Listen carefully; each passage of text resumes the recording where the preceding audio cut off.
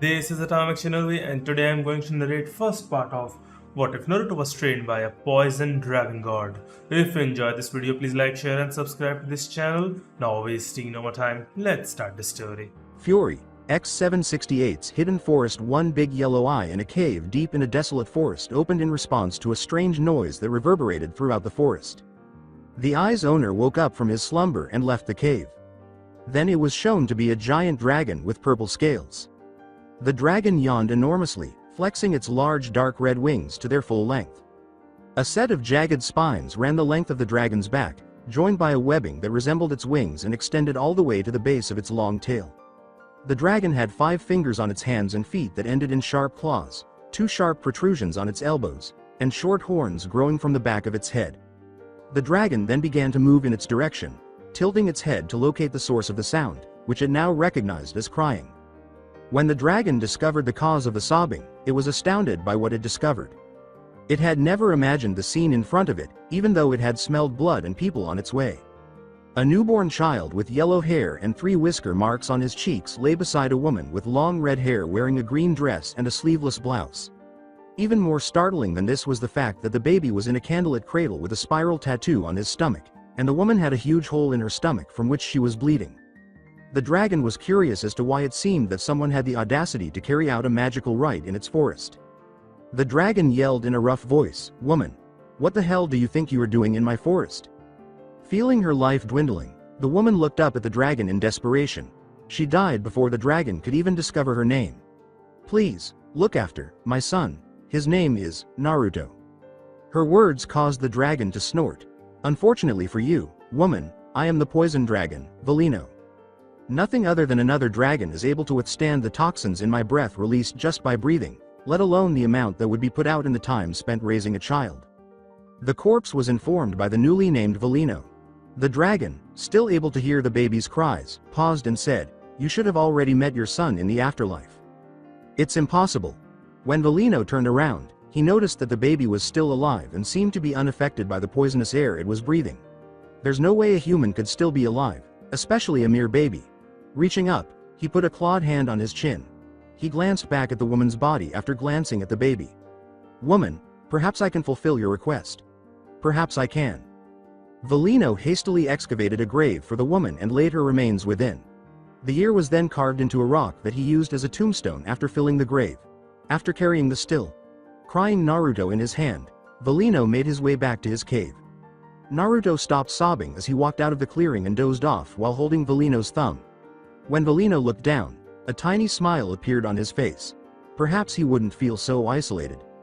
X-773 Naruto, then 5 years old, glanced up from the book he was reading at the dragon that was dozing off in front of him. Naruto was wearing only a pair of blue shorts that were too big and had clearly been cut down to fit his smaller frame, and his hair had grown into golden yellow spikes. He put the book down slowly and began to move out of the clearing in a stealthy manner. A voice called out from behind him just as he was ready to leave. "And where do you think you're going?" Naruto turned around and gave Velino a guilty look as he met his half-open eye. With hesitation, Naruto lied, I'm going to the bathroom?" Velino asked sarcastically, "Of course you are. And you were just going to take the scenic route, I suppose." At Velino's point, Naruto rubbed the back of his head and asked, "After all, why else would you head in the opposite direction of the bathroom?" In an attempt to get his poison dragon's roar to function, he had been on his way to the practice clearing. "You know that you have to learn this stuff, Gaki." Naruto wept, "But, Dad, it's so boring. Why'd I have to learn to read, write, and count?" "Because you can't live in this forest forever, and I don't want you to be ignorant of the outside world." Velino reminded him once more. With a verbal tick, Naruto said, "No way. I'm going to stay here with you forever, Dadbeo." Velino became dejected. As he watched Naruto return to his book, the ancient dragon muttered to himself, "I wish you could, Naruto." X-775 and older Naruto exclaimed, "Poison dragon's roar," as he released a powerful puff of dark red poison that struck and passed through a tree. The poisons from his attack began to dissolve the remaining fragments. With a drop of perspiration running down the back of his head, Naruto muttered, "There goes another tree." Because of all the poison he had used, he had already transformed most of his regular training area into a desolate wasteland. Velino said to Naruto, "Gaki, you must keep in mind what I told you about our poison magic. Valino repeatedly told Naruto, I know. Poison isn't as strong or powerful as other magics. It's a precise art that can finish a fight without having to fight. But why do I have to know so much in order to use it? Won't I kill anyone I fight because they can't handle the poison like us? He inquired. Correct. Poison is more of a support magic that's been looked down upon for being either too weak to actually decisively win a fight or too deadly to be used by most mages. But poison is actually quite versatile. I make you read those books and learn so much because of this. Imagine if you want to defeat your enemy, but don't want to kill them. What would you do? Valino responded. Naruto replied, punch him without magic. But Valino noted, that wouldn't be as effective as poisoning him, though. My breath is enough to kill anything, but a dragon and you, if they are exposed to it for an extended period of time. But that isn't all that I can do with poison. In my fights I've used poison to paralyze foes, cause them to hallucinate, and even bring them to their knees with pain. The dragon was boasting. As long as you know what you are doing you can beat someone with poison without killing them. His eyes were full of stars as Naruto asked, when will you teach me how to do that, Dad? I told you. I've already started, that's what all the reading has been for. You can use the basics of Dragon Slayer magic already, so it is time that I elaborate on the finer points of using poison. Valino stated to Naruto. Yes, he exclaimed. Naruto was eager to hear more from his father about his magic. Regretfully, Naruto was unable to understand the implications of this. After pulling out a large book, Valino set it in front of Naruto. He was astounded by the book's size. Valino smirked and said, now you have to read this book. Despite groaning, Naruto took a seat and began reading. A few days later, dropping the book by Valino's head, Naruto approached the sleeping creature. The dragon opened his eye and gazed at Naruto, who was smiling. I read the book cover to cover. Now, will you teach me the finer points of poison? He inquired. Valino said, very well. Gather poison around your fists. As a result, Naruto created Poison Dragon's claws. Like a pair of demonic claws, the dark red poison would corrode anything it came into contact with. Right now you aren't doing anything other than letting your magic flow naturally. This means that the natural amount of poison you can produce is being used. As a Poison Dragon Slayer, your poison levels are naturally very high and deadly. If you want to be able to fight in a legal guild, then you have to focus on lowering the toxicity of your attacks, Valino clarified. So I just have to concentrate on not dissolving a tree? Replied Naruto. No problem, Dadbeo, he said, approaching a fresh tree and scowling intently. After a few seconds, he screamed and slashed at the tree. The tree fell with a thud as his attack went straight through it. Valino laughed aloud. Not as easy as you thought, huh, Gaki? A perplexed Naruto asked, but I concentrated in everything, what went wrong? A dragon's poison is extremely potent. Even a very weak attack is still stronger than a high-powered human poison magic attack. You're going to have to lower the levels a lot before you can perform non-lethal attacks, he told him, and you won't be able to work on paralysis or hallucinations until you can definitely not kill someone. Naruto inquired, how much should I lower it by? Valino answered, you know the normal levels you use? Yeah, you need to make it go a hell of a lot lower. Naruto reduced the toxicity below what he had just used and reformed Poison Dragon's claws, like this. The dragon said to him, lower.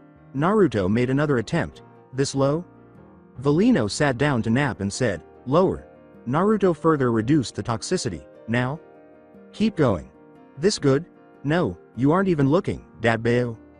I can sense it, and you could take out a fully grown Vulcan in under 10 seconds with that much poison. What's a Vulcan? Valino exhaled deeply. It was going to take a while. A few weeks later, Naruto exclaimed, yes, I finally did it, as he turned to face his most recent victim. The poison on the tree was not consuming it, and it remained upright. It was worth it, even though it had taken him days of constant training to reduce the toxicity of his magic and then more days to develop the ability to maintain that low level. He hurried to Valino's sleeping quarters to share his most recent triumph. Dad, I did it. I can prevent my poison from killing people. The dragon told him, show me. In compliance, Naruto slashed at a nearby tree. After analyzing his attack, Valino concluded that the outcomes were satisfactory. The tree could no longer be dissolved by the remaining poison because Naruto had only managed to leave claw marks on it. When applied to a human, it would cause them to lose control over their motor skills and give them the impression that the affected area was on fire. Valino informed him, that's good, Gaki. Now you can start with paralysis. Naruto crossed his legs and sat down. He had learned to be silent and pay attention whenever his father was teaching him something. Valino had Naruto learn and read a lot because he rarely repeated himself and assumed that Naruto would understand most of what he said the first time. In order to use your poison for paralysis, you must first change the basic chemical makeup of the poison that naturally flows through you. Valino started off. Valino held up his hand and showed Naruto the yellow poison that surrounded it, saying, "This is easier with Poison Dragon Slayer magic than with lowering the toxicity as the poison is already there. You just have to feel it out. It should feel like this. Take a bite." Naruto snatched up the poison and began to consume it. He was surrounded by a yellow aura after he was done. He said, "Whoa, I feel weird." "That's because it's your first time using a different kind of poison. You didn't notice it when you were trying to lower your toxicity as it was a gradual process." Valino clarified. "Try using your new magic on one of the animals in the forest. It works the same way as your normal attacks." Valino gave the order. "After you're finished, come back here, and I'll demonstrate how to draw it out on your own." Naruto nodded and headed off into the forest. He had spent his whole life growing up among the trees and had learned how to travel on the branches. As he jumped through the canopy, he used his enhanced sight to search for prey. Eventually, he came across a squirrel that was out gathering nuts. He stopped above it and froze. When he confirmed that the squirrel hadn't noticed him, he gathered the magic around his elbow. Poison Dragon's Spine. He muttered as a slim, yellow-colored spine made of poison magic, similar to Valino's, grew out of his elbow. He pulled on the spine and it came out to form a spear-like shape. Naruto quickly threw the spear, before it could dissipate, and hit the squirrel. The animal froze in place and collapsed. Naruto jumped down and checked the squirrel for a pulse. Finding none, he frowned in confusion and decided to bring the squirrel back to his dad to see if he knew what he had done wrong. Naruto climbed back up the tree and returned to the clearing. "Dad, I did what you told me, but still killed it," he told the dragon. "Well?" When he saw the squirrel he was holding the dragon face palmed, Valino should have been more specific and told the child to start with something large like a deer. "When I said to try it on an animal, I meant something more along the lines of a deer," Valino said, raising a non-existent eyebrow in confusion. He hadn't given Naruto that much poison, so he shouldn't have been able to paralyze an animal's entire system and kill it.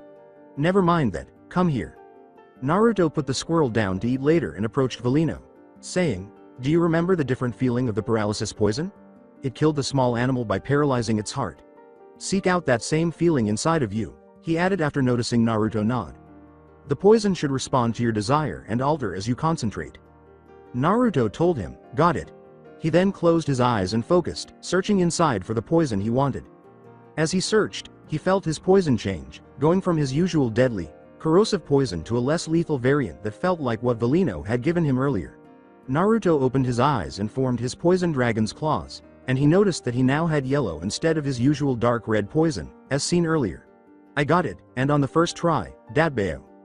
"Yes, but you are aware of what happens next, aren't you?" Valino interrupted his cheering to ask. "More instruction?" With resignation, Naruto inquired. Valino nodded in agreement and said, "More training. It's okay. When I made my poison non-lethal, I already accomplished this. Could it be any more difficult?" "Shit," Naruto said confidently before losing it when he saw Valino's enormous grin. After a weak sweat, soaked and panting, Naruto approached Valino once more and prodded the sleeping dragon in the face to wake him up, saying, "Dad, I got the hang of the paralysis poison. What comes next?" did he ask. Without opening his eyes, Valino said, "You do the same thing with the hallucinogen poison." He held up his hand once more, this time covered in a green poison, and explained that since hallucinogens are not fatal, using this type will be simpler. Naruto groaned out loud. Valino swung out a claw and tapped him on the forehead as he reached for the poison, saying, "Fuck. Okay, I'll do it." Naruto fell onto his back as his eyes rolled into the back of his head. "Stupid boy." Valino used his tail to pull Naruto to his side, thinking, "You don't have to push yourself so hard." He had learned the paralysis poison more quickly than he had anticipated. After moving to make the weary boy more comfortable, Valino covered him with his tail like a blanket. The dragon smiled slightly as the sleeping Naruto clung to its tail and cuddled up to it like a stuffed animal. The ancient dragon said to the sleeping child, "I'm glad that you came into my life, Naruto." A few days later, as he watched the squirrel he had been training on recover from his poison and flee, Naruto declared, "Done." The last kind of poison he had been taught, he had mastered. Since he could observe the duration in its entirety and had a great deal of experience with the other types of poison, it had been much simpler to control. Valino growled behind Naruto, causing the human to leap. Good. How something so large could move so silently would always be a mystery to him.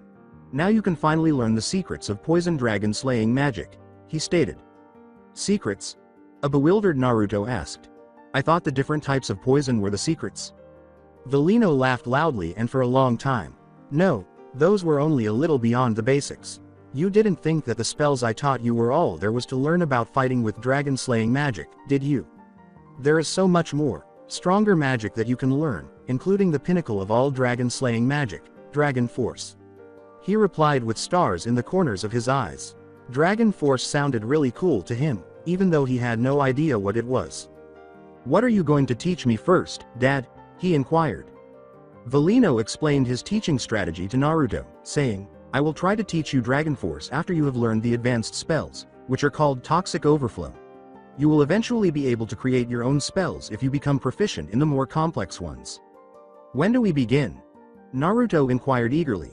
As he crouched, a smile appeared on Valino's face, and he began to release a stream of poisonous gases that caused Naruto's eyes to widen as he instinctively slipped into his fighting stance. Right now. Valino roared as he threw poison at Naruto.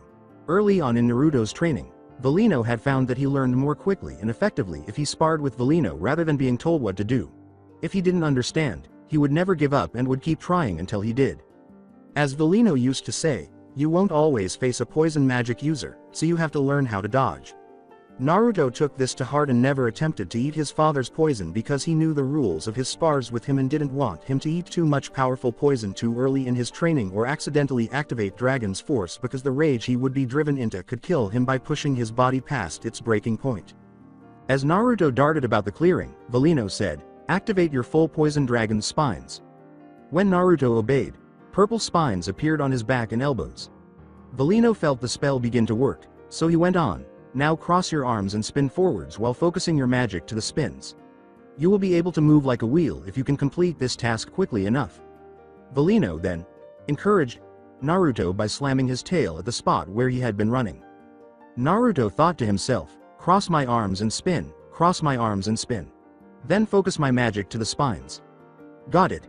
He leapt forward to begin a somersault, using his spines and momentum to clutch the ground and begin spinning like a mad wheel. But he lacked the control necessary to turn and ended up crashing into a tree and becoming stuck in the trunk. Valino watched as Naruto's poison dissolved the trunk and the mage fell onto his head, thinking, this might take a while. January X 777 Valino finally decided that Naruto was ready to learn Dragon Force after years of intense training and his literal sweat, blood, and tears.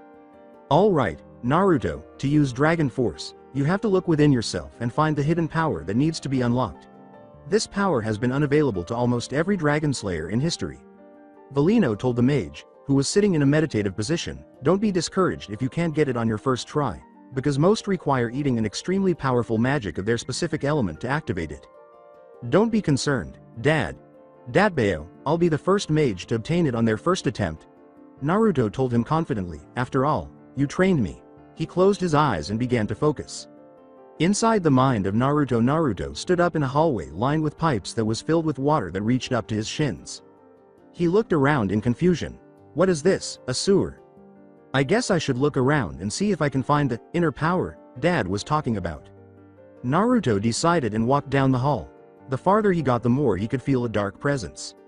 He eventually came to a large barred gate that had a small tag with a strange symbol on it. Confused, Naruto walked closer to the bar assuming that his power was locked behind the gate. When he got within a foot of the bars, a giant clawed hand with red-orange fur tried to impale him around the bars. Naruto fell onto his back in the water and backed away from the claws. From the darkness, a large fox head with matching fur, black markings around its giant slitted red eyes, whisker marks on its cheeks, and black lips pulled back in a snarl to revel giant, white, razor-sharp teeth twice the size of Naruto. A deep, malicious voice echoed around the sewer. I've been waiting for you, human. Pathetic, the giant fox said, glaring down at Naruto with scorn. Even though I can't get to you, you're shaking when I'm around. The fox withdrew his paw and remarked, humans are such weak creatures. Naruto dropped to his feet and gestured to the fox, saying, you're my hidden power. You're my inner power that he needed to find in order to activate Dragon Force? I was expecting something a little more draconic. Which power with the name Dragon Force resembles a fox? He insisted.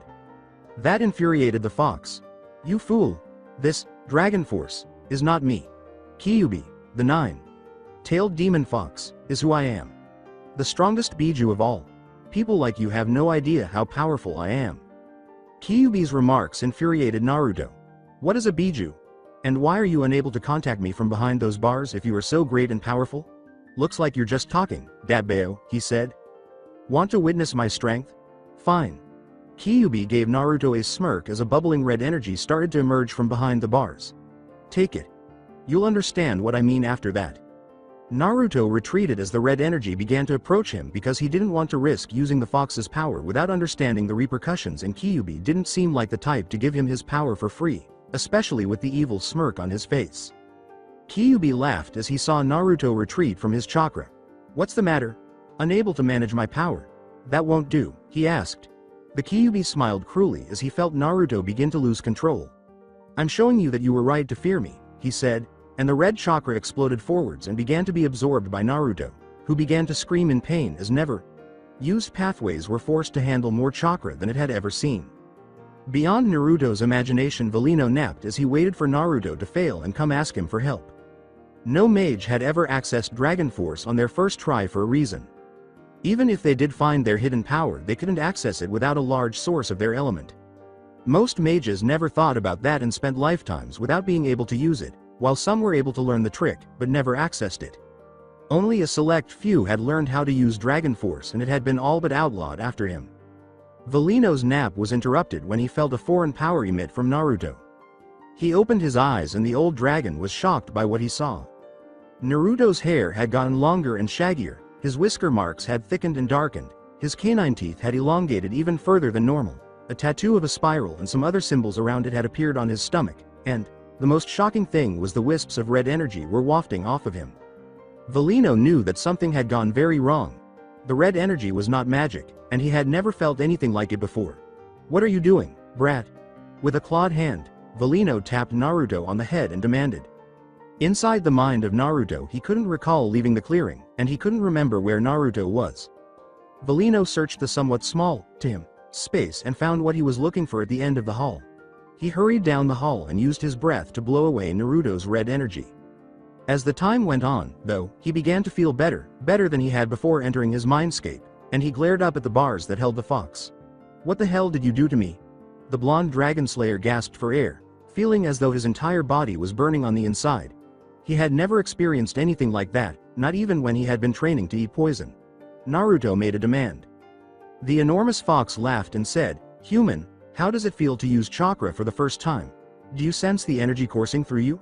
Kyuubi mockingly said, Take everything you feel and multiply it by 1,000 times and you still wouldn't come close to my power. Valino slammed his head against the bars and glared at the fox, stopping Kyuubi. What's happening? Talk, the dragon said to the fox. As Kyuubi stood up on his haunches, he showed that he had a human's arms and upper body. He looked directly into Valino's eyes and had 9 long tails whipping up around him. And why should I tell you, dragon? Did he ask? Because if you don't, I'll put you in such agony that you'll beg me for death. What poison do you use? Ever since you discovered him in the clearing, I've been trapped inside this pitiful human. He hasn't died simply because of me being by your side. Since day one, I have been ridding his body of the poison. Kyuubi told him, grinning with his fangs, why don't you come in and show me what you're made of, dragon? Nothing you could throw at me could do anything. He made fun of it. Valino refused to be duped. Fox, why don't you come out of your cage? Or are you stuck? He retorted, grinning as Kyuubi growled at him. What is a chakra? The giant beasts had forgotten he was there during their verbal duel, so Naruto interrupted as he stood back up. The only person who appeared to understand what chakra was matched by Valino and Naruto, and Kyuubi smiled superiorly at their lack of knowledge. And why should I tell you? He repeated his question, and they had no choice but to remove the seal and release him so that he could attempt to beat the answer out of him. If that were to occur, he would be released from this damned prison and allowed to do as he pleased. Because that's what you are. Valino narrowed his eyes at Kyuubi and said, if you are chakra, then how is Naruto able to use you?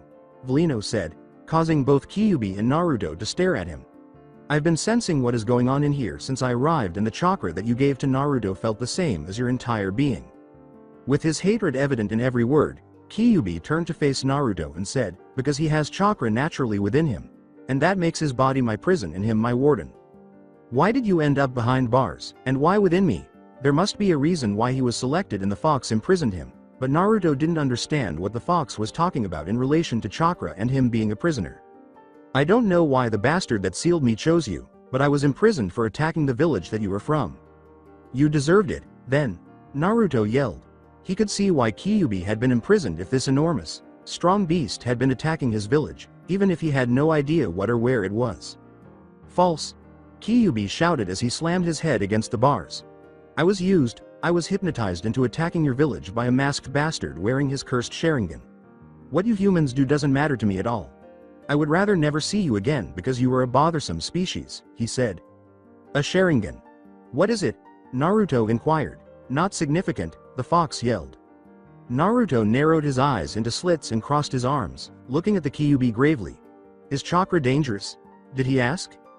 "When chakra is used correctly, it can form a variety of attacks, but if you use it all, the pure stuff in your body will kill you." To cut off Naruto's next question, Kyuubi replied, "My chakra is toxic to anyone other than my Jinchuriki." Really, why did the kid ask so many damn questions? It was really annoying. "So why am I unable to release you?" To the surprise of Valino and Kyuubi, Naruto asked. "Are you certain, Gaki? This fox just confessed to attacking your village and attacked you," Valino inquired.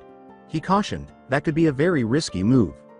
Naruto turned to face Kyuubi, who was staring at him in disbelief, and said, "Well, he didn't want to attack my village, and he only hates me because he's trapped inside me. If I let you out, you won't attack me, right?" did he ask. After a long moment of staring at Naruto, Kyuubi said, "I wouldn't if you could release the seal. But you need the key to release me, and you can't use that without chakra."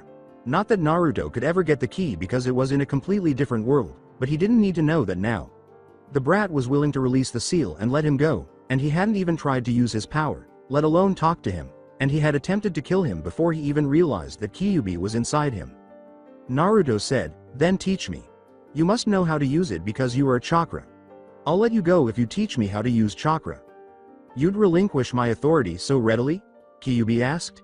"And if that doesn't work, then I'll just find a way to break the seal with magic." Naruto looked at Valino and said, "I don't need your power. I have the magic that Dad taught me." The dragon had stepped aside to give Naruto the freedom to decide for himself without his influence because the boy's body and power were at stake, and he should be free to decide what to do with them. Looking down at Naruto, Kyuubi thought, "Maybe you aren't as bad as other humans." "Very well, human, it's a deal." Kyuubi declared, "I will teach you how to use your chakra so that you can escape this prison, and in return you will release me using either chakra or magic." He then hunkered back down and put his head on his crossed arms, saying, "Now go. Your presence roused me from my slumber." He brushed them off, and the sewer began to fade away. Beyond Naruto's imagination, Valino and Naruto jolted back to life, and Naruto rubbed his head in frustration, wondering why all the superpowerful beings he knew slept so much. Perhaps they were exhausted from moving their enormous bodies. "Are you certain that you want to release the fox?" Valino asked, glancing down at Naruto. Did he ask? "Yes. I don't want him to be unhappy, and he doesn't want to be trapped inside of me." "It's okay," Naruto assured him, "since it helps him and doesn't harm me." Valino told him, "Very well, it is your choice to make. I just hope that you don't regret it. That fox was holding something back, but I may not be around long enough to find out what." He looked at Naruto, who appeared exhausted from having his chakra accessed for the first time, having Kyuubi's chakra run through his system, learning that he had a giant nine-tailed fox made out of an energy that he had just discovered that day sealed inside him, and then making a deal with said fox. This was understandable, especially since all he was supposed to be doing was finding his inner power that would allow him to use Dragon Force. Valino picked him up in his hand and wasn't surprised to find him standing, so he carried him back to his cave and slept with him lying on his arm and using his wing to stay warm. After several months, they had been trying for months to get Naruto to activate his Dragon Force, but nothing had worked, so they jumped right back into it after Kyuubi taught him enough about chakra to prevent him from killing himself with it. They wanted to teach him how to reach it before he trained him on how to use it, but they were running out of time, so their current strategy was to have Naruto exhaust himself without using magic so that he would be forced to make up for his weakness and try to draw out the power. "So, do you sense it?" Valino inquired.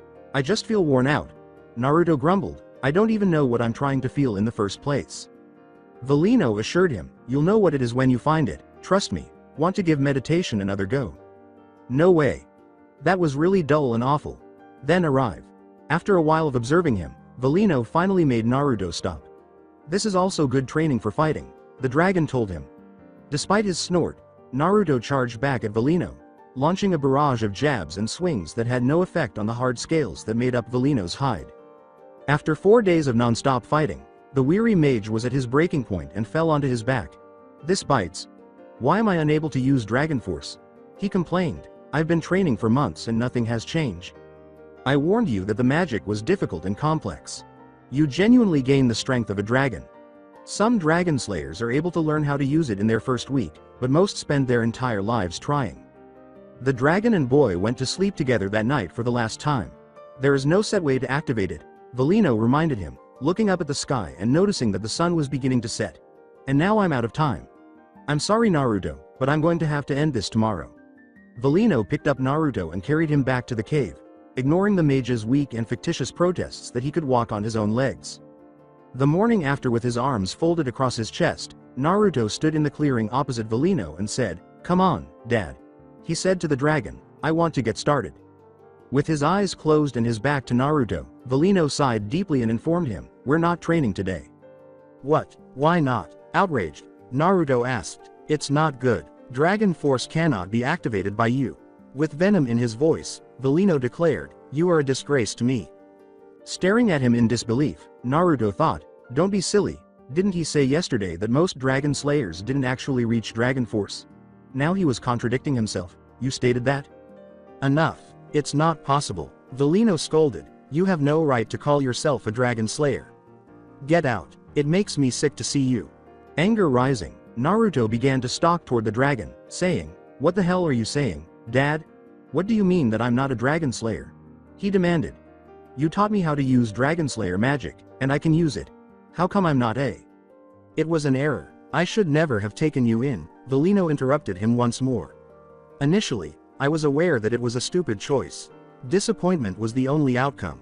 Valino had never behaved in such a manner before, and although he was helpful and occasionally complimented Naruto on his progress, the way he was acting was wrong, and Naruto was going to find out why. Dad, wah? Naruto stepped back in shock. Your father is not me, Valino yelled at him. Go now. Not until you tell me what's going on. Valino's eyes narrowed. I told you to go.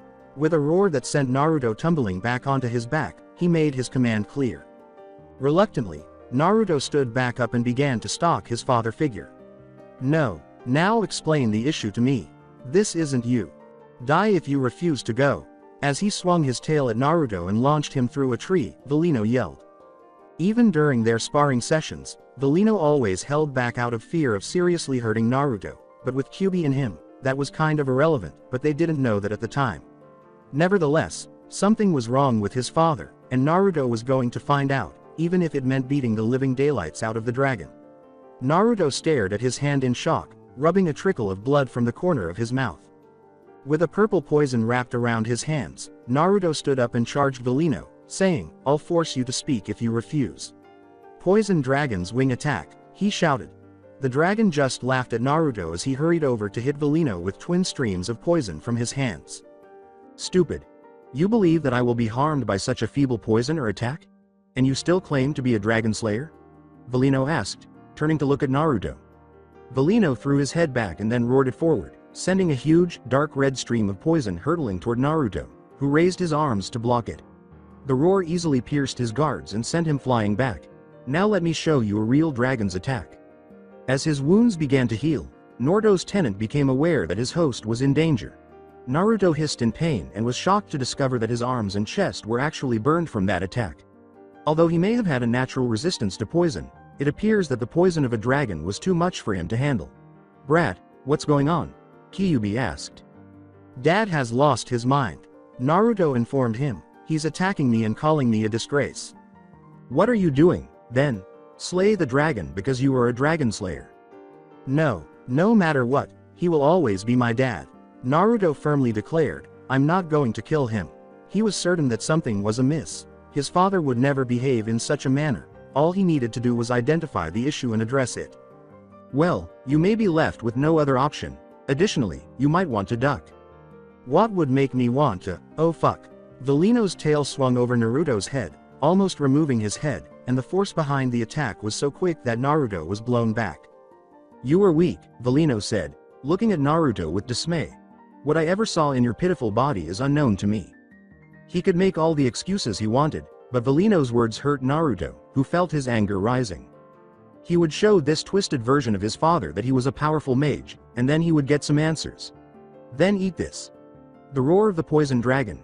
In order to defeat the poison dragon, Naruto unleashed a stream of dark red poison that resembled Valino's roar but was smaller in size. Since he was unable to use his supplementary poisons and his weaker version of the poison was ineffective, he had to use his strongest and most potent poison if he wanted to win. With a grunt, Valino said, now that the kid had become serious, his attack had actually done something. Good. He didn't want this to be too easy. Valino blasted his arm forward in a blur, and Naruto was cut across his side but barely avoided being skewered.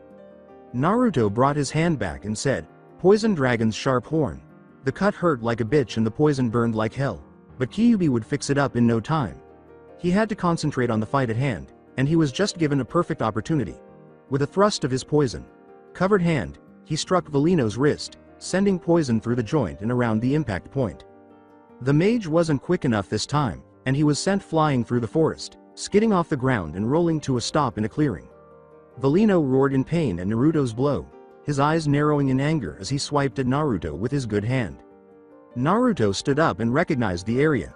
It was the clearing where Valino had first discovered him and the location of his mother's grave. Valino emerged from the woods and stood over the plain marker, saying, How appropriate. Your mother is buried here, and I was given you to take care of. Boy, you'll be joining her soon. Dad, I won't pass away here. It is now time for you to wake up, Dadbeo. Naruto declared as he started to channel his chakra through his body like Kyuubi had told him. He felt stronger and faster as the chakra started to flow. Naruto crouched down and shot forward faster than before. Valino was caught off guard and Naruto rammed his foot into his gut. Poison Dragon's Talon. Naruto, who had the upper hand, grew a spine on both of his elbows, then slashed Valino's chest before leaping away. When he saw that his attack had drawn blood, he was horrified and thought, no way, that never happened when I used that attack on him in our spars. He didn't want to hurt his dad, just make him think again. Valino took advantage of the situation to deliver a straight punch to Naruto, who slammed into a boulder and cracked it, coughing up blood as his ribs crunched and his organs squished. As the Kyuubi raced to repair the damage to his system, Naruto slid to the ground, immobile. You have to start taking fighting seriously, brat. You would have died if you hadn't received chakra reinforcement. You're almost dead, and I'll be healing you soon. The fox scolded him. What should I do for you? I'm 9 years old, and he's a huge fucking dragon. Naruto answered, it's not exactly a fair fight. Kyuubi said to him, the only chance you have of surviving is to use my chakra. Not at all. The last time, that almost killed me. As Valino began to move toward them, Kyuubi remarked, well, it won't this time. Use it or die. Make your decision now. Gosh. Do it. Naruto gave in. Red chakra rushed through his body, causing his eyes to turn blood red and develop slitted pupils, his hair to grow longer and shaggy, his already prominent canines to become even more pronounced, his whisker marks to thicken and darken, the seal to reappear on his stomach, and a red energy to form around him in a cloak that resembled a fox and had no tail. Naruto let out a cry as he charged his attack and rushed Valino to deliver a wicked punch to his face. Using his increased speed, he buzzed around Valino like a bee. Flurry of punches all over him. Although the boost to his strength and speed was useful, it came at the expense of his reason, and he was only attacking like a berserker. Fool, you gave up your ability to fight smart for a power boost, Valino said, reaching out to grab the mage in his hand and holding him up to his face after quickly catching on to Naruto's movements and adjusting to his speed. That's not how Poison Dragon Slayer magic works, as I previously explained. Naruto flailed in his grasp, but the dragon was too powerful. Not even the burn of your chakra can hurt me, he said. You were never given a chance. At Valino's words, Naruto stopped flailing. One thing had reached him, his chakra. Kyuubi had mentioned that it was poisonous to other people, so perhaps he could eat it like poison to gain the strength he needed to defeat Valino, and in his current state of mind, he was solely focused on power.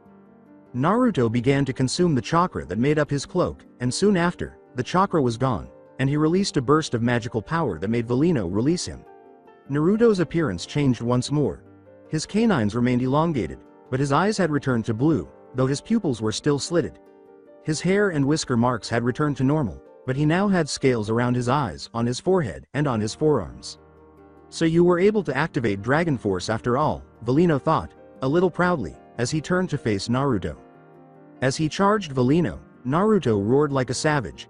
Unlike with the Kyuubi chakra, Naruto had kept his sanity and strategized how to defeat Valino. The dragon attempted to keep up with the mage, but he was too quick and nimble, and soon Valino's body began to show signs of wear and he was even bleeding in some places. Naruto stepped back and was getting ready to finish the fight, and he said, "It's over, Dad." He crossed his arms, ran forward, and began to spin like a wheel. Toxic overflow. Corrosive buzzsaw. He lost his dragon force and was left panting from his father's blood after Naruto struck Valino in the chest, causing his scales to give way and causing blood to spurt out of his chest. Naruto halted his attack in horror at what he had done. As Naruto gazed at Valino, tears welled up in his eyes. "How? Why?" In a whisper, he inquired. Valino wheezed out, "Because I knew it was the only way." "What are you talking about?" Naruto asked, running up to his head and meeting his father's gaze. "I'm going to die. I got a disease a long time ago, not because of what you did. I was going to spend the rest of my days in this forest. I didn't want anyone to know that the great poison dragon had fallen ill because I felt ashamed. Over the years, my strength and magic have gradually failed me." Naruto's mouth dropped in disbelief as Valino said, "I am a mere shell of my former self. I was ready to give up on life and die when you showed up," Valino said. "I had never been able to raise a child before. In my presence, they all perished. However, you survived. I made the decision to place a final wager on you. I was correct. Naruto, these past few years with you have been the happiest years of my life." Valino had never called him by his name before. It had always been Gaki, boy, or brat. Naruto exclaimed, "Why you said my name?" "Naruto. Valino, the poison dragon, is your father. That cannot be taken away from you. Know that you are a fantastic mage and dragon slayer, and that I adore you and am honored to be your father. The poison drive is my final present to you. Evidence that a dragon was killed. Make good use of this power, and when you do, please remember to be kind to your father. That's my final request." Naruto stutteringly said, "I love you too, Dad. Thank you." On July 7, X777, Valino the poison dragon departed this life with a smile on his face, having made peace. "I'll make you proud, Dad," Naruto said, clenching his eyes shut as tears streamed down his cheeks. "That's a promise, Dabayo," Naruto said, raising his head to the sky and letting out a long, agonizing cry that could be heard for miles throughout the forest. 6 months after Valino's passing, by a river, he had buried his adopted father, taken a few sets of clothes, a knife that was still functional, some basic camping gear that Kyuubi had recommended, and as much cash as he could carry from the hoard that Valino had kept in their cave. Naruto stood on the riverbank and gazed down at the water. He was wearing an orange shirt and black shorts now, and he dropped a stone into the water and watched as it sank to the bottom. "I don't know, Kyuubi," he said, dropping a stone into the water and watching it sink. "Is this the ideal location to try water walking?" That water was quite deep, so he asked. "Are there any additional water sources that you know of that we could utilize? Just concentrate your chakra on your feet and stand on the water," Kyuubi said rhetorically. "It reminds me of your previous tree climbing exercise." Naruto rolled his eyes and mumbled, "And that went so well." He recalled what had transpired when he had begun learning about chakra from Kyuubi. Forest. 2 months following the death of Valino. Gazing up at the tallest tree in the forest, Naruto said, "What am I supposed to do with my chakra?" With a sigh, Kyuubi said, "Pay attention to your feet and ascend the tree. This is the next section of your training that you requested. You simply walk on the tree as though it were a part of the ground, directing your chakra to your feet. If you put in too little, you won't get anywhere. If you put in too much, you'll be launched. I've been making you practice chakra control because of this. Otherwise, are you not interested in learning how to use chakra?" he asked in a mocking tone. Naruto put his foot on the tree and began channeling chakra to the limb, saying, Okay, I'll walk on the stupid tree." When he attempted to place his other foot on the trunk, he was flung from the tree. What the hell happened? Naruto, who was fairly certain that he had landed on a rock, rubbed his head and asked. "You put too much into it," Way too much, Kyubi said, laughing loudly at Naruto's failure.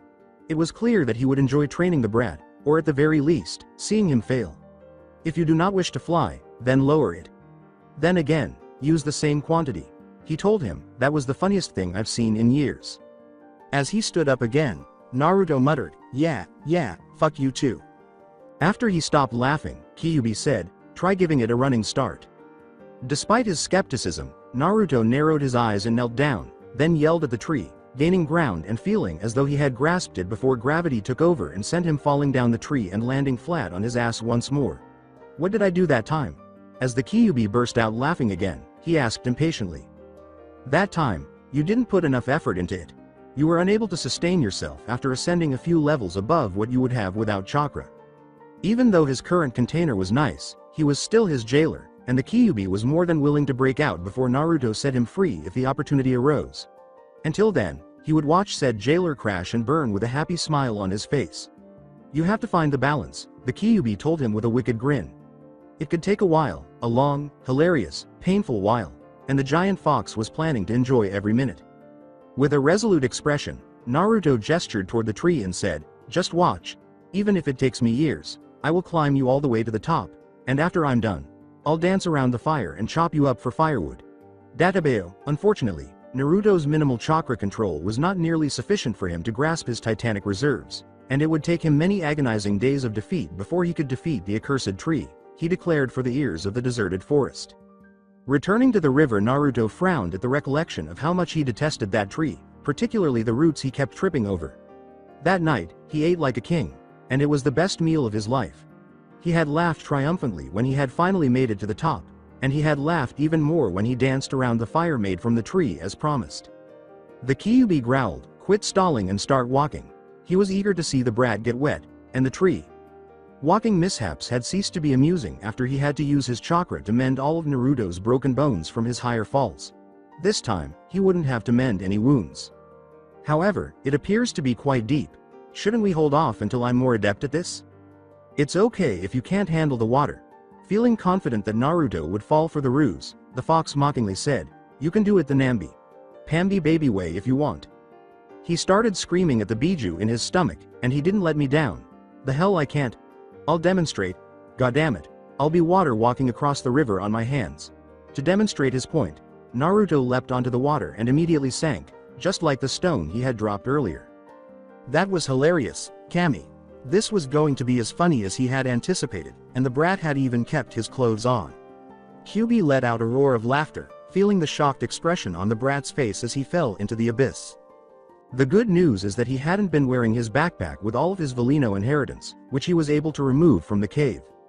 Naruto climbed out of the water, spitting up a portion of the river, his teeth chattering as he felt his wet clothes cling to his body like a second skin, taking hours to dry. He then proceeded to the rock where he had set his backpack, stripped off his wet clothes, left them to dry on the rock, and walked back to the river. How am I supposed to do this? Having discovered early on that Kyubi was willing to teach him how to use chakra and complete the exercise, but would not go any further, Naruto asked the fox in his gut. You have to constantly adjust your chakra levels to account for the constantly changing surface of the water, Kyubi clarified. Naruto sighed, feeling in his icy bones that this was going to be awful as he turned back to face the icy river.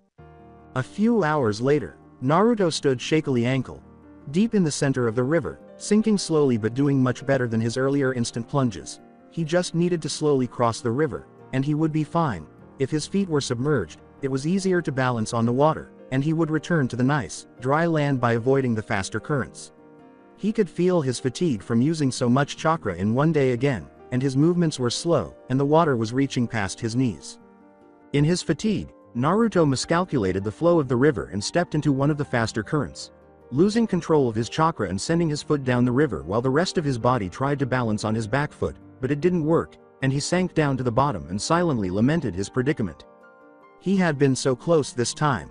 When Naruto opened his eyes, he noticed something strange on the river bottom, a white oval with blurry markings that didn't seem to belong among the stones. He examined the object and verified that it wasn't a rock. He was running out of air and had to come back to the surface.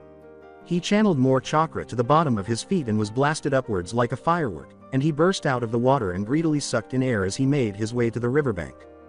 Brat, Are you finished yet? Kyubi inquired. He had dozed off during the blonde's 5th or 24th dip in the river, and the amusement of watching the child fail so frequently had gotten stale when he wasn't actually trying to switch up the comedy routine. An additional one. I want to see what it is, because I found something strange at the bottom, Naruto said. Since I'm not training, can I use my magic for this? No. Kyubi reminded him of the agreement they had made before he began teaching Naruto. You know the deal. No magic until you can walk on the river all day. Basically, the slack-jawed fox had not wanted to heal the brat when he would eventually corrode the tree he was going to be climbing with his magic, so now he was just having fun. Naruto complained to himself, but he obeyed. The only way he would learn to use chakra was from Kyubi, and if that meant jumping through hoops, then so be it. He swam to the bottom of the river and looked for the object he had seen earlier, and he found it and dislodged it with ease. Naruto claimed his prize and swam back to the surface using kicks enhanced by chakra, not wanting to risk losing the object in another chakra burst. He climbed onto the water, but his legs were still sunk up to his calves, and he trudged back to the river bank while holding the object, now identified as an egg, over his head. All right? Kyubi asked. Now that it was out of the water, Naruto informed him, it's an egg. He could see that it was a rather large egg, almost as big as Naruto himself, and that it was white with a few yellow spirals on its surface. I see that. And what will you do with it? If you cook it properly, it would make a nice meal and last for a while, Kyubi inquired. Not at all. Naruto yelled and clutched the egg protectively to himself, as if that would do any good since the fox was inside of him. I'm gonna hatch it, Datbeo. Why would you do that in Kami's name? Kyubi inquired impatiently. Naruto answered, I want to see what comes out and maybe keep it as a pet. He must have been hearing things because Kyubi stuck its pinky claw into his ear to clean it out. It was ridiculous that the child would simply tell him that he wanted a pet. Are you serious? Yes. Why? You don't think I'm capable? Naruto asked. His eyes narrowed into slits that made his face look foxy and stretched back his whiskers. Kyubi deadpanned at him, saying, Brat, if it weren't for me you'd be dead by now with some of the shit you've pulled and you haven't even been traveling for a year. Naruto had been in a variety of ridiculous situations over the past 6 months, making him seem like a magnet for trouble and danger. There is no way that you could take care of a pet. If you watch, I can definitely take care of a pet, Naruto exclaimed. That thing is something you have no idea what. As soon as it hatches, it might attempt to murder you, Kyubi shouted to him. No, he won't. I'll give him better training, Naruto declared. All right. Let the fucking egg hatch. Before going to sleep, Kyubi warned him, just don't come crying to me if this ends up biting you in the ass, literally or metaphorically. Who was he kidding? The brat would end up crying to him no matter what, and he was the only person in the area for miles. They had left the last small town days prior. Naruto said, I'll show you, stupid fox. He held up the egg and looked at it, but first he had to make a fire and get dressed for the evening. It was a pleasant night out, and he wouldn't need it. Naruto cooked a fish on a stick and examined the egg, not knowing how long it would take for it to hatch, but determined to raise whatever came out of it. Naruto was lonely on his travels. He was on the outskirts and making his way in towards the larger cities and towns, but still rarely saw people, and he wanted someone to talk to. Kyubi was fine, but the giant fox in his stomach wasn't very talkative. Even if it couldn't respond, it would be nice to have a visible companion. Naruto went to sleep that night with visions of a dragon-like creature hatching from the egg and traveling with him. The following morning when Naruto awoke, he checked on the egg right away and saw that it was still in its nest and that nothing had changed. He walked over and felt the egg's surface for any tiny cracks, but nothing was there, so he shrugged his shoulders and started his morning routine. Before long, the smell of cooking meat filled his campsite. Naruto ate a piece of squirrel and carefully examined the egg, unsure of when it would hatch and possibly needing to carry it around for some time, so he had to make a sling. He rummaged through his belongings until he found a couple of shirts that should work, and he tied them together to create a sling big enough to hold the egg in. It was a little heavy, and he would have to wear it on his front, but he would manage. Naruto collected his belongings, extinguished the fire, and put the egg in its new sling. Brat, what are you doing? After waking up to discover Naruto nearly finished packing, Kyubi inquired, aren't you going to finish water walking? Anytime, I can do that. Naruto told him, I want to try and find a place with books on how to raise an egg. Naruto had been walking for about 5 days before he stopped to work on his water walking, and he was still more than a week away from the town, but if he pushed chakra into his legs, he could probably make it in less than a week. According to the instructions he received from the last small town he stopped at, a larger port town called Harjan was supposed to be stationed about 2 weeks' worth of walking due south from them. All right. Kyubi reminded him, you understand the rules.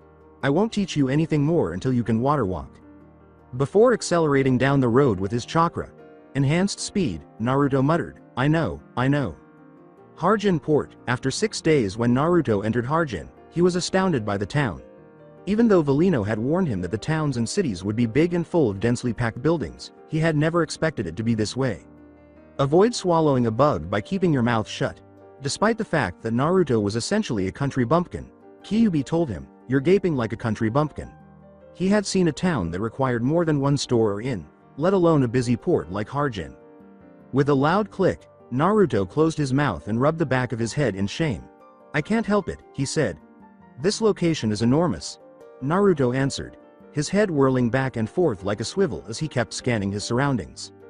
There are plenty of locations larger than this port town. Don't speak to me aloud either. Even in a world of magic, explaining that you had a sentient giant fox made of a foreign energy source that only you possessed sealed inside your gut would be a one-way trip to the funny farm.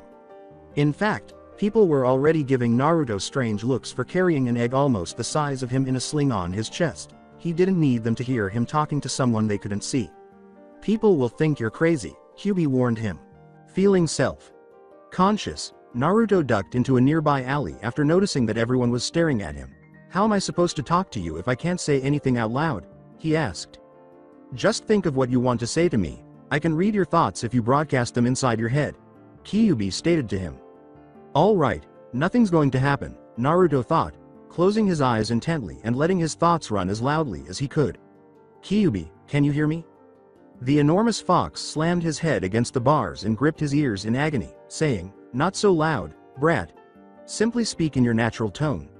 Kyubi was fairly certain that the brat's yelling had caused his eardrums to burst when he yelled at Naruto. Is this better? In his typical tone, Naruto inquired. Much. Kyubi shook his head and began instructing Naruto, saying, find a hotel to stay at and then search for a bookstore that sells books on how to raise eggs. After completing his good deed for the millennium, the fox went to sleep because it was the only thing he could do in his forsaken cage. Don't disturb me for at least a couple of hours.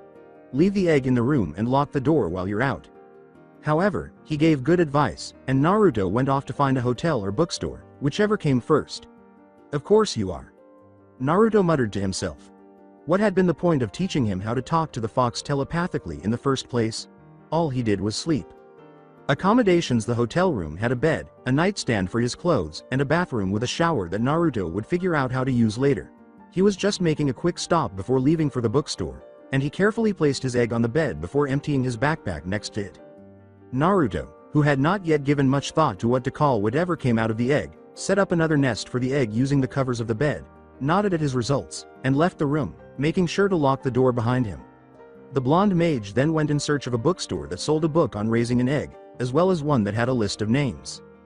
A few hours later, the only goddamn bookstore in the entire town, Naruto trudged back into the hotel lobby, and it had taken him hours to find it. He kept getting lost in this maze. Like town, and once he was inside, it took him even longer to find the books on eggs, most of which were cookbooks. He had better luck with the book of names, though, and he wasn't sure if the shopkeeper had sneered at him about the price, but at that point, he didn't care. He was just glad to be out of the damn store. When he arrived at the door, Naruto instinctively turned the knob, and to his astonishment, it opened. He hurried inside to discover that his egg was gone, and fearing the worst, he hurried to the hotel lobby and asked the receptionist if anyone had arrived or checked in since he had left. After receiving a no, Naruto began searching the entire hotel from top to bottom, and despite his efforts and a few corroded locks that he hoped the hotel staff and Kyubi wouldn't notice, he was at a loss for places to check, so he used all of the stealth he had learned in the forest to stealthily enter the kitchen, which he was most afraid of and had saved for last out of concern that someone would eat his egg. Hey, young one, he'd been spotted. Shit. Naruto froze, turning slowly and pointing to himself. Me, innocently, he inquired. Yeah, you. Why are you in the kitchen? The head chef asked him. With his best puppy dog eyes and a little tremble in his voice, Naruto said, I'm looking for my egg. It was missing in my room and I'm afraid that. He stopped speaking and his eyes were filled with tears. If the chef didn't fall for his charade, He had finally found someone more callous than Kyuubi when he was angry. Naruto's act caused the chef's face to soften. "It's okay. We found this little guy wandering the hotel," the chef said, guiding Naruto to a stool where a small, yellow, bipedal cat was watching the food being prepared. "We cleaned the shell and left a note after he showed us which room he was from. Since then, he has been working in the kitchen," the chef clarified. Naruto was so upset about the missing egg that he hadn't noticed the note, and while he was thrilled that it had hatched, it was a little unexpected that the egg contained a cat. He approached the cat and gave it a quick tap on the shoulder. The cat turned around and revealed that it had long whiskers that ended in spirals around his mouth and a fringe of yellow fur covering his left eye. "Hello, my name is Naruto. I'm glad to have met you. It was me who carried the egg from which you hatched," Naruto said. "Let's become friends," and then he reached out to stroke the cat's pointed ears. Naruto was so taken aback by the cat's statement that he collapsed in shock. "Don't pet me, you shitty blonde." He has been learning the language of the busboys by following them around. "I'm sorry about that," the chef said. "It's okay," Naruto said, waving him away. Naruto squinted back at the cat, saying, "Do you have a name yet? I was just surprised he could talk. Did he ask?" With obvious resentment in his voice, the cat angrily slashed his tail and said, "No, my shitty owner wasn't there to give me one." Naruto smiled and held out his fist to the cat, saying, "Oi, I'm not your owner, I'm your partner. I have a book full of names. Are you looking for a partner that you like?" After a moment of staring at Naruto's fist, the cat grinned and said, "Yeah, partner." Accommodations. They had been looking through names for hours and the cat still hadn't found one he liked, so it was becoming annoying for both of them that Naruto and the cat stood across from each other, obviously bored. "Saji? No. Shino? No. Is there anything that begins with Shiro?" "I'm yellow not white," Naruto groaned and dropped the book, saying, "Gosh, choose a name already. We've spent hours on this." With annoyance, he said. The cat said, "Just keep going and stop skipping around with the names. I don't like it any better than you. It will proceed more quickly if you keep it alphabetical," he informed Naruto. Naruto sighed and said, "I'm finishing the S's and then going to eat whether you found a name yet or not." The mage complained and picked up the book again. Who the hell did the cat think he was? He was only a few hours old and already controlling him. "Fine by me, alright, Shin, no, Sanji." The cat said, "Hey, I like the sound of that." Really, after his ultimatum, Naruto didn't anticipate that the cat's name would be chosen so quickly. "Yes, Sanji will be my name going forward. Sanji, the new name," said. Grateful, Naruto tossed the book aside and said, "Now let's go get something to eat, I'm starving." Before extending White Angel, like wings from his back, Sanji said, agreed. To celebrate their newfound alliance, the human and cat mages go out to dinner together. X-779 Magnolia Town. Naruto, then 12, gazed up at the Fairy Tail Guild's entrance. Although he was still on the short side, he had grown slightly taller over the previous 2 years. He was wearing a white shirt with a chibified bowl of ramen on the front underneath an orange jacket that had not been zipped, black running pants with an orange stripe down the side, and black shoes. To support the knife he had stolen from Velino's cave, he wore a navy belt around his waist. He carried an enormous backpack on his back, bulging from the weight of everything packed inside. Naruto questioned his companion, "This the place?"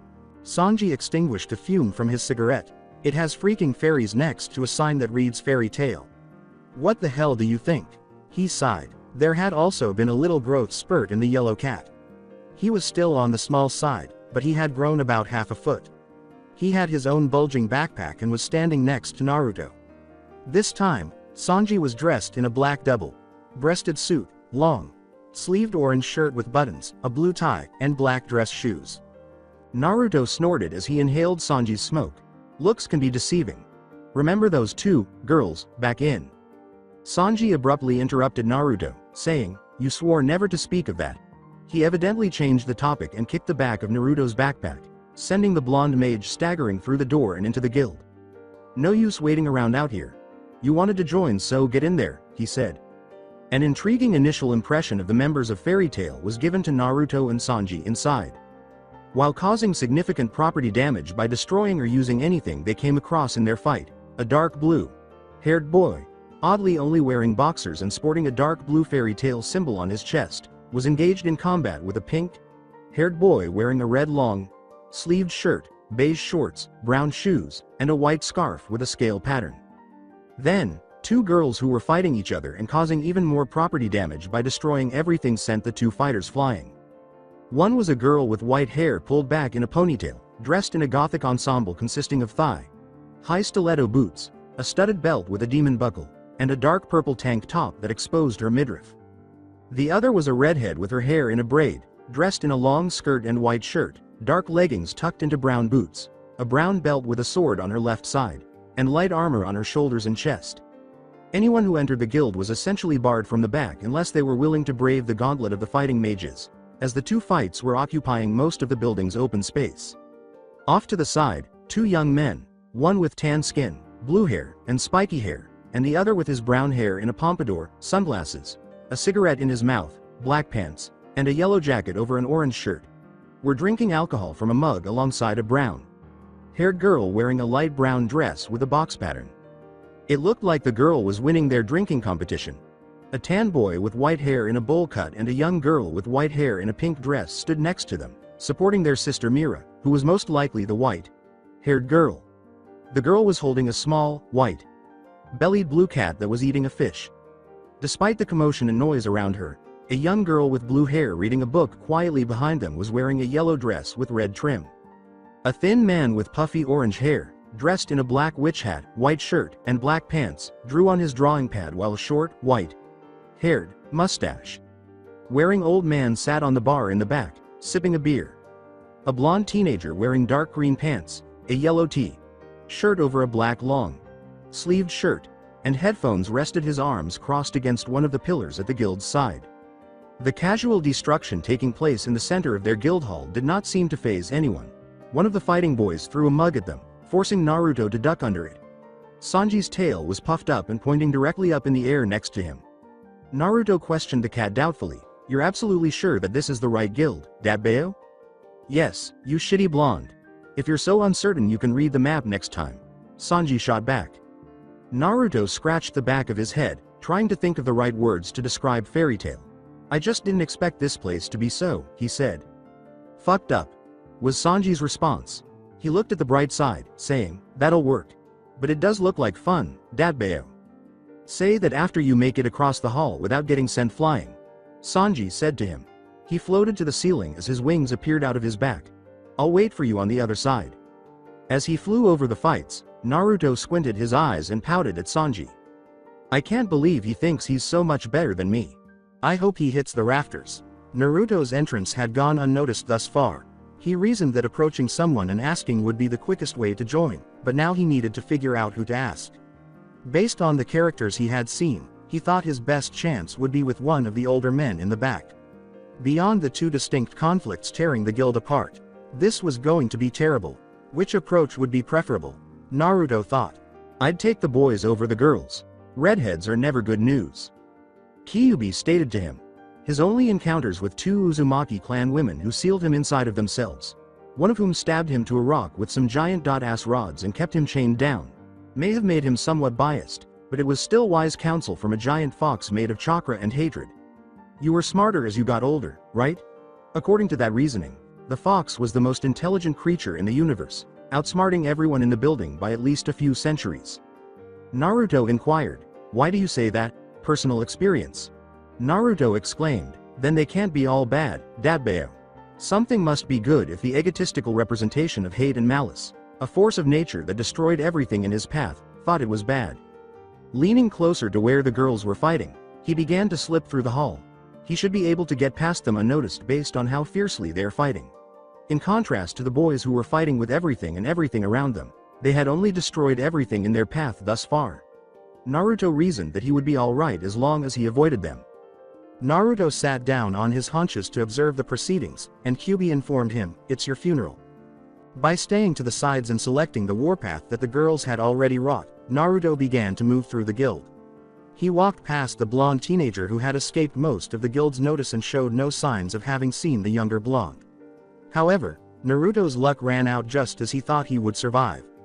The boys were thrown flying back with a pair of punches into Naruto after running into the girls once more.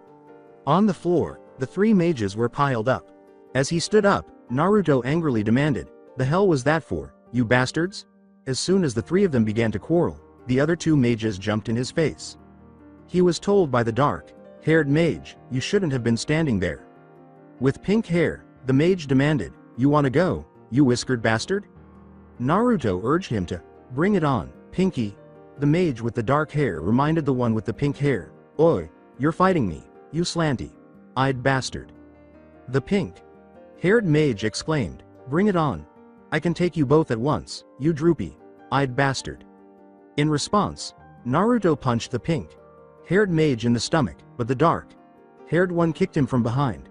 They quickly turned into a reenactment of the previous altercation, with a blonde head added. Sanji perspired at Naruto's antics above the mages. "I knew this was a shitty idea," he thought as Naruto beat the dark-haired mage with his backpack before the pink-haired mage threw it into the back of the guild. When they struck the girls a third time, the altercation abruptly ended. While the redhead was beating up the pink-haired mage, Naruto, who was oblivious to their strength, took a cheap shot to the redhead's chest. This turned out to be a poor decision because his hand stung her breastplate's hard metal. To make matters worse, the redhead noticed it. Before she twisted and viciously punched Naruto in the stomach, her eyes glowed evilly. If it weren't for a magically extended hand catching him, the mage would have struck the wall after flying back into the guild. Naruto stumbled around a little after being put on his feet beside his stuffed backpack. As he struggled to get his bearings, tiny ramen bowls with wings drifted around his head. To Naruto's chagrin, the fox said, "I told you so," and the Kyuubi's laughter reverberated through his skull. There was a gentle voice asking, "Are you okay, kid?" Naruto looked at the elderly man who was speaking to him and shook his head. Naruto assured him, "Yeah, I'm good. Do you know where I can find the master, old man?" The old man asked, "Do you want to join then?" Naruto informed him, "Yeah, and so would my partner, Sanji." Sanji dropped his pack and landed on the bar beside the elderly man as if by magic. After acknowledging with a lift of his cigarette, he took another drag. An additional flying cat. I wonder if that's a coincidence. After all, the new child wasn't necessarily a dragon slayer just because Natsu had created a flying cat. He had never heard of a flying cat partner for the dragon slayer in Phantom Lord. The old man smiled broadly and kindly at the flying cats. Introducing himself, Makarov held out his hand and said, "I'm Fairy Tail's master, Makarov Drayar. Nice to meet you," without finishing the sentence. Naruto shook his hand, taking the hint. Naruto scratched the back of his head and said, "I'm Naruto Sanair. I came to join Fairy Tail." He asked anxiously, "So, how'd I join? Is there a test or something?" "No." Makarov produced a magical stamp from behind the bar. "All you have to do is want to join and have a spirit for adventure. Now where would you like your guild mark and what color?" he inquired. Naruto told him, "On my shoulder and orange." He rolled up his sleeve and shrugged off the right side of his jacket. A brand-new orange Fairy Tail guild mark appeared on his shoulder after Makarov stamped it. Repositioning his jacket and sleeves, Naruto grinned. Makarov asked again, turning to face the well-dressed cat. Sanji unbuttoned his suit to reveal his chest and said, "Chest and blue." Sanji rebuttoned his suit after Makarov awarded him a guild mark. Makarov shouted, "Oi, brats!" to the guild. The master pointed to the two recently admitted Fairy Tail members, saying, "We've got new members. This is Naruto Sanair and his partner Sanji. Let's give them a warm welcome." There was a thunderous applause for his announcement. Before long, Fairy Tail was in full swing of festivities, which was quite similar to their usual routine, with the exception that there was more food and that everyone introduced themselves before yelling at one another. Naruto hoped that he would be able to recall all of the new names that were thrown at him. The Strauss siblings were the white-haired mages. The youngest girl's full name was Lisana, the boy's was Elfman, and the oldest girl's was Mirajane. Ursa Scarlet was the redhead who'd sent him flying. Levi Magarden was the blue-haired girl who was reading. The tanned man was Macau Canbolt. The drinking girl was Kana Alberona, and her friends were Wakaba Mine, a smoker. Before leaving on his own, the blonde with the scar over his right eye that resembled a lightning bolt briefly identified himself as Laxus, who was reportedly the master's grandson. Redus Jonah was the slender figure depicted. It was Grey Fullbuster, the dark-haired, half-naked mage. The blue cat, Happy, and the pink-haired boy, Natsu Dragneel, came last. Sanji and Naruto had been polite during their introduction. Sanji had largely disregarded the guys in favor of making an effort to flirt with the girls, despite the fact that they were young and undoubtedly not flying cats. When Naruto heard Natsu introduce himself, he became alert and flashed a savage smile that the boy in the scarf saw and returned. Each narrowed their eyes and took a small whiff of the air. It was Natsu who answered first. He yelled, "Naruto, fight me," while pointing to the blonde and flames emerging from his mouth. Mikao told him, "Oi, Natsu, don't go challenging the new guys so fast." Naruto responded, "Bring it, Dadbayo." He was emitting purple vapors of poison. The other mages started to perspire. It seemed that their new addition would blend in perfectly. Only Makarov had observed the way the two mages had looked at one another and the events that had transpired after their introduction. Their stances, the tensing of their muscles, the fire and purple vapors, the narrowing of their eyes into slits. His instincts appeared to be correct. Makarov sighed because he could already feel his hand tense from writing so many new letters of apology. Perhaps he ought to discuss with poor Lyuzuka the possibility of purchasing a remedy for his joints and the headaches he was assured would be coming in the future. He had damage control to avoid until then. If you brats are going to fight, then do it outside. Enough of the guild has been destroyed already. Makarov was correct. The majority of the guild's property was in ruins due to the fighting the mages had been involved in. He would do anything for a skilled wood mage. The cost of the new furniture was beginning to rise. Behind the guild, to watch the battle between their most destructive member and their newest member, the mages had gathered outside behind the guild. They had judiciously maintained a considerable distance from the combatants. With their respective feline companions hovering nearby and watching, Naruto and Natsu engaged in combat. As Naruto cracked his knuckles, Natsu eagerly punched his palm. Makarov raised his hand in the air as he stood between the mages. "Ready?" Natsu nodded in agreement. "Ready?" Naruto nodded his head, his smile growing.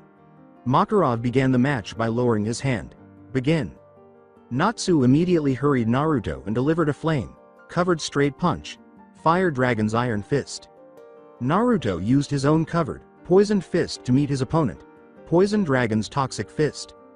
The Dragon Slayers battled for control as the two punches collided explosively. The other mages watched in astonishment as they fought against one another. Lisana exclaimed, "Naruto's a Dragon Slayer too." With tears in his eyes, Sanji said to her, "Yes, Lisana-chan." The girls in this guild were all so adorable. Compared to traveling on the road alone with Naruto, this place was far better. Even though he was an excellent partner, Sanji would have liked something a bit less visually demanding. He was taught by the Poison Dragon, Valino, to use Poison Dragon Slayer magic. Urza expressed her worries about the new member's element of choice, asking, "Poison? Isn't it dangerous to fight with?" "It's perfectly safe, Urza-san. The shitty blonde has enough control to prevent anyone from dying," Sanji reassured. The mages all released a breath they had not realized they had been holding. They weren't sure if Naruto would fit in at Fairy Tail if his magic was truly lethal. This particular mage was still trading blows with Natsu as Sanji briefed the other mages on Naruto's skills. They were both growing more and more irate over the outcome, and neither was making contact. After their last conversation, Naruto flipped over and developed spines on his elbows. Then, lunging at Natsu, he began to broaden his punches to include the poisonous, sharp blades on his elbows. Before he grabbed the mage by the shoulder, he informed Natsu, "Poison Dragon's spines." Naruto hung on and slashed Natsu across the chest with a spine after Natsu slugged him in the stomach and caused the blonde to cough up saliva. An uppercut almost severed Naruto's head, forcing him to release his grip. Natsu felt dizzy and staggered back. He put a hand to his head as his vision flickered in and out. He asked blearily, "What did you do to me?" "Poison. Not enough to kill, of course, but enough to make you woozy. You'll pass out in a couple of minutes and probably be out for about 10 minutes. Naruto told him. "You can give up now if you want." Natsu slammed his fists together to release a burst of flames after asking, "Are you kidding?" Natsu then charged forward with another Fire Dragon's Iron Fist, saying, "I'm all fired up now. All I've got to do is beat you up before I pass out." Naruto met Natsu's charge and remarked, "I was hoping you'd say that." Natsu ducked under one of Naruto's fists and collected fire around his hands before they could begin another punching match. Fire Dragon's Wing attack sent Naruto hurtling back, his injuries fresh. Naruto barely managed to dodge a Fire Dragon's roar before Natsu swiftly followed up. The hair on his arms burned from the intensity of the attack, and he could feel the heat radiating from it. Natsu's foot struck Naruto in the fire dragon's claw as he kicked back to his feet. Crossing his forearms to block the attack, he then grabbed Natsu by the ankle and threw him to the ground. Now that there's a deadline, he's taking this very seriously, man. Naruto pondered, perhaps I shouldn't have told him about that. The enormous fox inside of him snorted at Naruto's error, which apparently happened to everyone, regardless of the universe they came from. Ignoring him, Naruto concentrated on the battle. It's time to wrap this up. He inhaled deeply and let it out. However, Naruto's mouth ejected a purple mist that covered the area they were fighting in, rather than the expected stream of poison that would have emerged from a dragon's roar attack. Gray squinted into the mist and asked, "What's going on?" But Sanji's tail pulled him back before he could get too close. "Hey. Don't get too close, idiot. That's nothing but poison that Naruto can naturally breathe out. One big whiff and you'll be feeling just like Sakura. Head over there," the feline advised him. His counsel was heeded, and the other mages took a cautious step back. Natsu struggled to breathe around the poison in the air and coughed violently inside the mist. With his eyes stinging, his enhanced nose itching, and the poison from earlier getting worse until he could hardly stand, he asked out loud, "What is this stuff?" Naruto approached Natsu, who had dropped to one knee, and yelled, "Poison dragon's breath. You lose, Dadbao. No one can stand to breath in the combination of toxic chemicals in this mist. Combined with the poison already in you, I'd give you 10 seconds tops." Naruto's body felt like it was on fire, and he could hardly make out his outline in front of him. However, since he was the fire dragon slayer, he was incapable of burning or sensing heat, so that couldn't be correct. How, then, did he experience the sensation of fire? His vision was darkening at the edges, and his thoughts were scattered everywhere. The whiskered bastard would undoubtedly accompany him if he were going down. Natsu inhaled deeply, almost throwing up from the toxicity in the air. But since this was his final attack, it made no difference. Fire dragon's roar. Natsu's fire combined with the chemicals in the mist that comprised Naruto's poison dragon's breath to produce a powerful reaction that set the entire area on fire in a massive fireball. The magnitude and severity of the attack left the onlookers speechless, and many of them retreated or employed magic to protect themselves from the heat and flames. "What the hell?" cried Gray, behind his ice shield in the shape of a flower, which was beginning to melt. A burned object struck the shield after he yelled, causing multiple new cracks. "Naruto?" he asked bewilderedly after his shield's recent impact was clearly visible. The new member appeared to be completely exhausted. His clothes were in ruins, and the exposed portions of his body were covered in numerous burns, bruises, cuts, and scrapes. The others could tell he was alive but unconscious by his low moan. Natsu was lying on the ground across from them, appearing marginally better than Naruto. In addition to being a copy of Naruto, he lacked the burns. Being in the fireball's epicenter also rendered the mage unconscious. While Sanji went to Naruto's, a worried Happy and Lisana hurried to his side. Makarov instructed them to take them into the infirmary. He watched thoughtfully as they were hurried inside.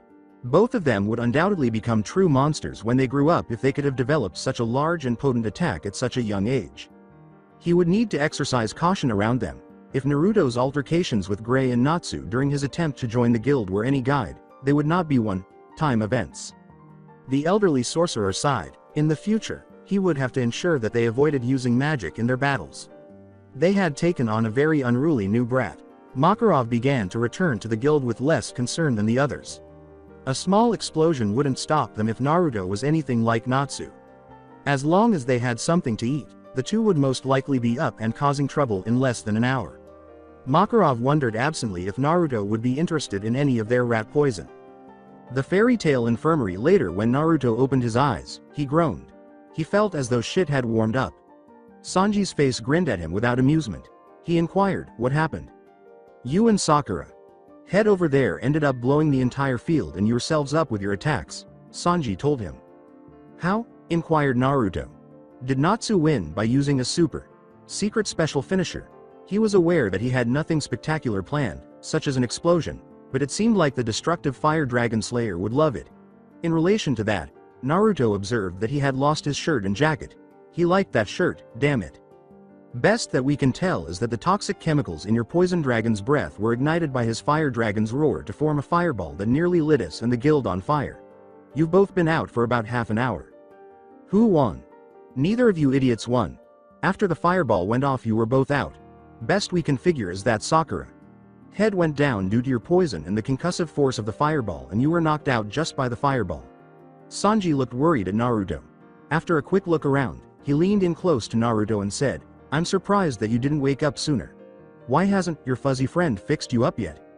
After a minute of squinting at him, Naruto recalled the moniker they gave Kyuubi in social situations. "I don't know. Give me a minute. Kyuubi, what's going on, Datbeo?" A voice that was not amused said, "What do you want, Gaki? Can't you see that some of us are trying to sleep?" "Why was I out for so long? You've never taken this long to heal me," Naruto replied. "Because if I healed you instantly like normal people would ask questions. It ain't normal in this world for people to shrug off a fireball like that as if it was nothing. At least not at your age with your magic. I took care of most of the minor stuff and lessened the bigger things, but you'll have to wait until tonight for me to fix you up completely. And I'm doing that because..." Naruto dutifully repeated what the fox had told him countless times before. Telling people you don't trust completely that there is a giant fox made of a foreign energy in your gut that is an embodiment of hatred is a horrible idea. Fine, I get it. It still sucks though. Before returning to his slumber, Kyuubi gave his final words of wisdom. "Welcome to life, Gaki. You'll get used to it." After shaking his head, Naruto told Sanji what he had discovered. "So can I borrow one of your cigarettes? I could use the pic.me, up." As he took out and lit his own cigarette, the cat said, "No need." Sanji left the room and returned a few minutes later, followed by the other guild members. "The master found some rat poison for you and a fire for Sakura. Head over there. I'll go get it and tell the others that you're awake." He threw Naruto a bottle with a skull and a green label, which he promptly and carelessly drank. With a satisfied sigh, Naruto wiped the back of his mouth and leapt from his bed. He looked around and said, "That hit the spot. Why's everybody in here? We figured that you two idiots would still be in bed after that fireball and we never finished welcoming you to the guild, so we decided to bring it in here," Mira said with an air of authority. With a disapproving glance in the direction of where Lee-sana had brought Natsu back to life and was now attempting to feed him his fire, she said, "But it seems that we didn't have to make the effort."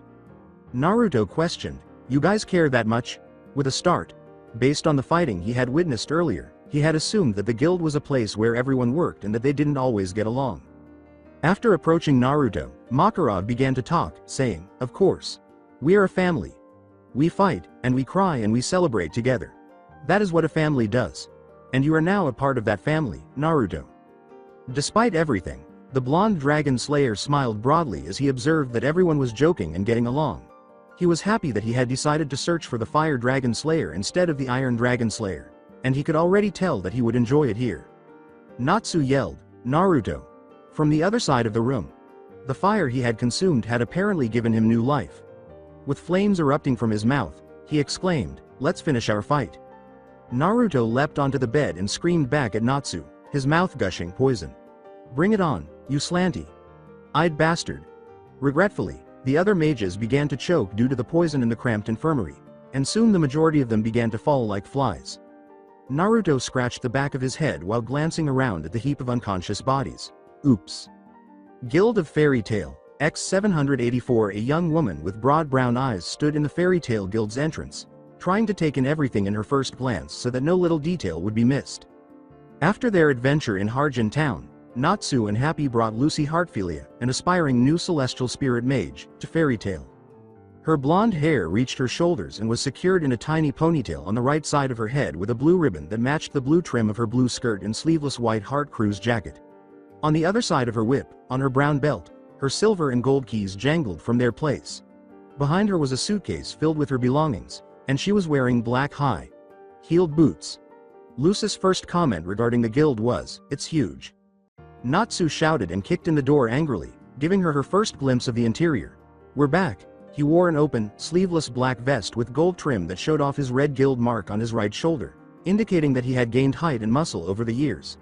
In addition to wearing white pants, a black wristband on his left wrist, and black sandals, he still wore his trademark scarf with a scale pattern. "Back," Happy said again.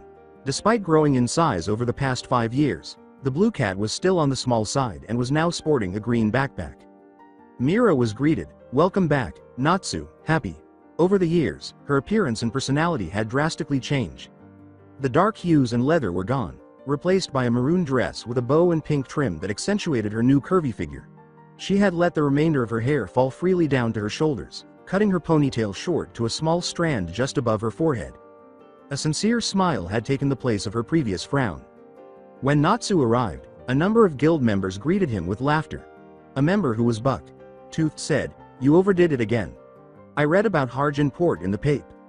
Natsu kicked the mage out of his seat and in the face, silencing him. "That info you gave me about a salamander was fake," he screamed.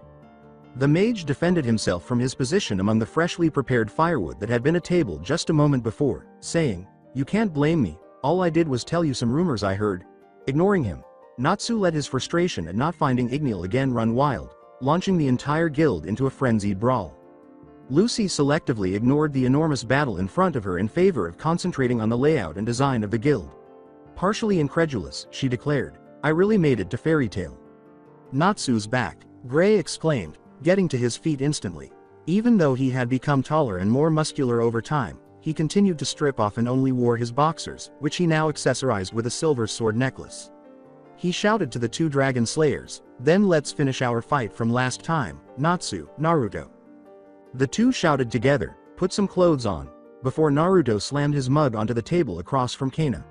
79. Having gotten taller over the years, he now wore a purple shirt with a scale pattern, black pants with orange tiger stripes, and black boots.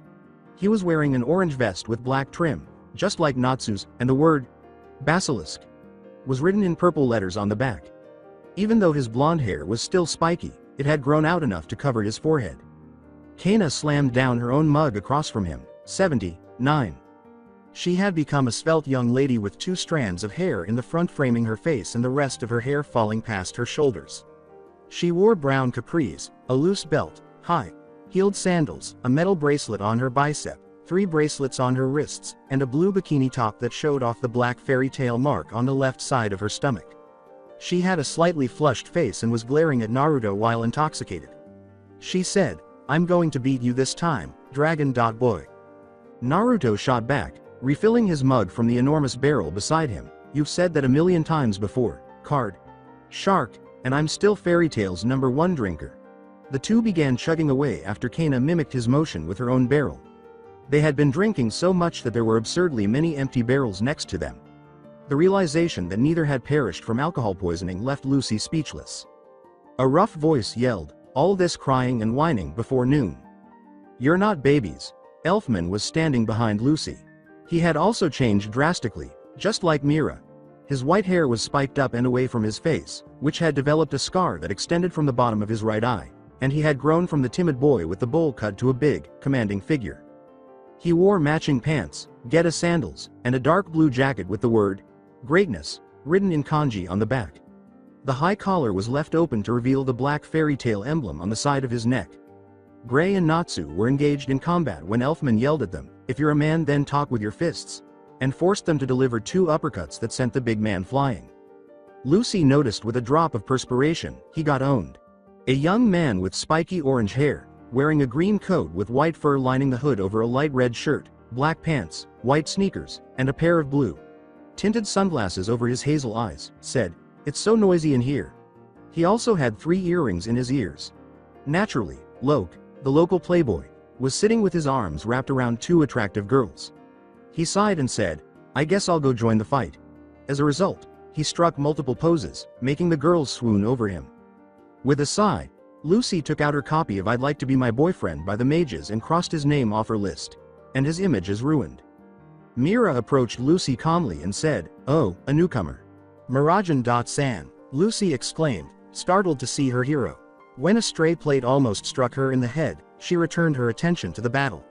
Even though they couldn't stop them even if they tried, she asked, "Are you sure that we shouldn't stop them?" Mira reassured her, "This happens all the time." Before she was struck in the head by a bottle. Lucy let out a terrified cry as she fell to the ground and then went to see how the white-haired mage was doing. Despite her bleeding head wound, Mira got back up and carried on, saying, "Besides, it's more fun this way." She never took her eyes off of her smile. Thanks to Natsu, Gray's body crashed through a table and landed beside the girls. Natsu twirled his boxers around his finger and grinned at him. He screamed, "My underwear!" at his unexpected nudity. Then he turned to face Lucy, who had her eyes shielded. "Miss, could you lend me your underwear?" Lucy said, "Hell no, and struck Gray with a table leg to interrupt him. After that, Loke picked her up in bridal fashion. He casually asked a bewildered Lucy, "Man, people without any class are really annoying, aren't they? By the way, which modeling agency are you under?" Loke was forced to drop Lucy after Elfman punched him away. He asserted, "Men talk with their fists." Natsu arrived and launched Elfman into the air once more. "I said that you're in the way." Slamming down another empty mug, Naruto swore, "Goddammit, they're noisy." Kana slammed down a matching mug and grumbled, "Can't even let us drink in peace." Anything that had come flying towards them had been dissolved by the purplish haze surrounding them, leaving the two sitting at a table unharmed.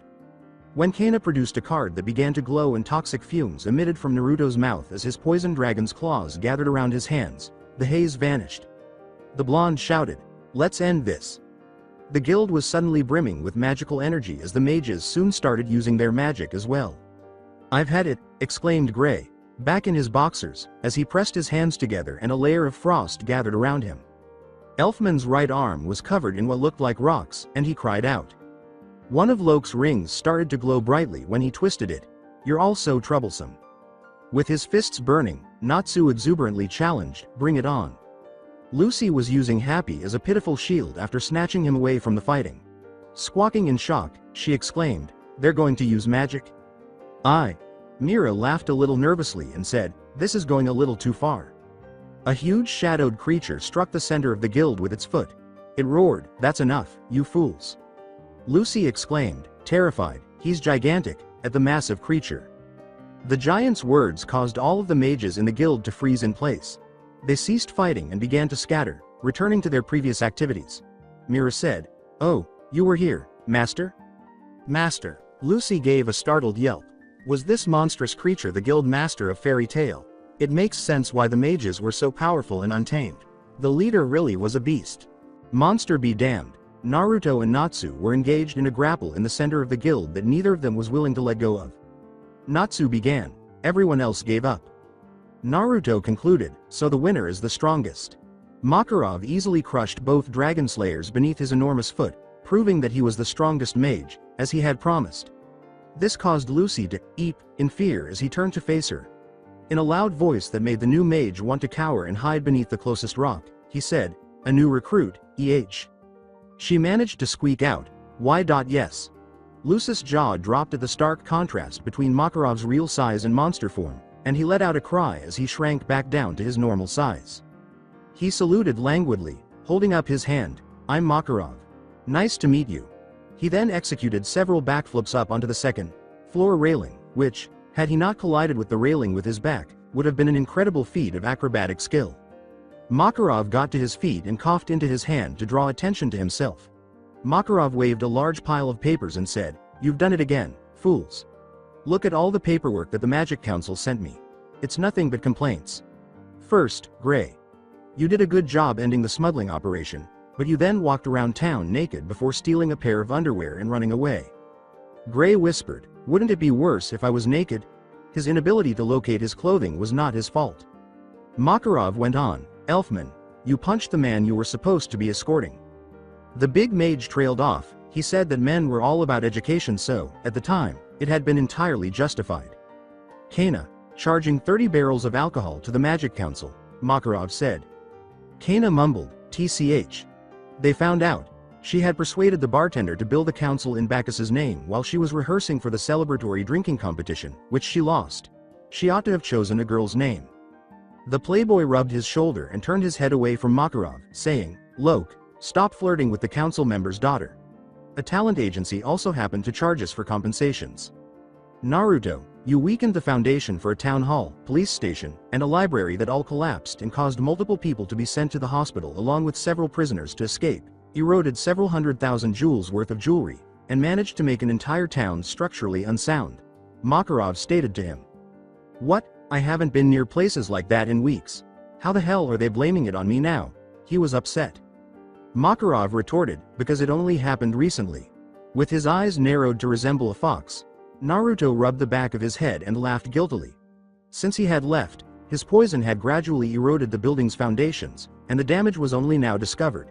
It must have finally dawned on the council just how much damage he had caused. He didn't perform too poorly himself. but it was far more subdued than Natsu's outbursts. Lucy, meanwhile, was shocked to see Naruto standing next to Kana. Surprised, she saw, that's the other half of Fairy Tail's destructive dragons, Naruto. The basilisk, Sanair. She noticed some parallels between him and Natsu after comparing them. Their pupils appeared to be ellipses rather than circles, and they both had elongated canines and spiky hair. The two most destructive mages in Fury are these, then, she pondered. When he got to the final section of the complaints, Makarov hung his head. Makarov concluded by listing Natsu's many destructive actions, and Natsu. You caught the thief, but demolished several houses in the process, destroyed a historic clock tower, burned down a church, damaged parts of a castle, destroyed an observatory, and leveled half of Harjin Port. Lucy observed that Natsu was responsible for the majority of the material covered in the article. Makarov listed all of the mages who had also contributed to infuriating the council: Alzak, Biska, Levi, Droy, Jet, Warren, Redis, etc.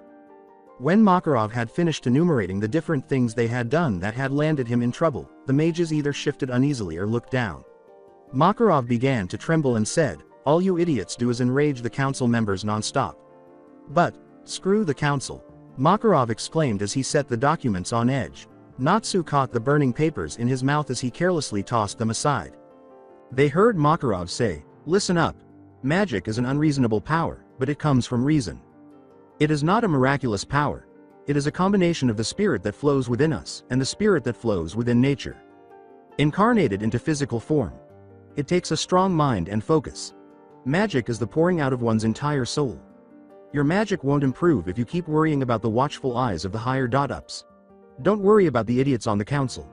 Do whatever you think is right. That's what it means to be a fairy tale mage." Makarov concluded his address with a scream that was echoed by every mage in the guild. Lucy proudly examined the fresh pink fairy tale mark on the back of her hand. As she put the stamp away, Mira informed her, "There you go. You're now an official fairy tale member." After thanking her, Lucy hurried to show Natsu. The mage in question was consuming his favorite food, which was pasta and chicken that had been burned and then washed down with more fire, while seated at a table. Sanji scowled at Natsu and put Naruto's food down in front of his partner. He chastised, "Take your time eating, Pinky." Happy was the same size as the yellow cat, who was now dressed in a bigger version of his old suit, complete with a black tie and green undershirt. As Naruto started eating his own food, he asked, "Why the hell would you think that a fire dragon would be in a town period, let alone one close to the water?" He continued to eat despite complaining, "Sanji, this stuff is rotten." He lit a cigarette off of Natsu's drink and blew the smoke into Naruto's face after complaining, "You eat poison so you'll be fine. Honestly, you drink the spoiled milk you leave in the house with no complaints, you shitty blonde." Sanji's personality completely changed after Lucy showed Natsu her guild mark at the time. His eyes were full of love as he kissed her hand and said, "Ah, my sweet mademoiselle, have you graced our guild by joining us?" Lucy shifted away from Sanji after he abruptly interrupted her, "Creepy." Lucy shot Sanji down, and Naruto laughed at him.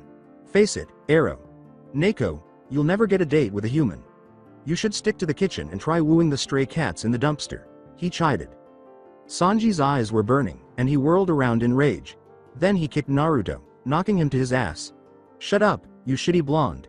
Just because you are unable to appreciate the presence of a beautiful lady doesn't mean that I can't," he said. "And I've told you a million times that you are a cat. It's two completely different species. I can still see a woman's beauty regardless of species." Lucy began to doubt the blonde's sanity after they got into an insult-filled altercation. Natsu had gone to the board to obtain a job and make some money while she was watching the comedy routine. Perhaps Sanji wouldn't notice that he hadn't paid if he left quickly enough. He could sick Mira on him, but it's not like the cat would demand payment right away. Something about understanding what it's like to go hungry and the rationale behind Naruto's prohibition on purchasing food. He grabbed a request to defeat a band of bandits and said, "A big reward, perfect." Happy accepted, and until they heard Mikao's son speaking to Makarov, they intended to go out on their own. His question to the master was, "Hasn't my dad come back yet?" Makarov paused his drink and turned to face the boy. "You're getting annoying, Romeo. If you're a mage's son, then trust in your father and wait for him at home," he stated to the child. "He said that he'd be back in 3 days, but it has already been a week," Romeo continued. Makarov questioned, "Wasn't your dad's job on Mount Hikobe?" "Yes. It's not that far away. Please look for him, I'm worried," Romeo responded. Makarov promptly turned down the request. No way. Your dad's a mage. There isn't a single mage in here that can't take care of himself. Now go home and drink your milk or something. After yelling, "Idiot!" Romeo leapt to his feet and gave Makarov a face punch before he sobbed and left the guild. After witnessing the exchange, Lucy remarked, "It's pretty strict here." His words may have been harsh, but Master is actually worried about Mikau too, Mira replied. Natsu punched the job request he had taken back into the request board, shattering it in the process, and there was a loud crash.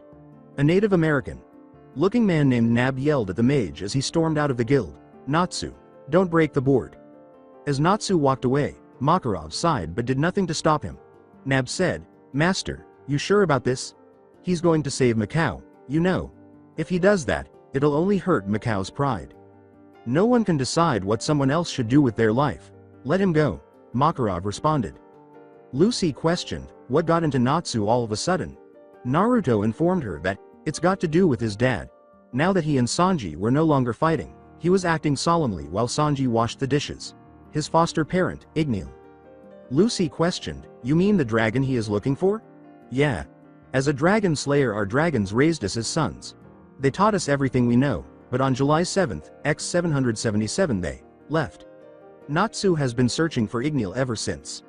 Hunting down the smallest and vaguest of leads no matter how far away or outlandish they seem. Sanji and I have helped, but it always ends in a dead end.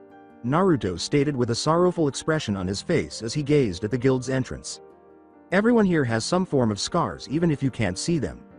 Lucy inquired, what about your dragon? The way Naruto tensed up told her right away that was a mistake.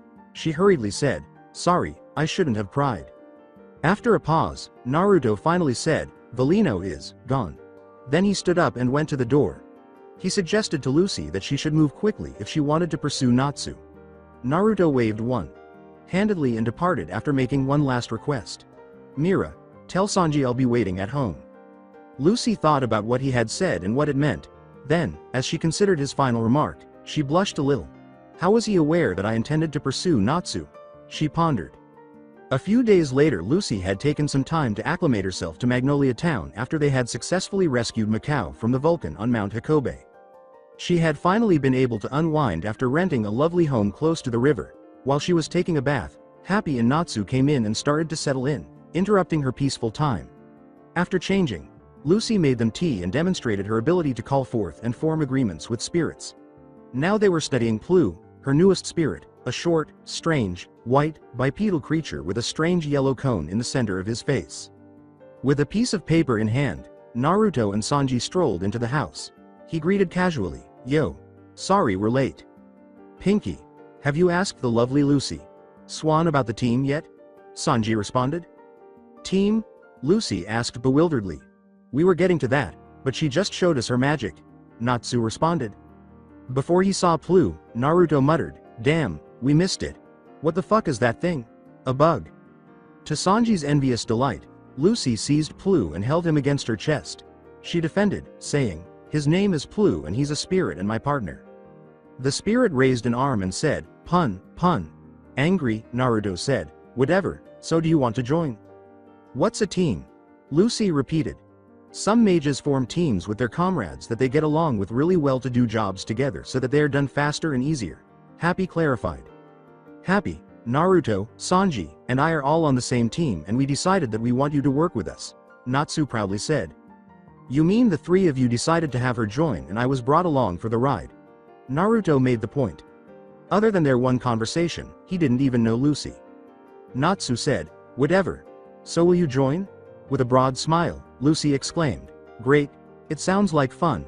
Natsu was confident enough to ask her to join his team after just a few days of her being in Fairy Tail.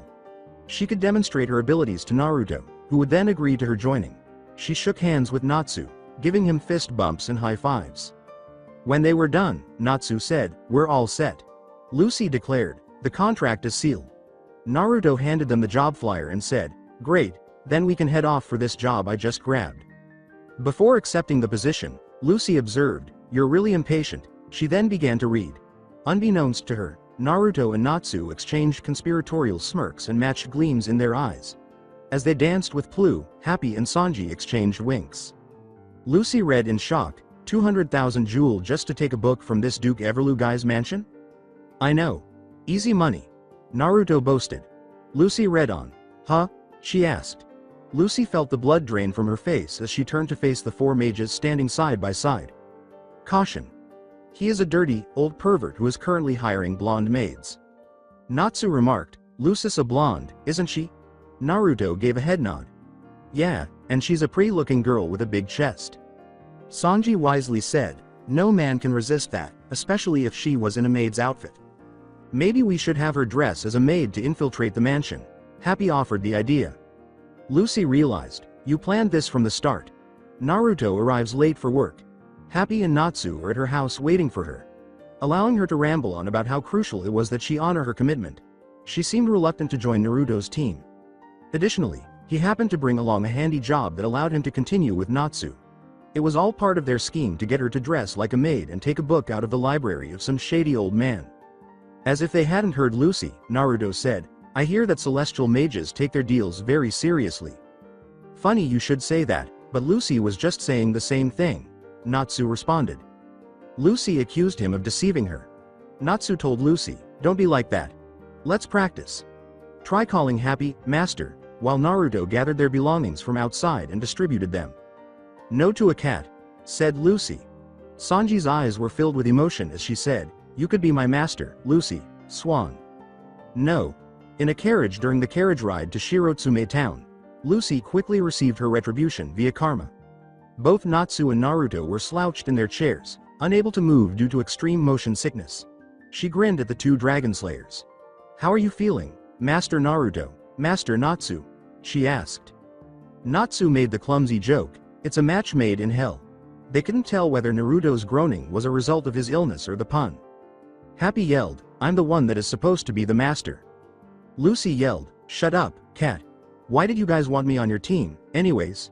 It couldn't have been just because I'm blonde, Lucy asked. Natsu vouched for you, so you have to be pretty good, said Naruto. She turned to look expectantly at Natsu. He thought, you're pretty skilled, but you're also a weirdo. Sanji gave him a kick to the head for his troubles. Of all people, I don't want you to call me a weirdo. Sanji sighed as he watched the scene unfold in the small room. He couldn't even smoke in here, and the only bright spot was that the beautiful Lucy Swan was going with him. Keeping those thoughts in mind, he resumed his admiration for the newest member of the team. Within the carriage, Lucy was concentrating on getting herself ready for the job because she had grown weary of making fun of the motion. Sick mages. This is my first job and I'm going to give it my all, Lucy exclaimed, placing a hand on her bicep and raising her fist towards the sky. As he munched on his fish, Happy remarked, I thought you didn't want to do this job. Lucy put her arms under her chest to display her breasts and said, it's just a dirty, old man. I'm pretty confident that my sexiness will be more than enough. MMH. Happy said, as I couldn't tell you. Sanji then ejected him. The yellow cat told her, I believe in your sexiness, Lucy Swan, as he had a drop of blood coming out of his nose and hearts in his eyes. Naruto gave Sanji a weak jab and received a kick in return. Arrow.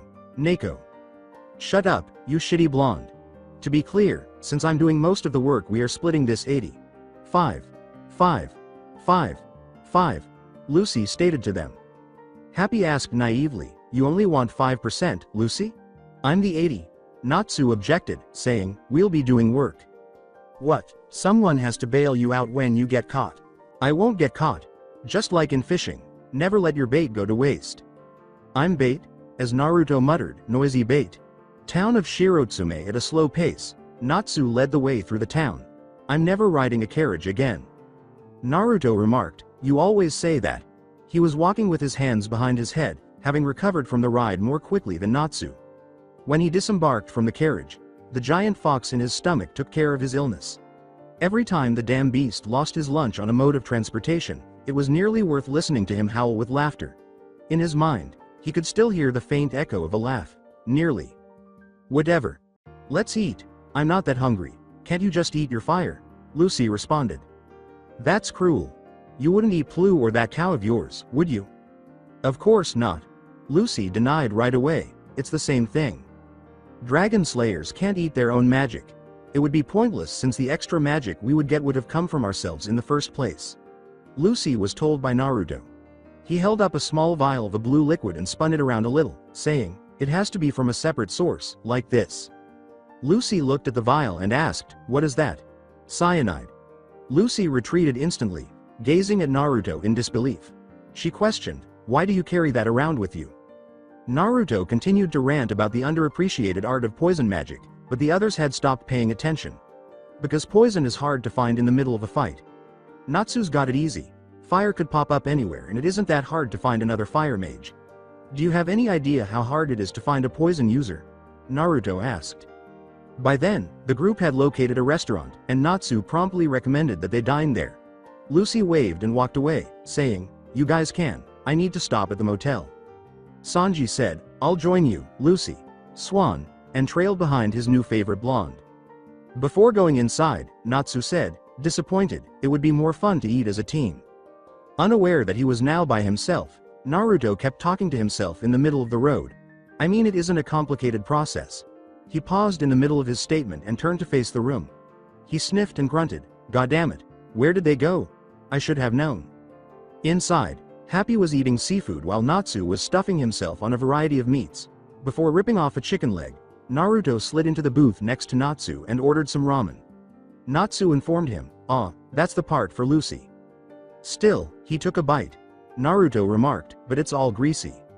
Happy said, "Lucy likes greasy food, since when?"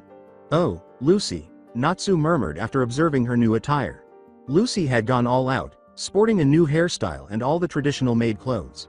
Looking at her teammates, she said, "I really do look good in anything." Lucy produced what looked like a stone statue of Sanji with hearts for eyes and said, "By the way, Naruto, something happened to Sanji. When I showed him my outfit he turned into this." After dismissing the stone cat, Naruto sniffed up some blood and wiped it off with the back of his hand, saying, "That's normal, and thank you." "For what?" Grinning, Naruto extended his hand to Natsu and said, "Winning me the bet." Happy and the aforementioned mage were looking at Lucy with stunned expressions and slack jaws. Lucy pouted sweetly and asked innocently, "What's the matter, Master Sama?" She was unaware that Naruto was taking photos for use in future blackmail. Who knew what else he could get her to do? It had gotten her into the outfit and on this job. His inner prankster insisted on it, and the fox, too. Happy Fake whispered to Natsu, "What do we do now? We were just joking around, but she took us seriously, and now we owe Naruto money. We can't tell her it was a joke or that we spent the rest of the money we brought on the food. Let's just go with it for now and tell Naruto he can have our half of the cash." Natsu responded with a whisper. The two guilty mages were screamed at by the blonde mages, "We can hear you." Happy and Natsu turned to them, their faces displaying guilt as they reacted with a start. The angry looks they were receiving caused them to start perspiring nervously. Natsu looked at a non-existent watch and remarked, "Well, look at the time, we gotta go." After gathering his belongings, he started to eject the two mages from the eatery. "Let's get to the client and get this job started." "Aye," Happy exclaimed as he seized Sanji's still high body and flew out the door with him. Naruto shouted, "Natsu, you bastard," as they were pushed forward. The mansion of the client Lucy looked at the opulent manor and asked inquisitively, "So this is where our client lives?" Naruto examined the job request and remarked, "It's the address that was on the job." Beside him was a stone Sanji with hearts in his eyes who kept stealing looks at Lucy while she was dressed as a maid. With a shrug, Natsu approached the door and began banging on it. A voice spoke to them as it cracked open. "May I have your name, please?" "We're from the Fairy Tale Guild." The voice interrupted Natsu's boisterous introduction, saying, "Shush. Please be quiet." The mages were perplexed by the request, but since he was the client, they complied. "Would you please enter from the back door?" The mages had come in through the back and were seated opposite an elderly gray-haired man in a suit with a little beard beneath his nose. He introduced the older woman behind him as his wife. "Hello, I'm Kabi Melon, your client." Drooling from his mouth, Natsu remarked, "Your name sounds delicious." "Melon," said Happy, echoing his own stream of saliva. Kabi simply laughed it off when Lucy swiftly reprimanded the two. In order to figure out where she had heard the man's name previously, she decided to ignore her curiosity about how they were still hungry after consuming so much food. "I never would have imagined that a mage from the famous Fairy Tale Guild would take this job," Kabi replied. Naruto acknowledged, "We were surprised such a high-paying job was available. And you're all so young." You must be famous, Happy said. Natsu's known as the Salamander. Sanji remarked, and Naruto's the Basilisk. At the pleasant surprise, Kabi exclaimed. Oh, Fairy Tail's destructive dragons. I'm honored that you took this job. And you are? He asked Lucy hesitantly. I'm from Fairy Tail, too, she defended herself. Kabi said clumsily, is that outfit a hobby? I don't mean to offend or anything. Lucy hung her head in shame as Natsu, Naruto, and Happy all laughed at that. Until Sanji stopped them by kicking them in the head. His explanation was, it's part of a bet. Kabi said, let's get down to business then. The mages sat up straighter and became more serious. I want you to destroy the only copy of the book, Daybreak. That is in Duke Everlu's mansion. It doesn't matter how. Naruto replied, no problem. He held up a finger covered in poison and said, if you want, we can destroy the entire mansion. Holding it up beside Naruto's, Natsu lit his own on fire. Sanji said, it would be as simple as pie. Lucy informed them, no, if you do that we'll go straight to jail. We're already stealing a book. If we get caught it might as well be for something good, Naruto countered. Kabi calmed them by saying, that won't be necessary. I just want the book destroyed. With an angry look on their faces, Naruto and Natsu let go of their magic. It was enjoyable to destroy things. Lucy questioned, what's so special about the book, anyways? Who cares? He's paying us 200,000 jewels for it, Natsu said nonchalantly. Kabi clarified, actually I'm paying 2 million jewels. All of the mages gazed at him with slack jaws and bugged-out eyes. They all thought, 2 million. As they gazed at the elderly and extremely wealthy man in front of them. The new price tag had caused Kyuubi's eyes to widen even inside Naruto, but he snorted and fell back asleep. As he watched the mages go crazy, Kabi questioned, weren't you informed of the reward increase? Natsu yelled, 2 million. How do we divide that 5 ways? After that, he attempted to count with his fingers but quickly gave up. I can't calculate that much. It's easy. I get 1 million, Natsu gets 1 million, Naruto gets 1 million, Sanji gets 1 million, and Lucy gets the rest, Happy replied. The cat was praised by the 3 astonished mages, who said, brilliant, Happy. Lucy grumbled, that's too much, and there still isn't any left for me. Kabi was so sweaty at the strange mages' responses that he said, calm down, please. Why did it increase so much? Lucy asked tremblingly. Surely there must have been a reason. What might have changed to cause such a large price increase? Even though this was her first job, things were already becoming strange. Kabi clenched his fists and declared, that book must be destroyed. I cannot allow it to exist. The others leaned away from Natsu in surprise as his head was consumed by flames before anyone could speak. He seized Lucis and Naruto's arms and exclaimed, Yosh! Let's go, guys. I'm all fired up. Then. Shortly before Natsu pulled them along with him as he left for Everlu's mansion, Naruto muttered, oh, goddammit. Naruto questioned, do you even know where the mansion is? Natsu kept dragging them along, not even showing that he heard them. The cats flew behind them as Natsu guided them to an unknown location. The mansion of Everlu. Luckily, Natsu did know how to get to the mansion, and after some time, he let the others go by themselves. While the others hid behind the surrounding trees and wished Lucy luck, Lucy was now knocking on the front gates. Lucy said as sweetly as she could, is anybody there? I'm here for the maid position. The cunning expression on her face as she considered what she would do with the 2 million once she had it ruined her innocent deed. If she had anything to say about it, the others would not receive a single jewel because they were not doing anything at all. The tiles on the floor next to Lucy started to shake and were eventually destroyed when something smashed out of the ground. A huge, hideous creature with pink hair and twin pigtails and a maid outfit that hardly fit her enormous frame was landed next to Lucy. You are applying for the maid position? Lucy squeaked out, why? Yes. For you, master, there is a candidate, the maid called back down the hole she had dug. Boyoyo. The Duke cried out as he rocketed out of the hole and landed. He was a short, pudgy, and ugly man with his hair swept to the side of his round head and a curled mustache that came directly out of his nose. He wore a black suit that had one large button in the middle and a red rose in his lapel. Did you call me? He twirled his mustache and asked. Lucy kept her composure as she looked at the man in disbelief and almost freaked out at his unexpected arrival. It's nice to meet you, she said as charmingly as she could. After examining Lucy for a while, Everlu waved his hand dismissively, saying, no thanks. The blonde mage found this to be unsettling. Go home, ugly. You see, when you're someone as great as I am, You must be surrounded by only the most beautiful of women. Everlu remarked as 4 more incredibly ugly maids appeared out of the ground beside him. Lucy was shocked that he had called her ugly, but she didn't react when the giant mage lifted her up. Lucy, who had changed out of the maid's clothes out of disgust, sat against a tree outside the mansion, still feeling down about what had happened with Everlu. With his arms crossed, Natsu moaned, "Man, you're useless." "No, Everlu simply has an insane sense of beauty," Lucy called out to him. "Well, if I looked in the mirror and saw that ugly mug every day, I'd only see 2 options. Either change my face or change my view on what was beautiful," said Naruto. Sanji, who was looking through a swimsuit edition of the Weekly Sorcerer to help him recover from the terrible image of Everlu's maids, muttered darkly, "Or kill yourself." He appeared somewhat pale from the shock of Everlu's beauties. Happy said to Lucy, "That's just an excuse." Sanji kicked Happy in the face as a result, and Lucy started crying even more. "Stupid. You have no right to make the beautiful Lucy Swan cry." "Don't worry, Lucy Swan," he said, turning to face Lucy. "I think you're beautiful," he said. Lucy sniffled and remarked, "That doesn't mean much coming from a cat." "All right, it's time for Plan C." As he cracked his knuckles, Natsu exclaimed. "Take off," Happy said. "This will be paid for by that fucking old man." Lucy nodded in agreement. What an embarrassing old man.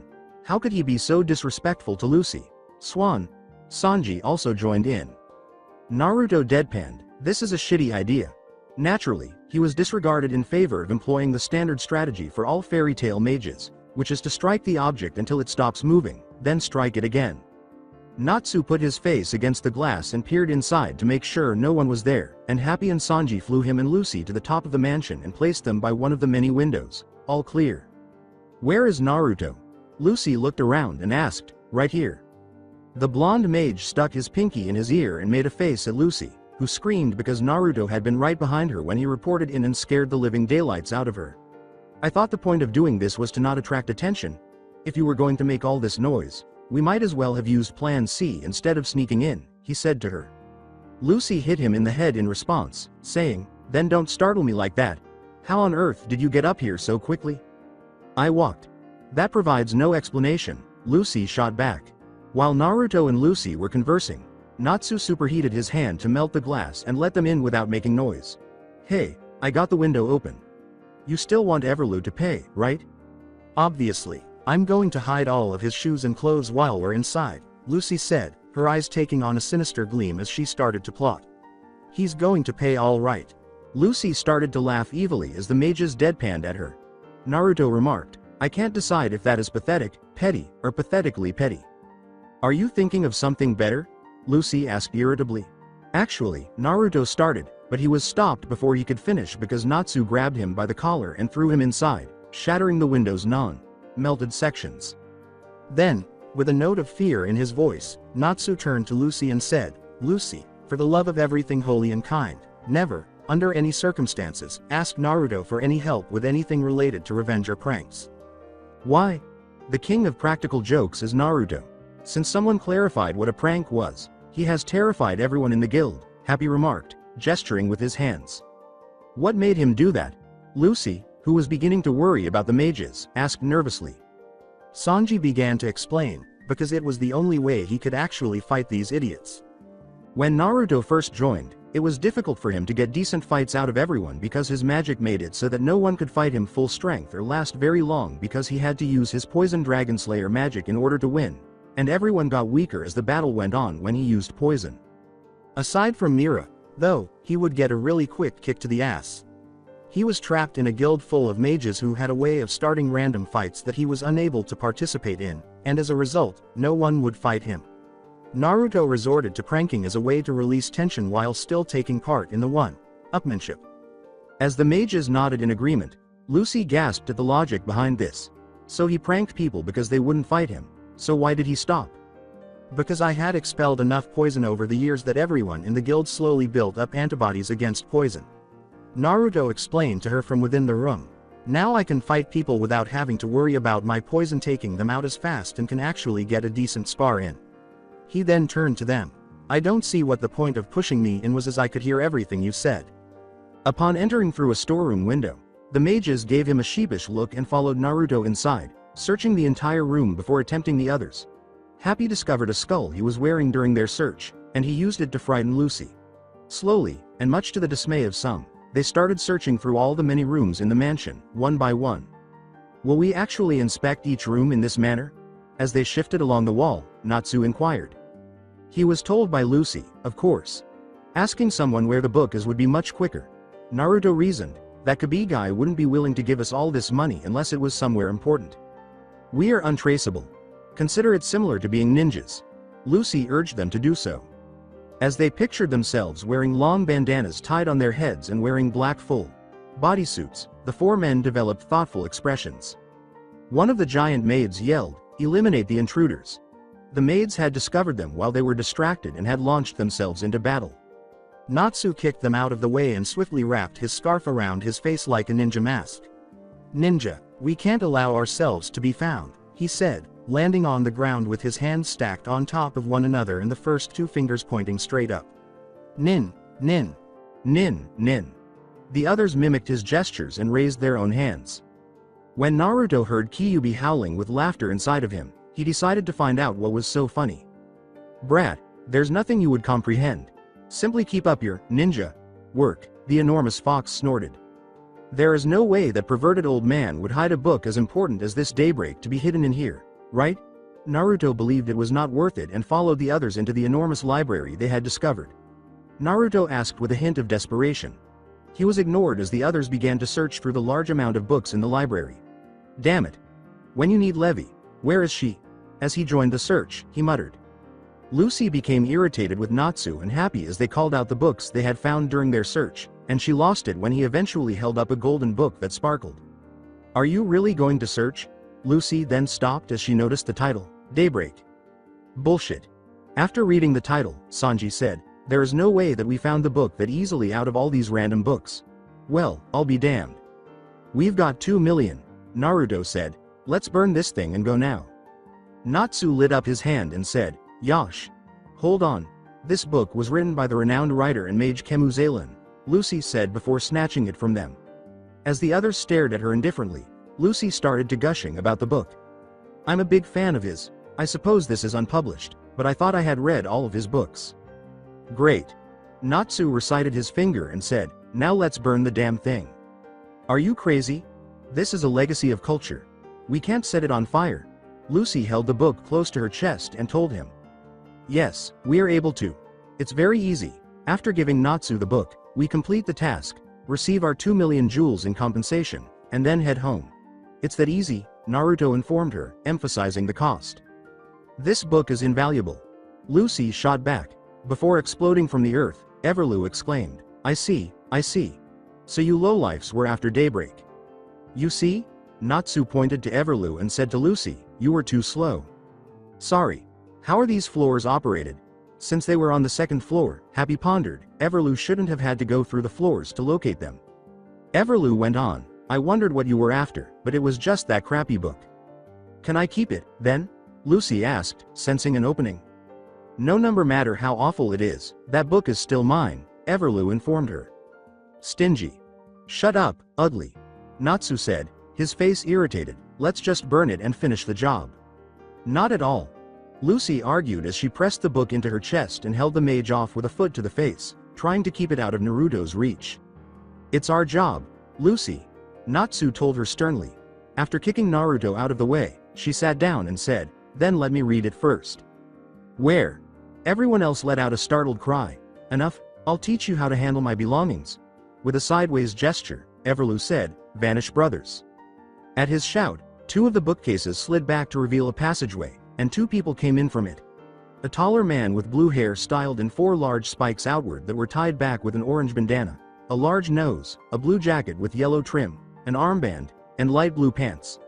The shorter, mostly bald man had tattoos on his face, a long braid, and a white shirt with an armband that showed their guild signal of a wolf head over a S in white and blue. A wolf was on his back. The shorter said, "Good afternoon. Are these brats mages from Fairy Tale?" "Mama would be shocked," said the other.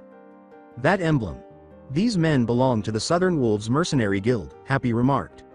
"So he employed these individuals?" As he got ready to fight, Natsu uttered those words.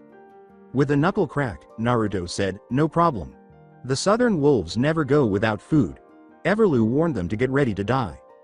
The air crackled with tension as the men faced off with intense expressions, but the effect was ruined when Lucy read her book without paying attention and had a very happy expression on her face. After she reached a certain point, she dropped the book and sprang to her feet, saying, "Guys, buy me some time." "Why?" Lucy informed them, "I believe this book contains a secret." "Is it truly that crucial?" Lucy had already departed when Naruto asked. "I'll get the girl," Everlu said, sinking into the earth.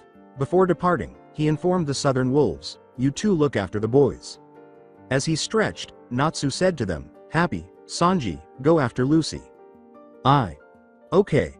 While the dragon slayers battled the mercenaries, the two cats went in search of Lucy. "You two think you can take us by yourselves?" "What?" inquired the taller merc. Naruto said, "No, we got to take care of something first."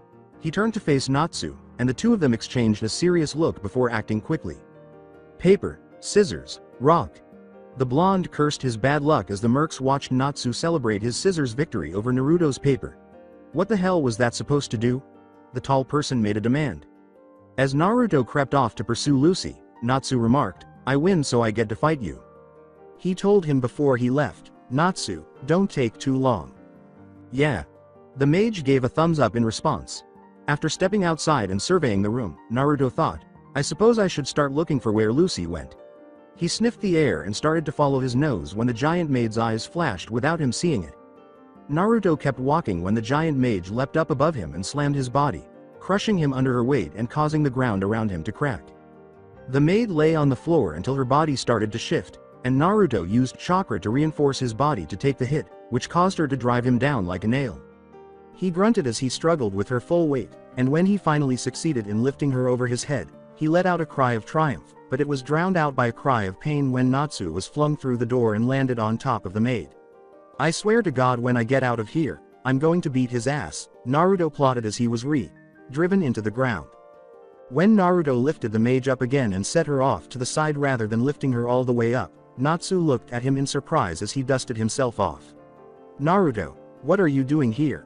Natsu swiftly defeated the southern wolves' ultimate attack and succeeded in blowing out all of the mansion's windows in the process. "I believed you pursued Lucy and the others." After noticing the lack of understanding on Natsu's face, he shot back, glaring at him, "I was until somebody landed on me and used me like a nail. That would be you." "What?"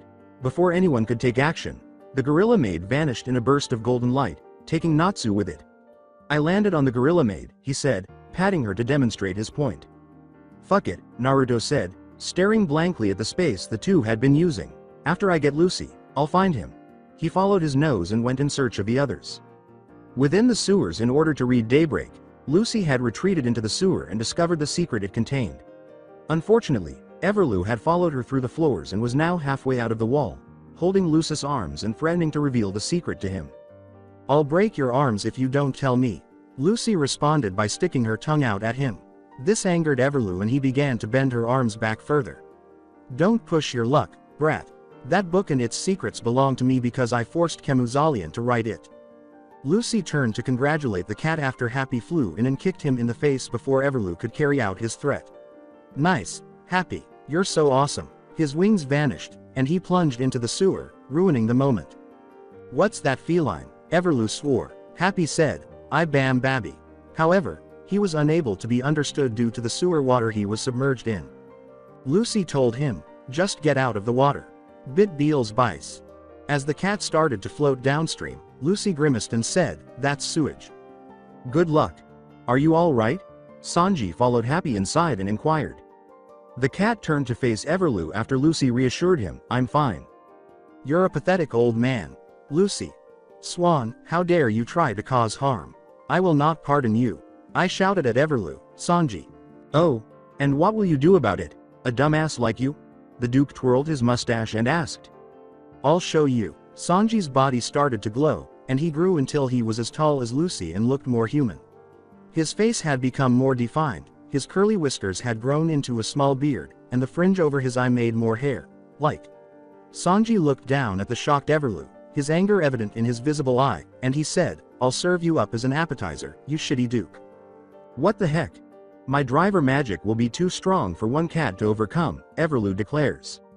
After giving Sanji a startled look, Lucy quickly got over it and took out one of her keys, saying, "I'll back you up." It quickly devolved into a massive game of whack. A mole that was making Sanji angrier and angrier. "Don't worry, Lucy. Swan, I can handle him," Sanji told her before kicking Everlu. The mage evaded his attack by diving under the floor once more. He tried to attack Sanji several times, but the cat was able to avoid him, and Sanji was unable to land a hit because Everlu dove back underground right after attacking.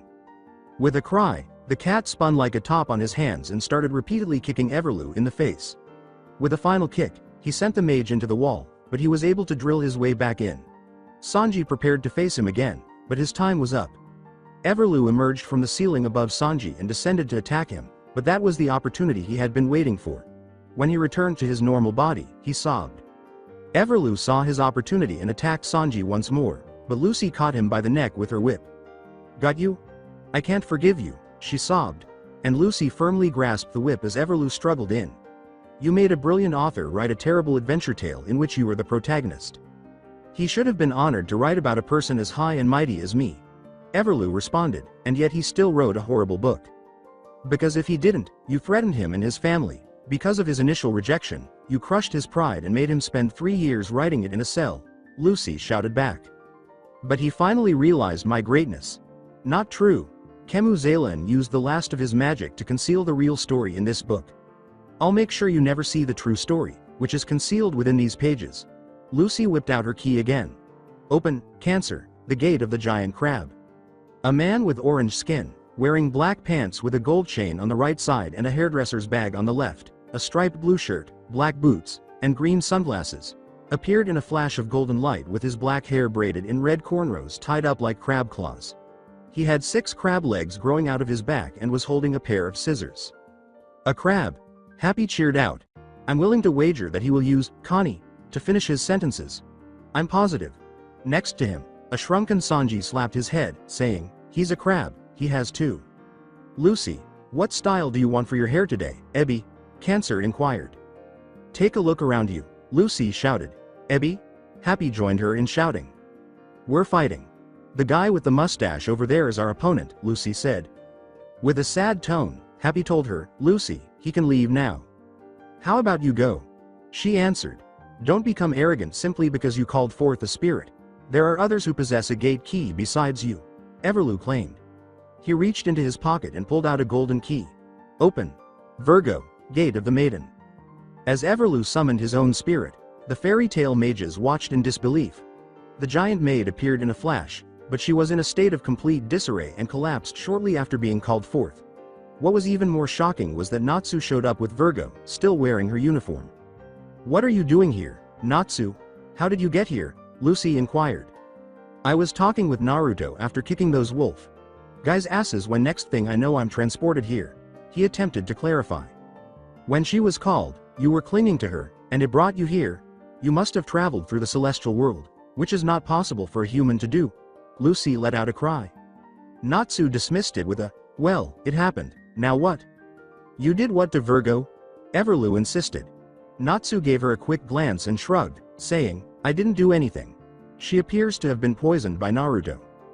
When Lucy tightened her whip and threw Everlu into the air, she told him, "It won't matter." Cancer slashed him repeatedly with his scissors while he was up there. Lucy told the newly bald and clean shaven man, "All you'll ever be is a small, minor character." "Ebby, are you happy with your haircut?" Cancer questioned the unconscious sorcerer. Then Naruto exploded into the sewer. "Good luck, I'm glad I found you. The entire building is collapsing. I discovered a ton of items while searching for you that will definitely result in Everlu being imprisoned." And the enormous gorilla maid took Natsu to an unknown location. He hurried out, waving a bunch of papers, then paused to assess the scene, which included the sewer with holes in it, the vanquished Virgo and Everlu, Natsu standing there looking fine, Lucy with her whip, and Daybreak with a huge crab man beside her. "What did I overlook? Guild of Fairy Tales." Naruto, carrying a drink, passed by with an eyebrow raised when he saw what Lucy was doing, humming to herself as she looked over the different jobs available on the request board. "Why are you searching for a job?" he asked. She reminded him sharply, "I need money, because some people stopped us from getting paid for the last job." They hadn't been paid for the previous job because he and Natsu had insisted on not accepting the reward because they hadn't actually destroyed the book and the client didn't actually have the money, he said, grinning sheepishly and rubbing the back of his head. To be fair, you wouldn't have gotten paid anyways. Lucy decided to ignore his argument in favor of remaining irate and returned to her study of the request board with newfound vigor. So what's up with you and the new girl? Naruto shrugged his shoulders and sat down next to Kana at their usual spot, the latter downing her barrel at a more sedated pace than usual. Did the job go south? She inquired. Before taking a swig from his own drink, Naruto said, you could say that. You know how the reward for that job was ridiculously high for such a simple job. Kana nodded. It was all that the guild had been discussing since Makarov had informed them of the price increase. During the job's progress, there had been a lot of conjecture, and when Naruto's team returned and reported failing the job, everyone wanted to know what had happened. They had only been informed that they hadn't destroyed the book, so they weren't paid. Naruto began to describe how the job had gone, saying, well, the book was written by the guy's dad for him, but he didn't know about it and thought that it was just a shitty book. Lucy saw through this and ended up giving the true story back to the guy instead of letting us destroy it, Naruto said.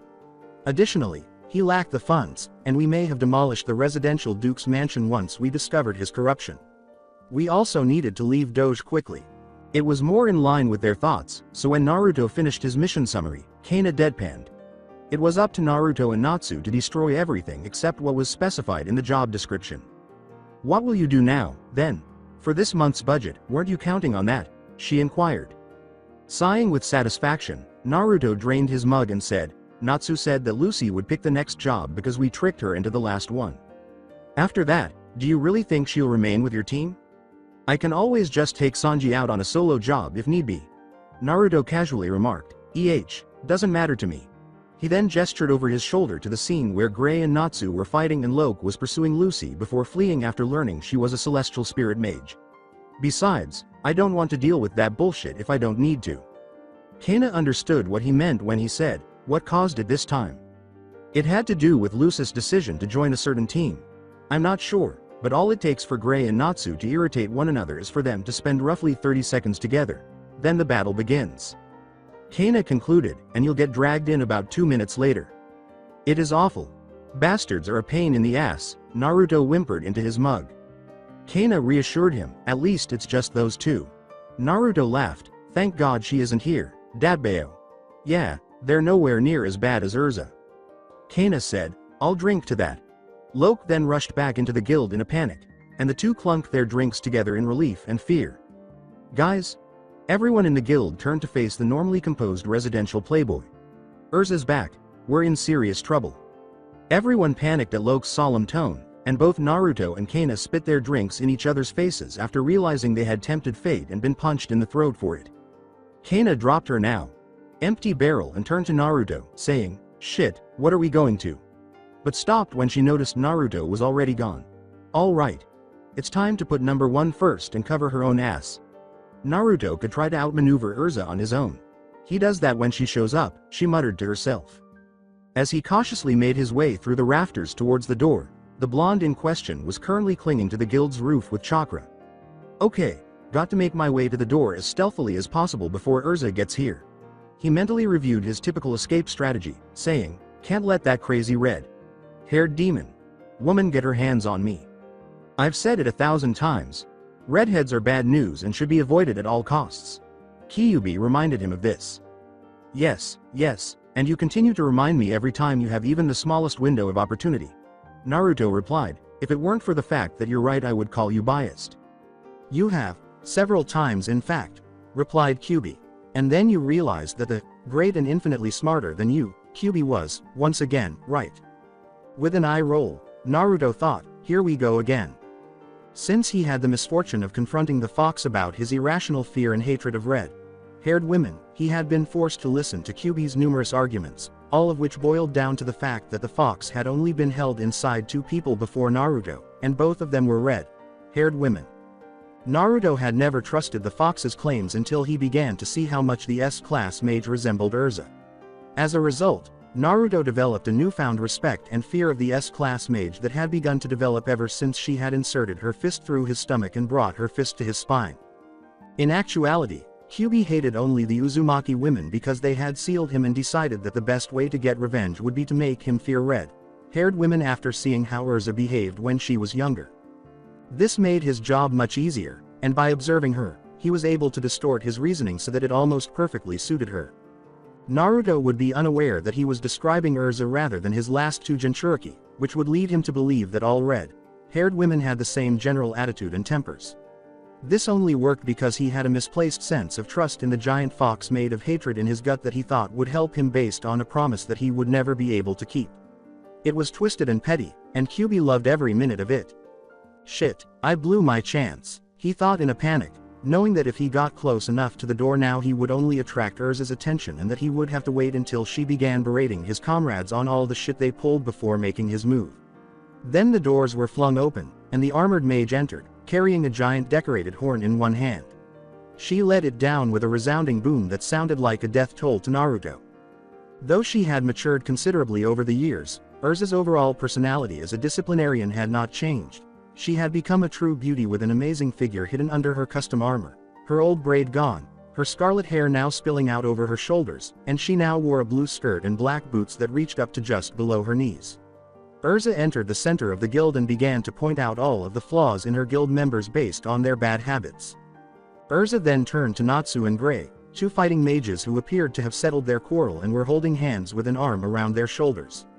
The image of friendship was marred by their trembling and sweating hands, with Natsu simply-eyed, like happy and Gray stuttering through a conversation. Chance. Naruto hurried to the door while Urza was preoccupied with the two most dangerous offenders. Sanji, in full battle mode, blocked his way, and Naruto's eyes widened in surprise. "You cheap mother F you," was all he managed to say before being roundhouse kicked back into the guild and colliding with Natsu and Gray. When the other dragon slayer from the guild appeared out of nowhere, Urza arched a delicate eyebrow and said, "Thank you, Sanji." She didn't turn around. "Urza-chan, anything for you." With hearts in his eyes, the yellow cat yelled. With a moan, Naruto said, "Goddamn traitor." Urza reprimanded Naruto for failing to get away from her once more, saying, "I see you still haven't learned how to greet someone when they arrive." Naruto said, "Sorry, Urza-sama." Without waiting for a response, Urza picked up her horn and left the room, saying, "I'll tell you the details on the way tomorrow. I need your help for a job, we'll leave tomorrow morning." "It's fine, I was actually looking for the three of you." Urza left for the door. Urza was the strongest female mage in Fairy Tail and had never asked for help on a job before, so the guild was left dumbfounded by her announcement. Natsu, Gray, Naruto, and Urza all together on one team, Mira said, holding a hand in front of her mouth in shock. This might be the most formidable team Fairy Tail has ever encountered. Lucis' mouth fell open beside her. The following day at Magnolia Station, by pointing to Natsu and Naruto, Gray said, "This is bullshit. Why in the world must I go on a job with these two idiots along with Urza? I should be sufficient on my own. I don't even want to be here, and this team will never work." Natsu shouted in response. "Urza, what is she thinking?" Naruto yelled, "We'll just obstruct one another." To Lucis' dismay, the three of them kept fighting and creating a general commotion in the middle of the train station. "I can understand why Gray and Natsu are fighting, but I thought that Naruto got along pretty well with Natsu," Lucy told Happy and Sanji, adding, "Just pretend we don't know them. Why is he participating?" Sanji dismissed their actions by saying, "This always happens. Naruto is fine when he is with either Gray or Natsu, but when you put the three of them together, things quickly go south. Naruto is unable to avoid getting involved when he is stranded with Natsu and Gray, who can hardly be in the same room without at least arguing. I'd think that he would have more self-restraint than that." Lucy said. "No, I mean that he is genuinely unable to avoid it. No matter what he does, Natsu and Gray will always drag him in. It's actually quite amusing sometimes," explained Sanji. That made Lucy perspire, but she chose to ignore it. "Lucy, why are you here?" She glanced down at the cat sitting next to her after Happy's question caught her attention. "While Urza was away, Mira.san asked me to watch those three. She mentioned that she didn't trust the two of you to complete it." "That is absurd. I am more than capable of caring for these shitheads," Sanji said. "Watch." Before Sanji could make a move to break up the fight, Urza arrived with a giant cart of luggage and he took off in her direction with a cry of, "Urza-chan." As Lucy watched the cat swoon over the armored mage, she thought, and that explains that. With a sudden flash of recognition in her eyes, Urza turned to face her and said, "Ah, you were the new girl from yesterday." Mira.san asked me to come along, Lucy said, bowing to Urza as she introduced herself. "I'm the new member, Lucy. I'll do everything in my power to assist. Yesterday, the guild was discussing you as the new member." Urza congratulated her, saying, "I heard you took down a guerrilla mercenary yourself, good job." Lucy muttered, "That was Natsu and it wasn't a guerrilla." Urza pretended not to hear her and assured her, "The job might be risky, but I'm sure that you'll be fine." "Risky?" Lucy shouted. Natsu said to the redhead, "I don't care and I don't know what the job is about, but I'll help you on one condition." Beside him, Naruto and Gray resisted Natsu's audacity and retreated a little. "I'd do it for free." Gray stumbled, and Naruto gave a forceful nod. "What is it?" Urza inquired. "I want you to fight me when we return," Natsu said. Everyone now objected to Natsu's request, and Naruto and Gray moved even further away from him. "Are you hoping to die? You were destroyed the last time," Gray hissed at him. Natsu dismissed him with the remark, "I'm different from back then." Urza smiled slightly and closed her eyes, saying, "I accept." "You really have grown up," Natsu exclaimed. "Now I'm all fired up," as he was engulfed in flames. "Let's get this done." Then, still on fire, he dashed onto the train, igniting yet another panic. "Well, you enjoy that, you too. Sanji and I are going to..." Naruto began to explain, but Sanji interrupted him by kicking him into the train car. "Don't worry, Urza-chan," he said, grabbing hold of Urza's cart and dragging it to the luggage car. "I'm not flying your dead ass the whole way there. Suck it up and stop being a baby about it. I will handle these for you." The other mages got on the train after Urza nodded her gratitude. The train later, with similar sickly expressions, Naruto and Natsu were leaning against each other. The Dragon Slayer pair had been miserable since the train had begun to move, and Lucy sat next to them, looking pitying as she did her best to console them and ensure that they did not attempt to flee out the windows once more. "Go sit somewhere else if you're going to get sick, or better yet, don't ride the damn train," Gray said to the motion. Sick couple, "Man, you guys suck." According to Lucy's empathetic statement, "I feel bad for them even if I've seen it before." The Dragon Slayers switched seats and were now on either side of Urza. "I guess there's no other way," Urza said, patting the seats beside her. "You two, come sit by me." Naruto started to ask, "How is this supposed to help?" but was interrupted when Urza struck Natsu in the head, knocking him and Natsu out in an instant. While the other mages stared at her in fear, Urza said, "That should ease their pain." Sanji had been envious that he had to take a seat away from his Urza-chan, but he was now over it. "The only magic I've ever seen is that of Natsu and Naruto." Urza.san, "What sort of magic do you employ?" When Lucy realized she knew very little about her conscious partners, she asked. "Urza has very lovely magic." While eating a fish, Happy informed her that her enemy's blood goes everywhere when she uses it. "Not at all." Urza surprised Gray by saying, "I think Gray's magic is much prettier." Gray then proceeded to show off some of his magic, placing his right fist on his left palm and conjuring a blue magical seal. When he moved his hands, an ice symbol of a fairy tale emerged. Gray said, "Ice make magic." Then he turned to Urza and said, "Isn't it time you told us what we're supposed to be doing?" "You're right, let me explain," Urza said, nodding. "Eisenwald, we are opposing the Dark Guild. They intend to use a magic known as Lullaby to wreak havoc. Let me start from the beginning. On my way back from the last job I stopped at a mage bar in Onabus. A group of mages were there complaining about something that they couldn't get to because of a seal. Initially I thought it wasn't anything suspicious until I overheard the rest of the conversation. One of the mages said that he would get Lullaby back in 3 days and to tell Aragorn. I didn't recognize the name at the time, but later I realized where I had heard of it before. Aragorn, the ace of the Dark Guild Eisenwald who gained the nickname Shinigami, because he only took assassination missions." Angrily, Urza slammed her fist down on Natsu's head.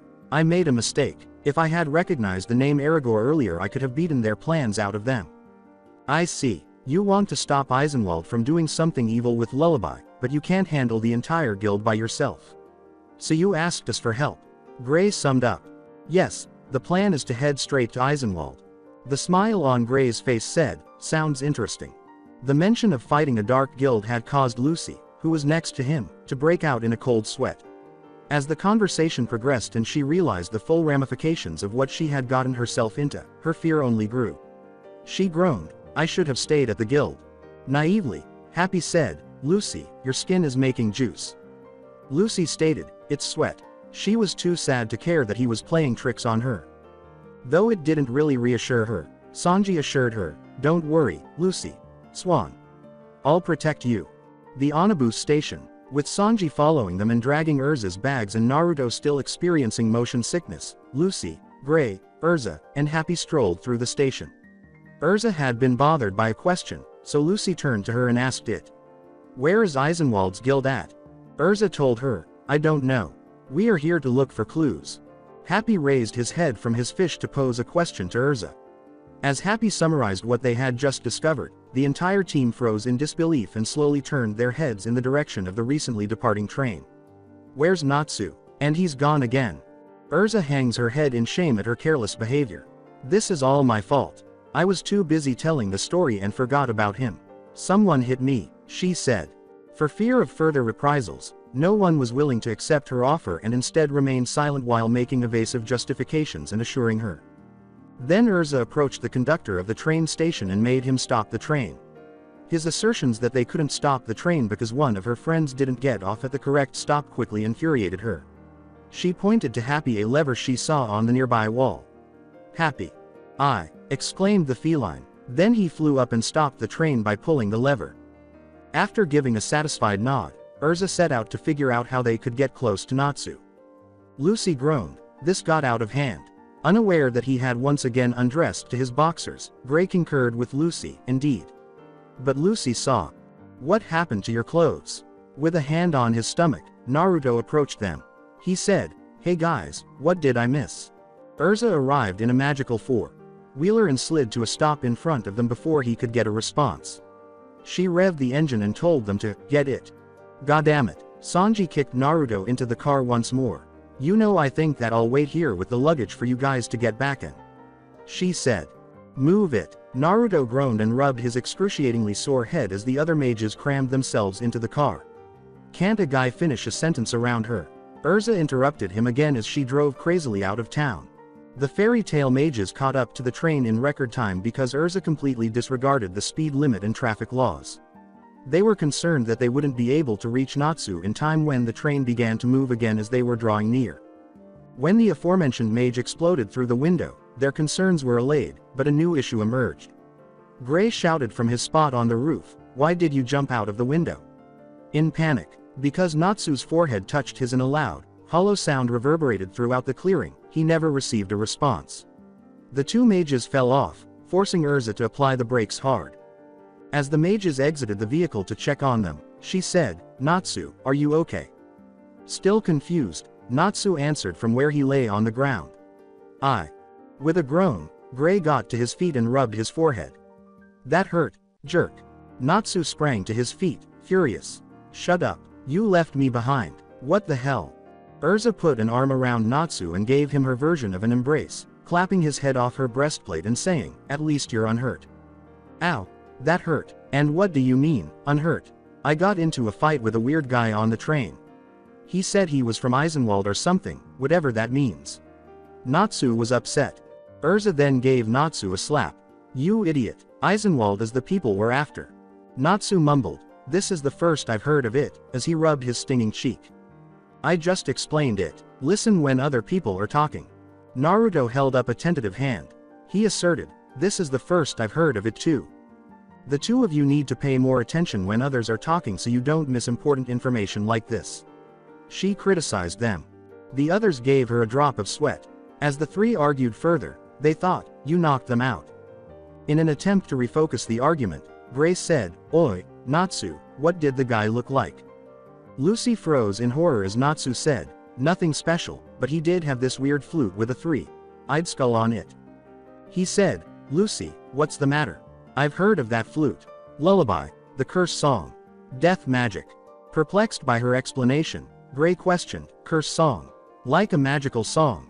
I've only read about them in books, but one of the forbidden magics is death curses, right?" Lucy asked. Urza elaborated on what Lucy had said. "Yes, magic that sucks the life out of the person it is cast upon.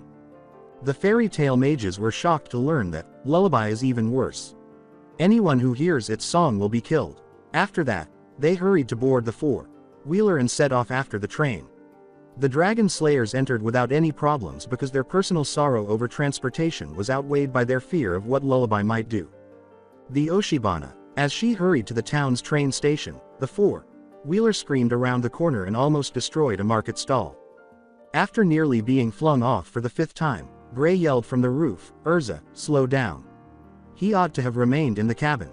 The SE plug is gonna burst if you keep this up." As she continued to inject magic into the four-wheeler, Urza retorted, "We don't have time. Lullaby could kill countless amounts of people." Gray retorted, "What if you run out of magic when we get there? You won't be able to fight when we get there." She said, "I don't care." To him. She smiled softly, but Gray couldn't see it. "In the worst case, I can just beat them with a stick. Besides," she said, "we still have you, Natsu, and Naruto." Gray was at a loss for words and decided to hum in frustration instead. Inside the cabin, Naruto was slumped in the corner across from Lucy and Happy, and Natsu was lying on the floor in a pitiful heap. "Lucy, I think there's something I'm supposed to tell you." Happy turned to face Lucy. Lucy asked Happy inquisitively, "Really? What is it?" "I forget. All I can remember is that it had something to do with you." Lucy had to grab Natsu as he tried to flee out the window at this precise moment. Lucy unsuccessfully attempted to drag the Dragon Slayer back inside, saying, "Stop, Natsu. You're going to fall out." Then Naruto started to leave through the opposite window. "Naruto, not you too," she screamed, trying to contain them both simultaneously. Happy, meanwhile, kept searching his mind for the right thing to say to Lucy. What else could it be if Lucy wasn't making me sick? Is she strange? Is she a fish? Is she tasty? Is she strange?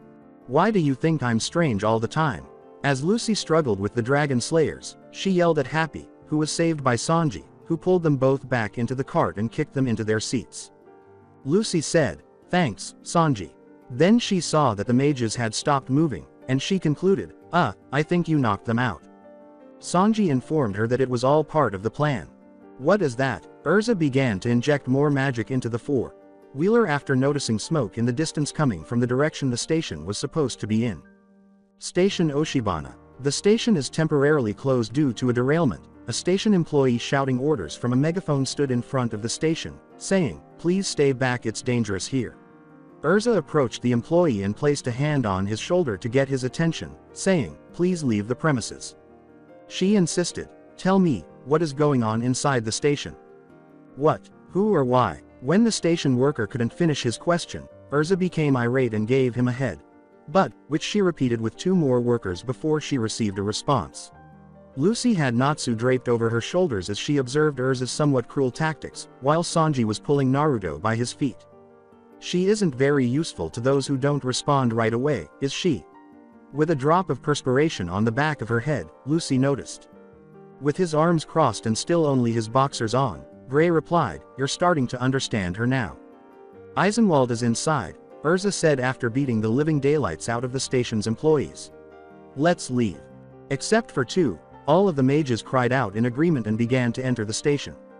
"Why am I in charge of Natsu, I wonder?" Lucy sobbed as she held the still-ill mage. "I've taken care of him for you, Lucy. Swan," Sanji said, spinning back to her side and removing Natsu from her hands before letting the slowly recuperating Naruto fall face first onto the sidewalk. Naruto rubbed his now red face and muttered, "Damn cat," before rising and running after the group. Urza explained the situation to the others as they passed through the station. A small military unit went in to try and stop Eisenwald earlier, but haven't returned yet. After that, they discovered the soldiers scattered throughout the station, checked on them, and Naruto used some of his poison to numb their pain and keep them from making their wounds worse. The mages hurried into the station after caring for the injured, and when they arrived at the platform, the entire Eisenwald guild was there to greet them with sly smiles. "So you did come after all, fairy tale flies." A tall, lean, slightly muscular man wearing a black scarf, no shirt, a long ragged hakama skirt underneath a black cloth with a shorter cream skirt used as a belt, geta sandals, and bandages wrapped around his forearms that led to black gloves with a gray X on the back, chuckled darkly as he floated above the station, leaning on a giant scythe with a skull on top. "Are you Aragorn?" Urza inquired, and the man laughed once more in response. Lucy made an unsuccessful attempt to rouse Natsu from his daze brought on by motion sickness. "Awaken, Natsu. Time to get to work." "It's useless." Natsu traveled from a train to a four-wheeler and finally to you. Happy told Lucy, "It's a triple knockout combo. You think of me as transportation. And why hasn't Naruto been included yet?" "Because I'm awesome," Naruto said with a cheeky smile, ignoring Kyuubi's snort. When he saw Natsu, a black mage with his hair pulled back into a spiky ponytail on top of his head frowned and said, "You damn flies. Aragorn became angry with me because of you." Natsu's eyes opened at the sound of his voice. "What plans do you jerks have for Lullaby? Tell us and we may take it easy on you," Naruto yelled at the Dark Guild.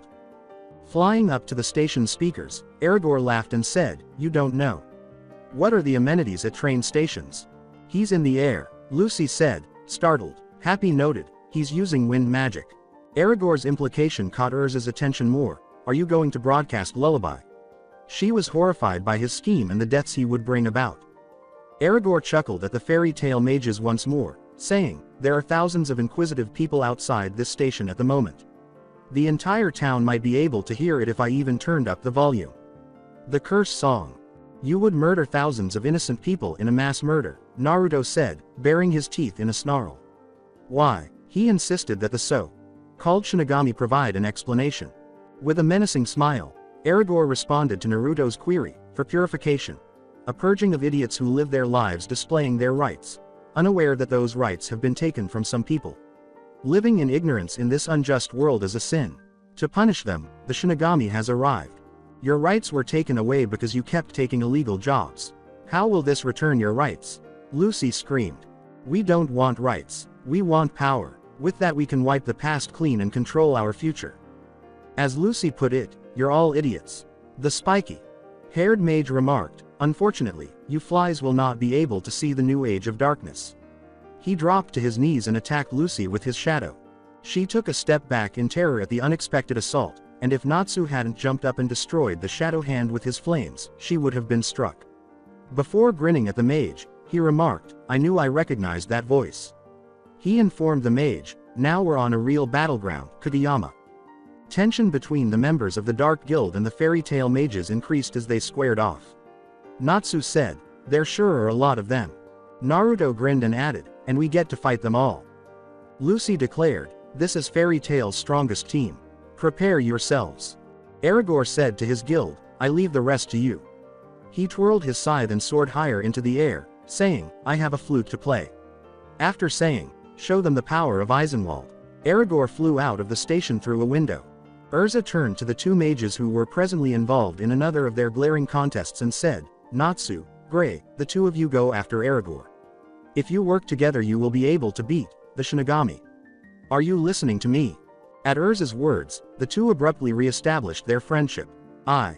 Then go." Gray and Natsu hurried off to follow Aragorn. They realized they were pursuing Aragorn as Eisenwald watched them flee, and one of them summoned dark threads and began to pursue them. Ryul-sama, will take them down." Kageyama placed his hand on the ground to create a magical seal of black and gold before vanishing into his own shadow. "I'm coming too. That bastard has to pay," he said. In preparation for eliminating the other members, the remaining fairy tale members assumed a battle stance. Eisenwald's mages taunted, "What are the four of you going to do to all of us?" Naruto smiled ferociously. Before a purple haze engulfed his body and covered his face, leaving only his two eyes glowing a terrifying red, he told them, "Watch." Station Oshibana. A number of mages charged at the fairy tale mages, but Naruto's poison dragon's roar blew them away. Urza armed herself with two swords and started slicing through them while they were concentrating on him. Naruto remained behind and began using his yellow poison dragon's spines to snipe them. Happy stopped Lucy as she reached down to pick up her keys. "Don't do that, Lucy." Angrily, she demanded, "Why not? Did Happy truly not believe she could defeat this many opponents?" He gestured to the area where a layer of poison fumes had formed over the combat mages and said, "You'll get poisoned, see." The sight of the different colors blending into a foul-looking mist made Lucy shudder. "This happens every time that Naruto fights." She questioned, "How can Urza fight in that stuff?" Before responding, Sanji took a drag from his cigarette. Normally, he would have been in the middle of the battle, supporting Naruto before switching out when his poison started to work and his magic was running low, but he was protecting Lucy to keep her safe. Sanji, who had grown up with Naruto and his poison since birth, was the only member of the team who lacked immunity to at least one type of poison. Naruto has been in the guild for nearly 10 years, and in that time nearly everyone that has stayed in the guild for an extended period of time has developed some level of immunity to at least one kind of poison. Urza has one of the strongest immunities, being one of the most senior guild members. The only person on this team that can't handle it would be you, Lucy, Swan. Lucy's head hung. It also clarified why she had been experiencing strange feelings recently. That's depressing. Something in the guild's food had begun to irritate her, she had begun to suspect. Naruto's poison had begun to work and was beginning to weaken the Eisenwald mages during the battle. Urza was taking them out in large numbers, and they were moving slowly. Naruto thought to himself, I guess that's enough for now, and then he fell from his perch atop the train car. He had smirked when their aim was thrown off due to his poison weakening their senses, and the roof was pocket-marked with multiple unsuccessful attempts to hit the blonde. He called forth his poison dragon's claws and used his poison dragon's talons to land on top of a mage. He started to move through the crowd, using his claws to strike the mages. Naruto easily took them out with all of their attention on Urza and her swords.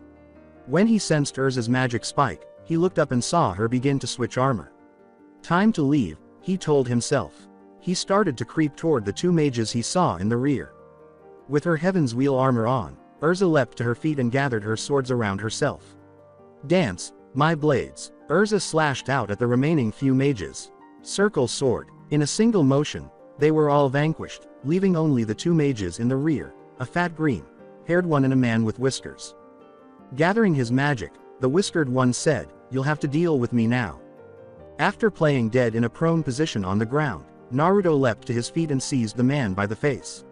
He yelled, Poison Dragon's grip strike, and then threw the man into his hesitant companion. After falling over and landing in a heap, the two were pinned by Naruto's spines. Lucy watched in amazement as the two mages effortlessly defeated almost the whole guild. That was amazing. Sanji casually said, Yeah, Naruto and Urza Chan are forces to be reckoned with. Urza Chan is the strongest woman, and Naruto is one of the strongest men in the guild that isn't S-ranked, like Natsu and Gray. As Lucy watched Naruto begin questioning the Eisenwald members, she thought, Miro was right, they really are the strongest team. Naruto started to move in the direction of the wall as the green-haired man was raised into the air. Sanji started to follow him after realizing what he was doing. It wasn't until Naruto began to ascend the wall that the whiskered mage began to struggle, still dazed from Urza's attack.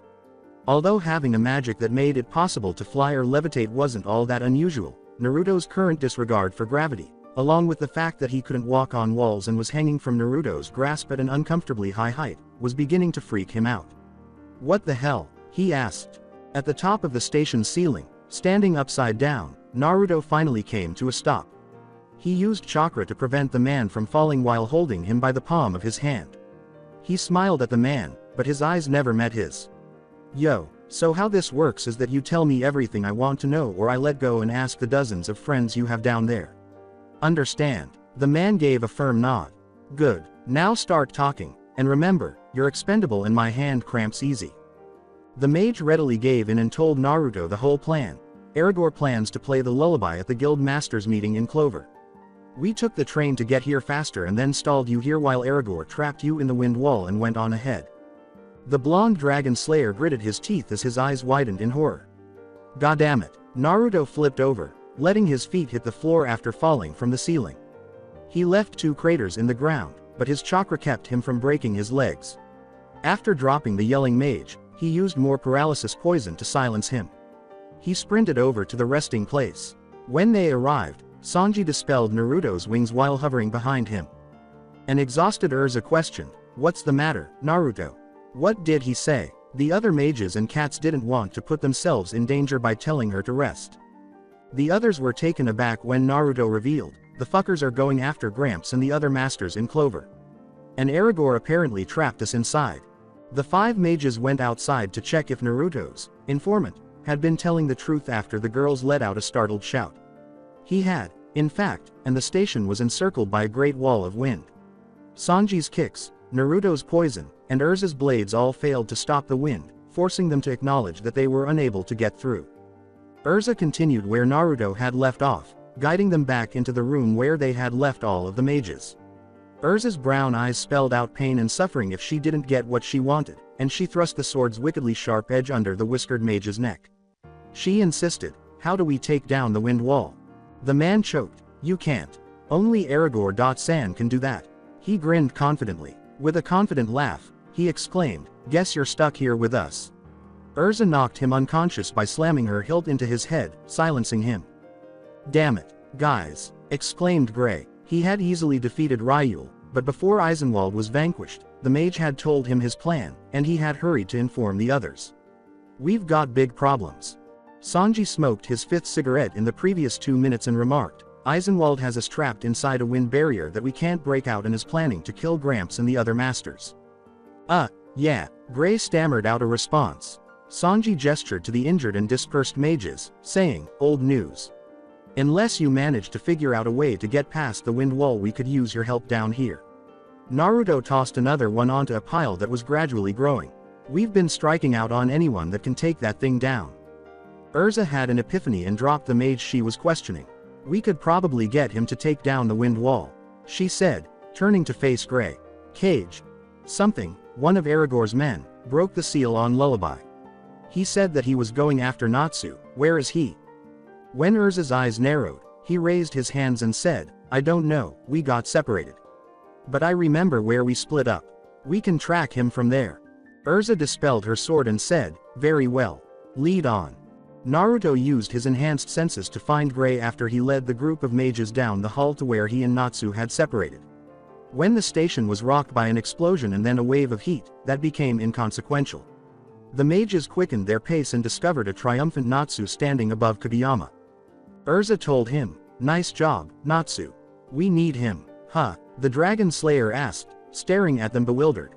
He had only physically assaulted the jerk who had attacked him on the train. Why was he being mentioned as being needed? Urza slammed Kageyama against the wall, ignoring him. She called forth a sword and raised it to his face. "You are going to remove the wind wall. Every time you say no, you get a new cut, understand?" She inquired. Natsu said, "Oi, that's harsh." However, Gray cut him off. Despite being a dark mage, Kageyama wasn't devoted enough to Aragorn to have himself tortured. "All right, I'll help." Aragorn was so far ahead that the mages in front of him would never catch up, so it wouldn't matter anyhow. Furthermore, he had no intention of putting the redhead in front of him to the test.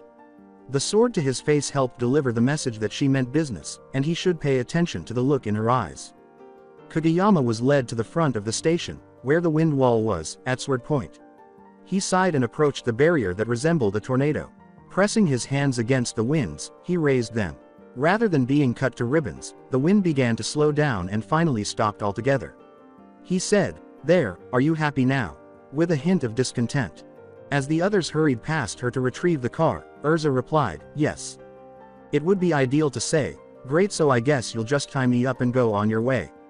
Once they were gone, he could wake the rest of the guild and free himself. They could all hide and wait for Aragorn to return and report that his mission was successful. "No, what?" Kageyama exclaimed, startled.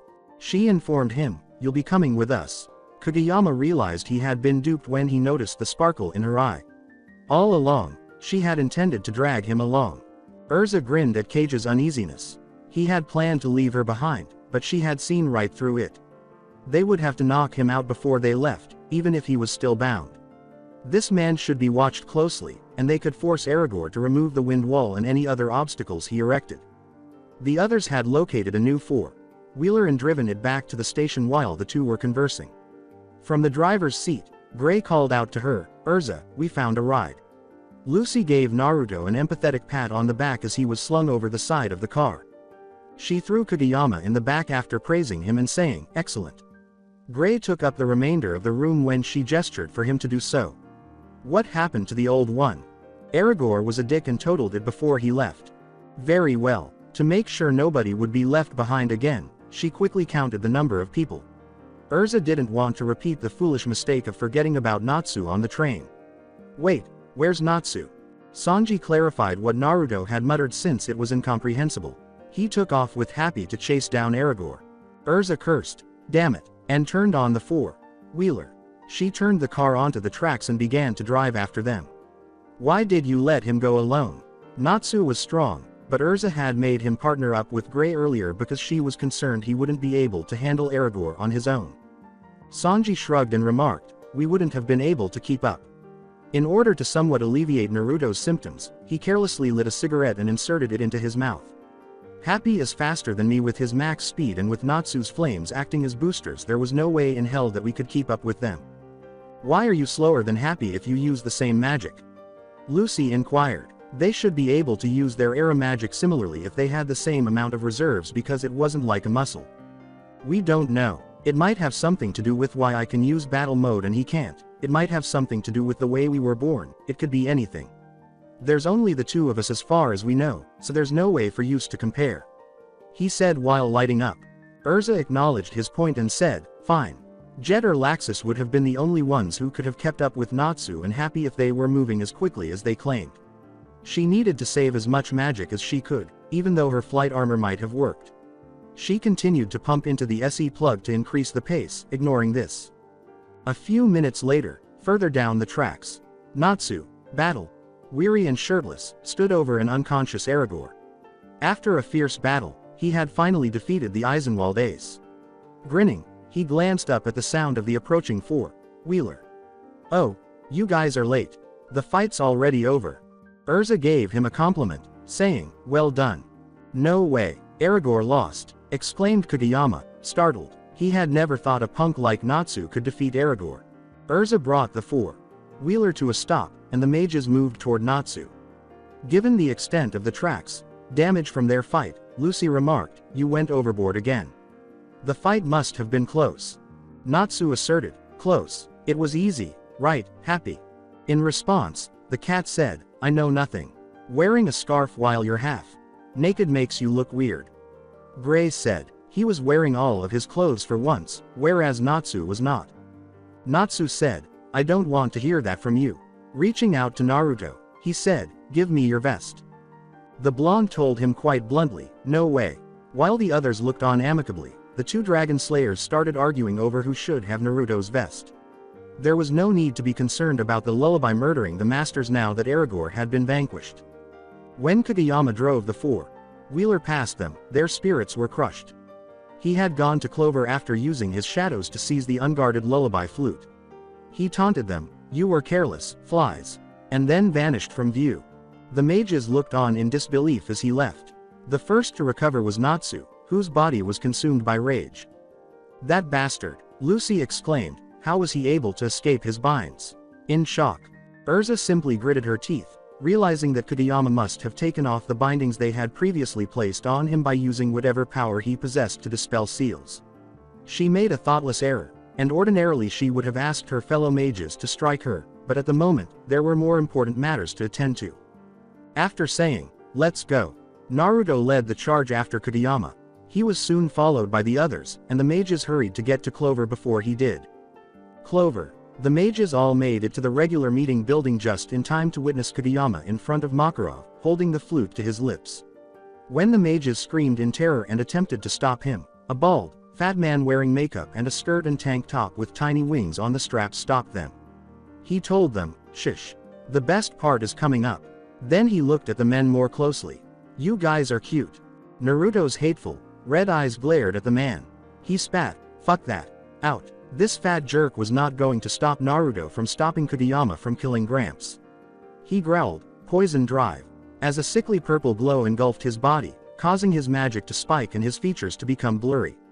In order to stop the mages once more, he put on a burst of speed and hurried past the first and second men who had been waiting. The unexpected increase in magical power caught Kageyama's and Makarov's attention as he struggled within himself to summon the bravery to play the flute. "What the hell?" Makarov's gaze expanded. "Naruto?" he asked, perplexed. His prediction came true when a streak of purple and orange sped by him and caught Kageyama by the face, pressing the flute against his cheek and preventing him from playing it. Naruto's rush, which hadn't even slowed down, then pushed the dark mage backwards before slamming into a tree with enough force to push the bark off of it. He glanced up into his assailant's face, but all he saw were the predator's piercing red eyes. Holding the poison in his hands, Naruto let it loose on Kageyama.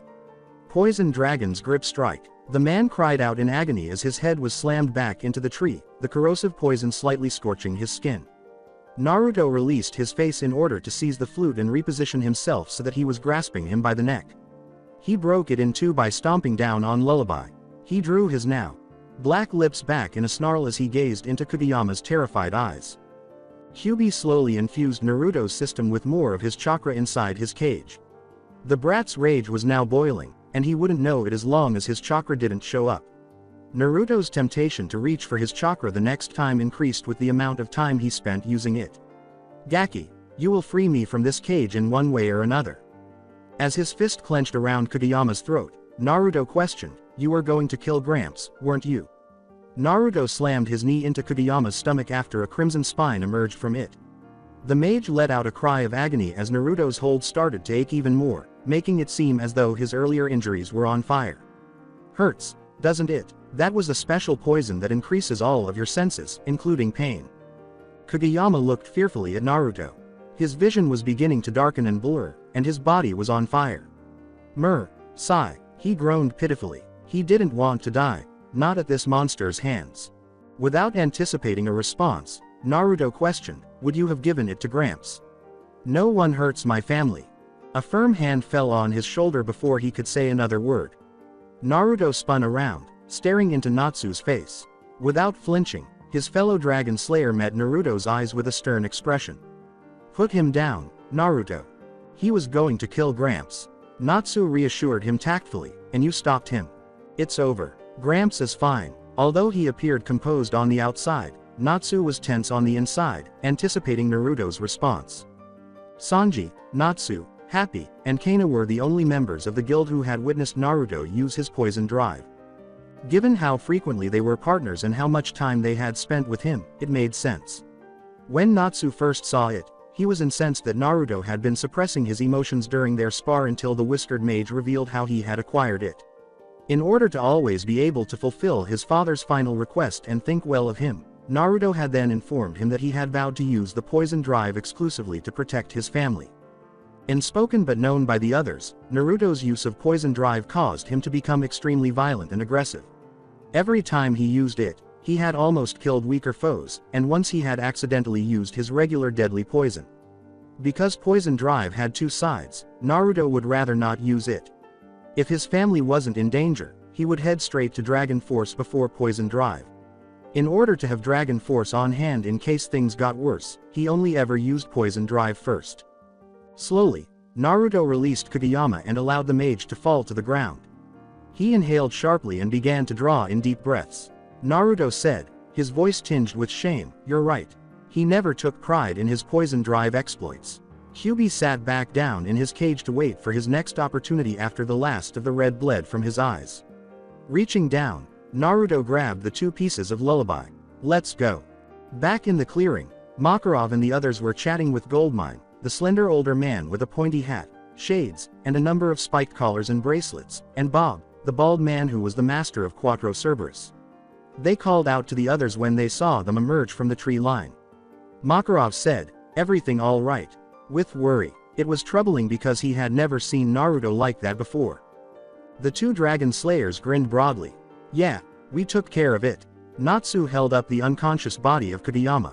Naruto held up the two pieces of Lullaby beside him. Makarov praised it, saying, "That's good." He was celebrating what had happened on the inside. He almost had a heart attack when he received Myra's letter regarding the team Urza had assembled. He was certain that they would all demolish a town together. However, a somber thought occurred to him. With Naruto on the team, I should wait a couple of weeks before relaxing. Too often, the poison dragon slayer's poison had caused more damage than anticipated because it took effect later. With Lullaby destroyed and Aragorn defeated, there were no more issues to deal with, and the mages were happy to let the Rune Knights do the rest of the cleaning. The majority of the damage to the different train stations and tracks was ascribed to Eisenwald, who was apprehended and imprisoned. Fairy Tail had escaped unscathed for once. The Fairy Tail Guild the following day. Naruto was complaining about his issue while seated next to Kana. Once more, she inquired, "So, how did it go?" Naruto ordered another beer and said, "Well, it was better than expected that we weren't arrested or pursued by the Rune Knights.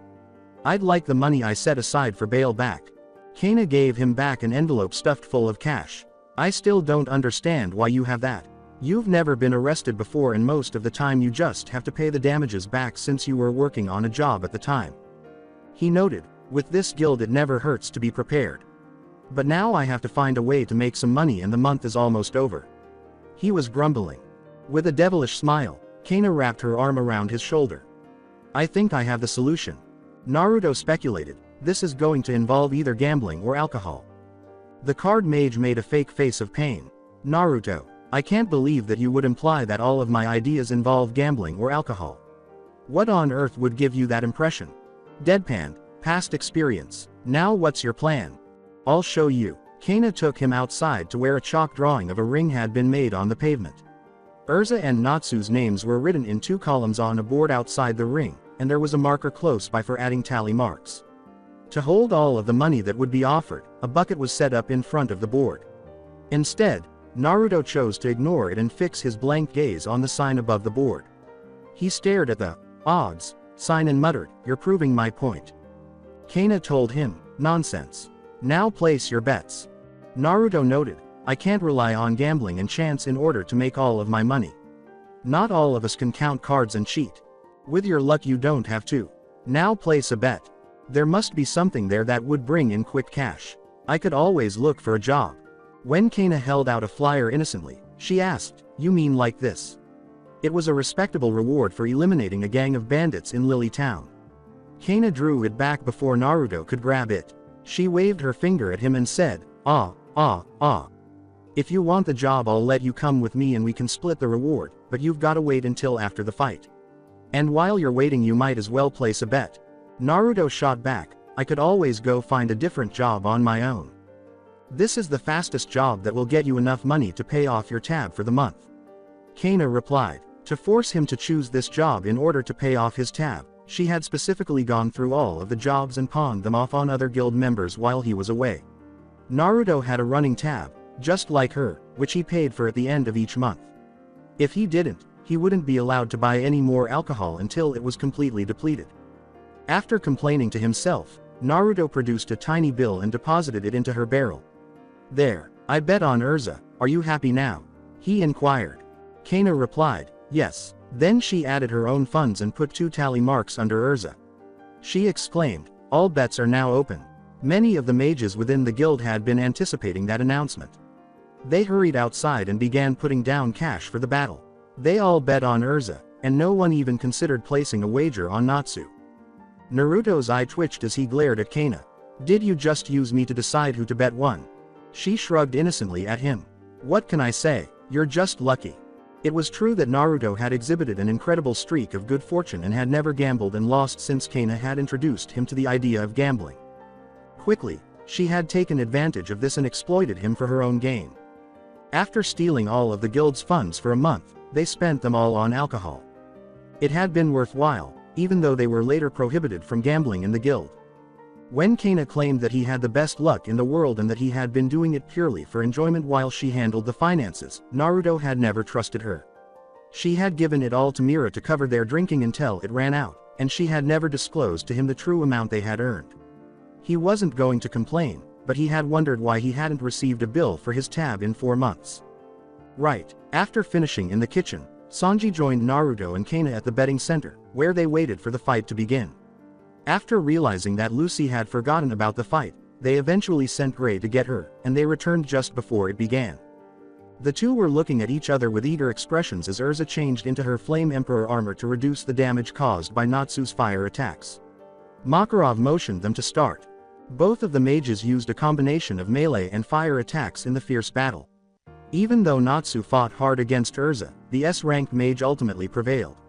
When it was over, everyone gathered their winnings and left, dragging Natsu inside to wait for him to awaken. After Kana closed her store, Naruto approached her with Sanji following. Before the match began, he informed him of her job, and the yellow cat confirmed that his best option, given Naruto's current tab, was to accompany her on the job. Kana gave him a cheeky smile and asked, "So what were you saying earlier about gambling?" Urza had made money from her wager as well as from managing the betting ring, despite the odds being stacked in her favor. Naruto muttered a complaint and shifted the conversation. His profit was quite small because he had only contributed spare change. He inquired, "So when do we leave?" Before departing, she informed the two, "Later this afternoon. I'll tell you the details when we get on the train to Lily Town."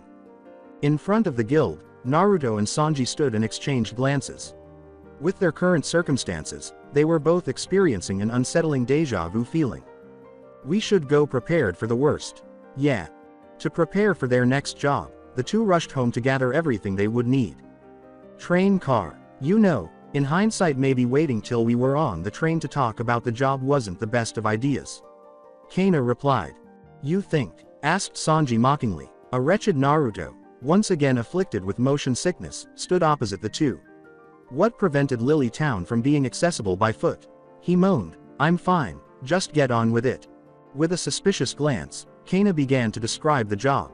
The client is the mayor of Lily Town named Riker. He wants us to deal with a group of bandits that have been attacking the town recently.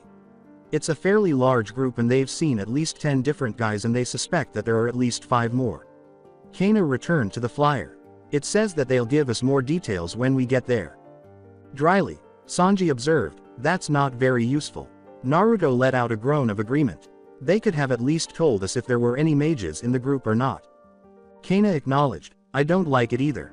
Her attempt to persuade Naruto to assist her backfired somewhat, and she admitted, I only looked at it in the beginning because of its high reward and then it was too late to find a different job. That's why I asked you two for help. In a moment of perfect health, Naruto said, asked, with incredulity, then moaned in pain once more as the train turned. More like forced. Kana answered, to.me.to, po.te.to. Sanji noted, those are completely different. Kana gave a sly smile. I know. Naruto groaned again, but this time it had nothing to do with his motion sickness. It was going to be a long ride. Lily Town train station 2 hours later. While Sanji flew ahead of them with their bags, Kana assisted Naruto in getting off the train. With his deadened legs bearing Naruto's entire weight, she grunted. She said, what have you been eating? Rocks. Just set him down on a bench. He'll be back to normal in a minute. Sanji suggested, or as close to normal as he can get. Naruto let out an indiscernible groan that could have been interpreted as an insult. His motion sickness was worse than usual because of the lengthy train ride. As much as he resented it, Urza's punching him, far away from her ears, helped him avoid his symptoms. Kana took Sanji's advice and sat down on a nearby bench with Naruto's deadweight. His pale complexion quickly disappeared, and he quickly gained the ability to move on his own. He said, all right, I'm back in business. Before hurling their bags onto Naruto without any fanfare, Sanji said to him, great, then hold these. After a moment of stumbling under the sudden weight, he gave the cat a sour look. The hell is this? Sanji dropped back to the floor before responding in a condescending manner. The bags. Someone needs to carry them and I can't fly all of the way they're holding them. Naruto said, then don't. We can just carry our own. Sanji yelled, idiot, at Naruto. A true gentleman would never make a lady carry her own bags.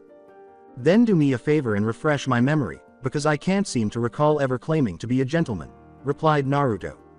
He threw Sanji's bag at him to punctuate this. As a result, they began to argue and compete to see who could make the other carry the bags. Kana simply led the way out of the train station after seeing this song and dance previously. She was aware that Sanji and Naruto would follow her carelessly, flinging their bags and insults back and forth. Along with the sound of their bags hitting each other's faces, the harmless insults, Arrow, Neko, and Shitty Blonde, verified that the two were staying in place. Kana's bags had been slung on Naruto's back and weren't thrown the entire time, but she was unaware of it. The house of the mayor. If you could call it that, the mayor's residence was a 3-story, opulent structure. In addition to the well-kept lawn, the property was surrounded by a decorative and useful wrought iron fence. Halfway between the gate and the house was a white fountain with a statue of dolphins leaping from waves from which the water poured. The 2 double doors leading inside were surrounded by gold trim and 2 marble columns. Everything about the place exuded luxury and excess. From outside the gates, Naruto remarked, this is going to be one of those missions where the client sucks, isn't it? Not a single structure in the entire walk. Through town was nearly as large as this one. The local inn was only 2 stories high. He prayed to God that the current mayor had not built the house, but that it had been inherited. And Kana said, yup. She bemoaned the absence of alcohol in her possession. She knew from previous experience with similar jobs that dealing with the client would give her a worse headache than if she worked the entire time intoxicated. She is so professional. Before approaching the gates and pressing a button on the side of one of the gateposts, Naruto sighed. Did the guy really have an intercom? He was what kind of mayor? A sophisticated voice came from the speaker. Mayor Riker's estate, please state your business. The arrogant greeting caused the mages to roll their eyes. Naruto, Kana, and Sanji, fairy tale mages hear about the bandit extermination, replied Naruto. A brief silence was followed by the voice returning. Ah, yes, Mayor Riker is expecting you. The gates opened automatically for the mages when a green light came on. They were struck by how lovely the front yard was as soon as they entered. It had the appearance of a painting. The maintenance of the yard likely cost more than the average monthly salary of a mage. With every step they took, they could feel their hopes of a good client dwindling. They arrived at the front doors to find a pair of lion head knockers in place of a doorbell. With a grimace, Naruto used them, and the door swung open. Inside stood an older man dressed like a stereotypical butler. His mustache and monocle were the only things missing. He gave them a nod and moved aside. He wrinkled his nose at his lit cigarette and said, "Greetings, Naruto. Sama, Kana. Sama, and a cat." He was taken aback by Sanji's appearance. The cat growled as he deliberately dropped some ash on the rug, earning him a glare from the butler and another from Naruto telling him to behave. "That's Sanji. Sama, you shitty geezer." He snorted in response to both of them. He would do everything in his power to make his life more difficult if the shabby butler was going to treat him like an animal. Before speaking to the mages, the butler gave their bags to another servant. He led them through the house with the air of someone who was silently protesting the humiliation of a job they hated but had to do. "Your things will be taken care of. Riker. Sama wishes to speak with you about dealing with the bandits immediately. Please follow me." They entered a spacious, open space filled with pricey decorations after being escorted by the butler. The mages' spirits were further dampened when they saw their client. Riker was a small, overweight man who exuded an air of importance that instantly made everyone around him feel bad. The man's entire body was meticulously measured, and it's likely that he spent more time getting ready for the day and getting dressed than the human mages did drinking. He had at least 2 golden rings on each of his plump fingers and 1 on each thumb, a pricey black 3-piece suit, and immaculately polished black shoes that gleamed like jewels. He had a thin pencil mustache and short black hair that was clearly dyed. He said, "Thank you, Jeeves." The butler made a perfect bow and walked away without saying anything. As though he needed to get the mages' attention before speaking, he turned to them and coughed into his fist. He looked at each of them critically and said, "So you 3 are the ones who took my job. You'll do, I guess." His casual remark infuriated the mages, but they remained silent. Even in fairy tale, there was a certain amount of professionalism that had to be maintained when meeting a client for the first time. They had to wait until they were at least halfway through the task before punching clients in the face. The group's leader was Kana. "Professionally," she said, "the flyer said that there was more information that you could give us on the bandits. Dealing with people like this was the best way to complete the task quickly and with the least amount of interaction." He gestured for them to sit down, saying, "Yes, yes, of course. The bandits have been attacking my town for about a week now. I can't get any supplies delivered here and the townspeople's complaints are becoming quite annoying. I have a shipment of very fine and expensive clothing arriving in 2 days that needs to be here on time. The bandits have been attacking us from the forest to the south of the town that the major trade road runs through. I've sent several of the town guardsmen after them, but they were all defeated. I need you mages to go there and defeat them before my shipment arrives." They waited for the mayor to provide them with additional details for a few seconds, but nothing came of it. Riker's expression became irritated at their inaction. He waved them away and said, "Well, get going." "That's it?" a startled Naruto inquired. Was that all he gave them when they were there to learn more about the people they were meant to fight? "Yes, now go," Sanji remarked. "You can't be serious. We need to know more about them if you want us to defeat them. Their numbers, how strong they are, the actual location of their base, something." Riker stood up and said, "That's not my problem." He dismissed them, saying, Anything else you need was on the flyer. Now go out and do your job. It seemed to be a signal for Jeeves, who came back in and escorted the mages and their bags out of the house. They stared incredulously back at the house. Naruto grumbled, "What the hell are we supposed to do now? You've got to be kidding me." Taking hold of Naruto's collar, Kana started dragging him along. "Come on. If that arrogant asshole won't help us, then we'll have to ask the townspeople." Town of Lilies. At a cafe in the center of town, the fairy tale mages were sipping a drink that was disappointingly alcohol-free. Examining the food he had ordered critically, Sanji exhaled a puff of smoke. It was as disheartening as this job was becoming. "So all we've been able to find out from these people is that the shitty mayor is a shitty person," he said. Half of the people didn't even know about the bandits. The other half of the people who knew about it only knew because they knew someone in the town guard and didn't even complain about it in the first place. Naruto made the point. In reality, they complained about the town state and the high taxes. The only productive place was the hospital and town watch station. They were directed to the town watch station by the recuperating town watch. The building appeared to have been abandoned for many years. Compared to the mayor, the chief had been far more helpful. He had informed them that the gang consisted of at least 20 members, some of whom were also mages. All of the members were exceptionally skilled fighters, but the leader had not yet been sighted. The bandits had totally disregarded the other shipments and only attacked when the mayor would be the one to suffer. Kana questioned, why did they only attack the mayor though? The entire town detested the mayor, who was only in office because his wealth kept their economy afloat. I mean, I can understand why people here hate him so much, but how do they know that? His family had ruled for many generations and had grown too important to be removed. Naruto drained his drink and said, I'm more concerned about how we're supposed to do this job. The forest isn't exactly a small place. Even with how big the group is, we'll still struggle to find them in time. We'd probably be better off setting up our own ambush. Sanji replied, it'd be easier to have them bring the fight to us than track them down. Even if they escape, we can just use your nose to track them down. The others agreed with a nod.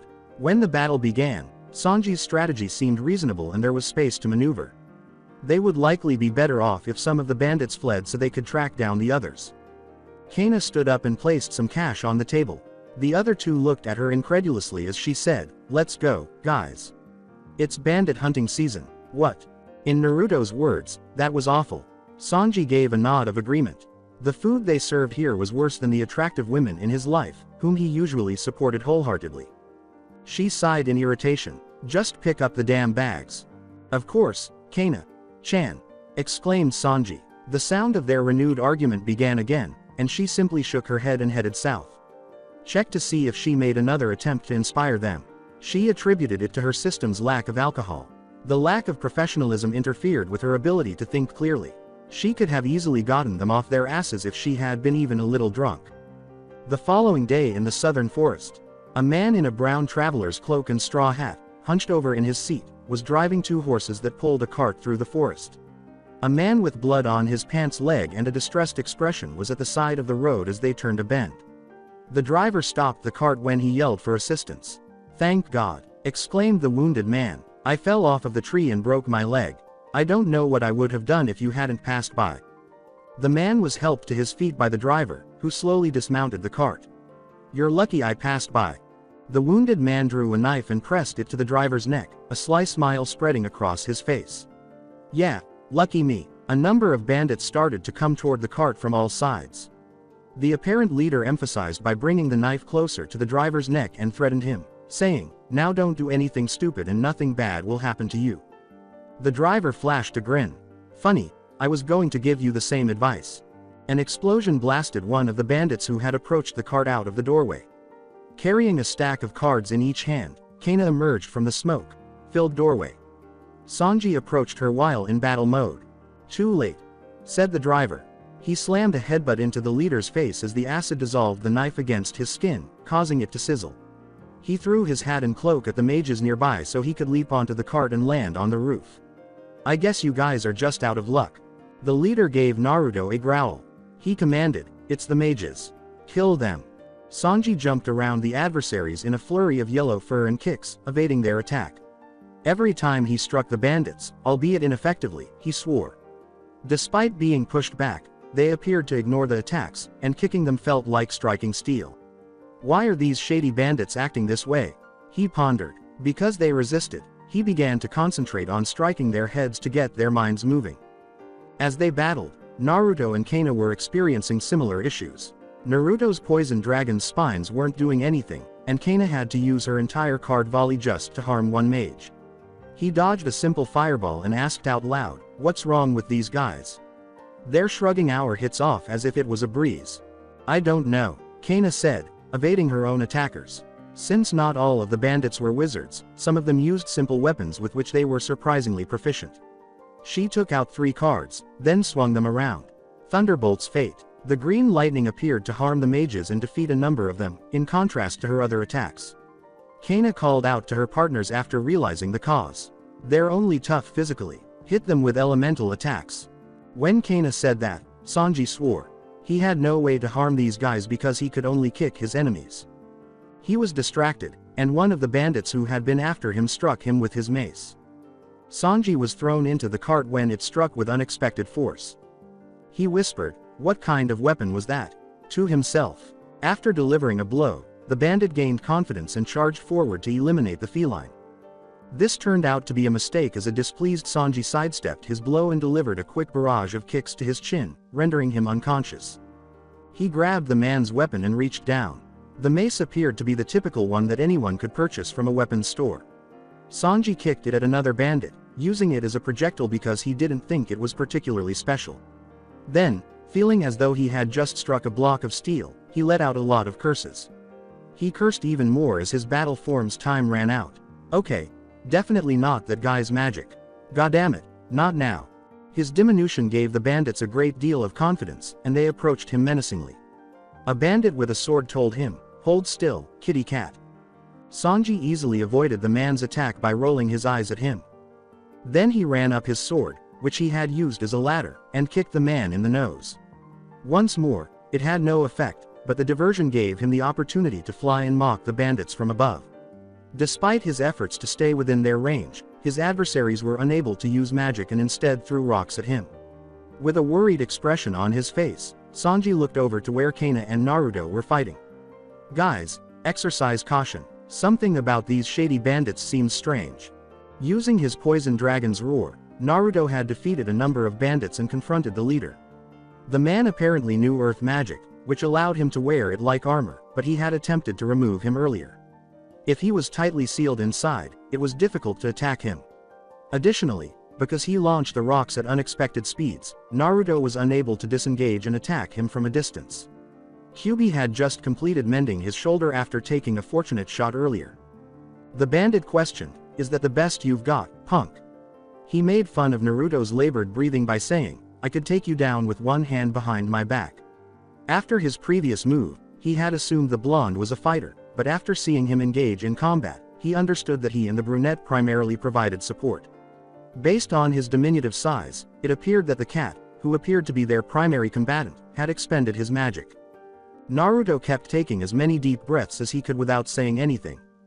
His opponent was surprisingly good at fighting and remarkably smart for a bandit. After witnessing the damage that his poison dragon's roar caused to his men, Naruto would always fire a small stone quickly to stop him from attacking. Unlike the typical bandits he battled, who adopted the "charge in headfirst and hit it till it stops moving" strategy, this was a startling change. He liked the latter better, to be honest. It's easy money. It seems that the bandit leader had had enough of chasing after Naruto. He dropped the area they were fighting on to create a makeshift arena after slamming his hands into the ground. Although Naruto couldn't see past the rock helmet, he was willing to wager that a smirk was present.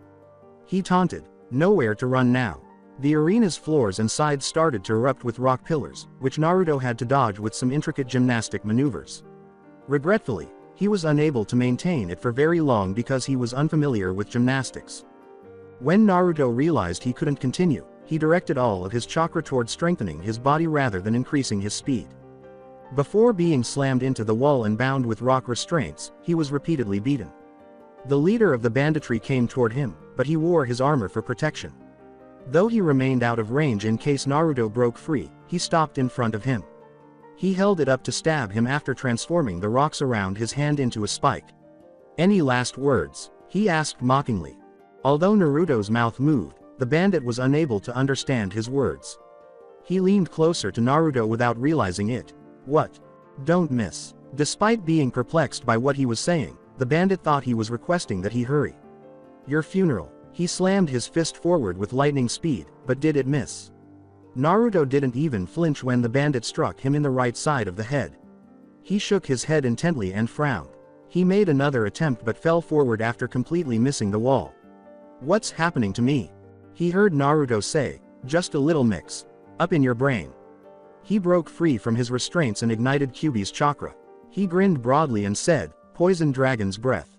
Hallucinogen style. As he struggled to stand again, the bandit asked, when did you? The whole time. Did you really think that I was winded that easily? Laughed Naruto. The bandit started to see things, and Naruto's image took on a demonic appearance. But my armor. Gleaming eyes filled a whiskered face with fang teeth. The bandit's eyes widened in surprise as he said, hard to see green mist through all of that dust. Naruto's attack was protected by all of the dust he had raised with his magic. His own move outperformed it. Due to his lack of focus, he was unable to stop the demonic man from approaching him and was forced to drop his rock armor.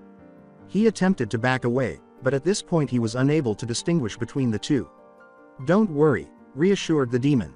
The last thing he saw was a purple fist strike his face. This will only hurt once. Naruto stood over the bandit leader and shook his hand. The man had a very hard head. Reaching down, he began pulling him up out of the pit he had created by the collar. As he got to the top, he noticed that Sanji was tying the remaining mages up with rope and that Kana had already piled them up.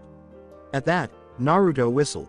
Yes, he and the leader had eliminated a few, and Sanji had defeated at least 2, but Kana still had at least a dozen unusually powerful bandits.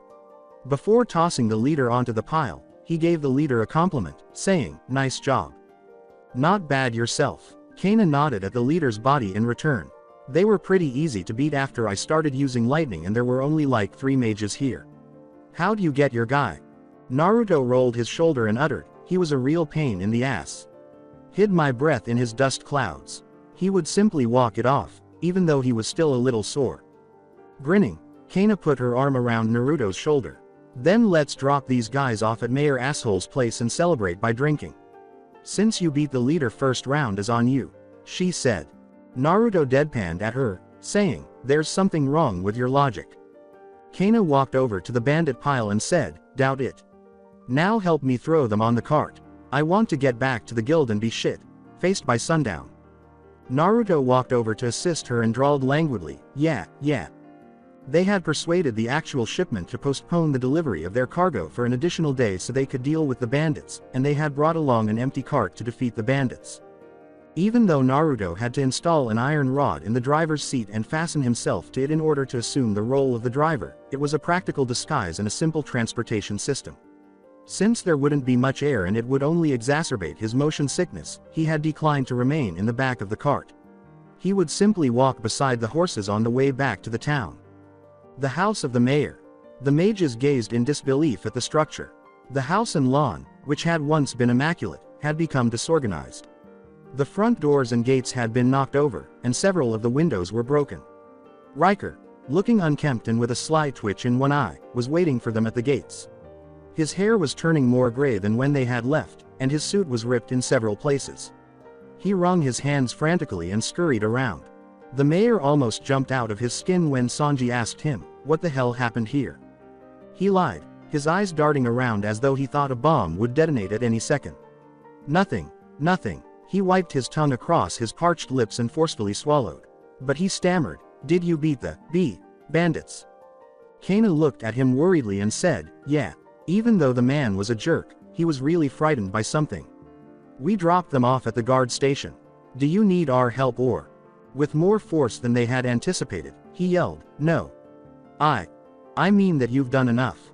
He produced an envelope and handed it to the mages with trembling hands. As he hobbled back inside his destroyed home, he said, here is your reward. Thank you for your services. Goodbye. Astonished, the mages watched him leave. Even though they had only known Riker for 10.5 minutes, they could tell that was completely out of character for him. The first to turn away was Naruto. Let's go, guys. Kana started to say, but Naruto, but was interrupted. He repeated, "Let's go," with more vigor. "Job's over and we're done here." Sanji's voice was filled with disappointment as he demanded, "You're just going to leave it like this, you shitty blonde?" "Yeah, this town stinks." After exchanging glances, Kana and Sanji followed Naruto to the train station. Afterwards, Mountain Cave. With wounded pride, the bandits who had been defeated by the fairy tale mages returned to the cave. Even though they had anticipated defeat, it still hurt to be defeated by just 2 mages and a flying cat. As the leader proceeded deeper into the cave, the others left to receive medical attention for their injuries. He paused in front of a massive man who was sitting in a chair designed specifically to accommodate a man of his size and gave a salute. He declared, "Kenta-san, I've returned from the mission." "Welcome back, Burke," Kenta bellowed her voice. He was a bald, muscular man with a rough face, a big mustache that completely hid his upper lip, and a commanding presence. He was dressed in combat boots, plain dark pants, and an open brown jacket. "How did it go?" "We were defeated as expected. Even with your help the men were still outclassed and overpowered," he acknowledged. Kenta gave a sympathetic nod. "What of the mages that you fought?" "There were 3 of them like we were told. One used card magic, one was a flying cat that could change size and used kicks, and the last one was the poison dragon slayer." Burke stated, "I personally fought the dragon slayer, but he tricked me and I was poisoned with a hallucinogen. And that trash, Riker. He followed your orders. We were released from prison and he promised that the money would be here tomorrow as promised." "Excellent work, Burke. Go rest up and have your wounds looked at. Make sure that all of the poison is flushed from your system and that there are no side effects," ordered Kenta. With another salute, Burke said, "Yes, sir," and walked out of the room. Kenta rose from his seat and entered the cave. He went up to 2 guards, who stopped in front of a prison cell and saluted him as well. 2 women were inside. One was older but had aged gracefully and was still attractive, and the other was a young, attractive girl who seemed to be a cross between Riker and the older woman. "You better hope that Riker keeps his end of the bargain, or else I'll be forced to send you back to him, piece by piece." He was threatening. He nodded to the guards and departed after confirming that the inmates were too terrified to fight. "Make sure that they receive food and water, but only after everyone else has eaten." Kenta left to get ready, knowing who he would be facing. Particularly when interacting with fairy tale mages, paranoia never did anyone any harm. That's it for today. I hope you guys enjoyed this great story. See you in the next one.